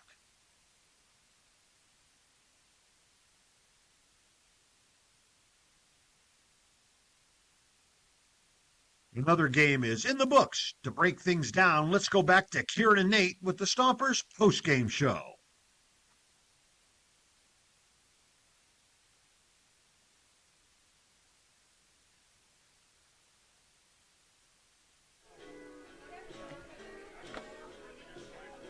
Stompers win a wild one by the score of 11-7 over Menlo Park. 11 runs, 9 hits, 7 errors for the Stompers, beat 7-9-1, and the Legends issued 15 free passes, and the Stompers made 7 errors, Nate. Yeah, it was an ugly game. It feels like we've said that after a couple of these recent Sonoma wins, but a win is a win. It's good to get back to 500 for the first time in a few days. You're hoping to stay above that line for the rest of the season if you want to be as competitive as this team on paper should be. So it's good to be back. I saw a lot of really good at-bats here. I saw the pitching staff adjust to a really tight zone from Kevin Addington that we haven't really seen all summer from umpires here in the CCL. So really good job from the the pitching and the hitting side of things. The defense, you're not going to get away with that many times. Having 7 errors, it's like a 1 in a million. It feels like you are. Another non-repeatable win, but it's a win nonetheless for the Stompers. They improved to 7-7. Menlo Park drops to 2-9. W2 for Sonoma and L2 for Menlo Park. One more time, your totals.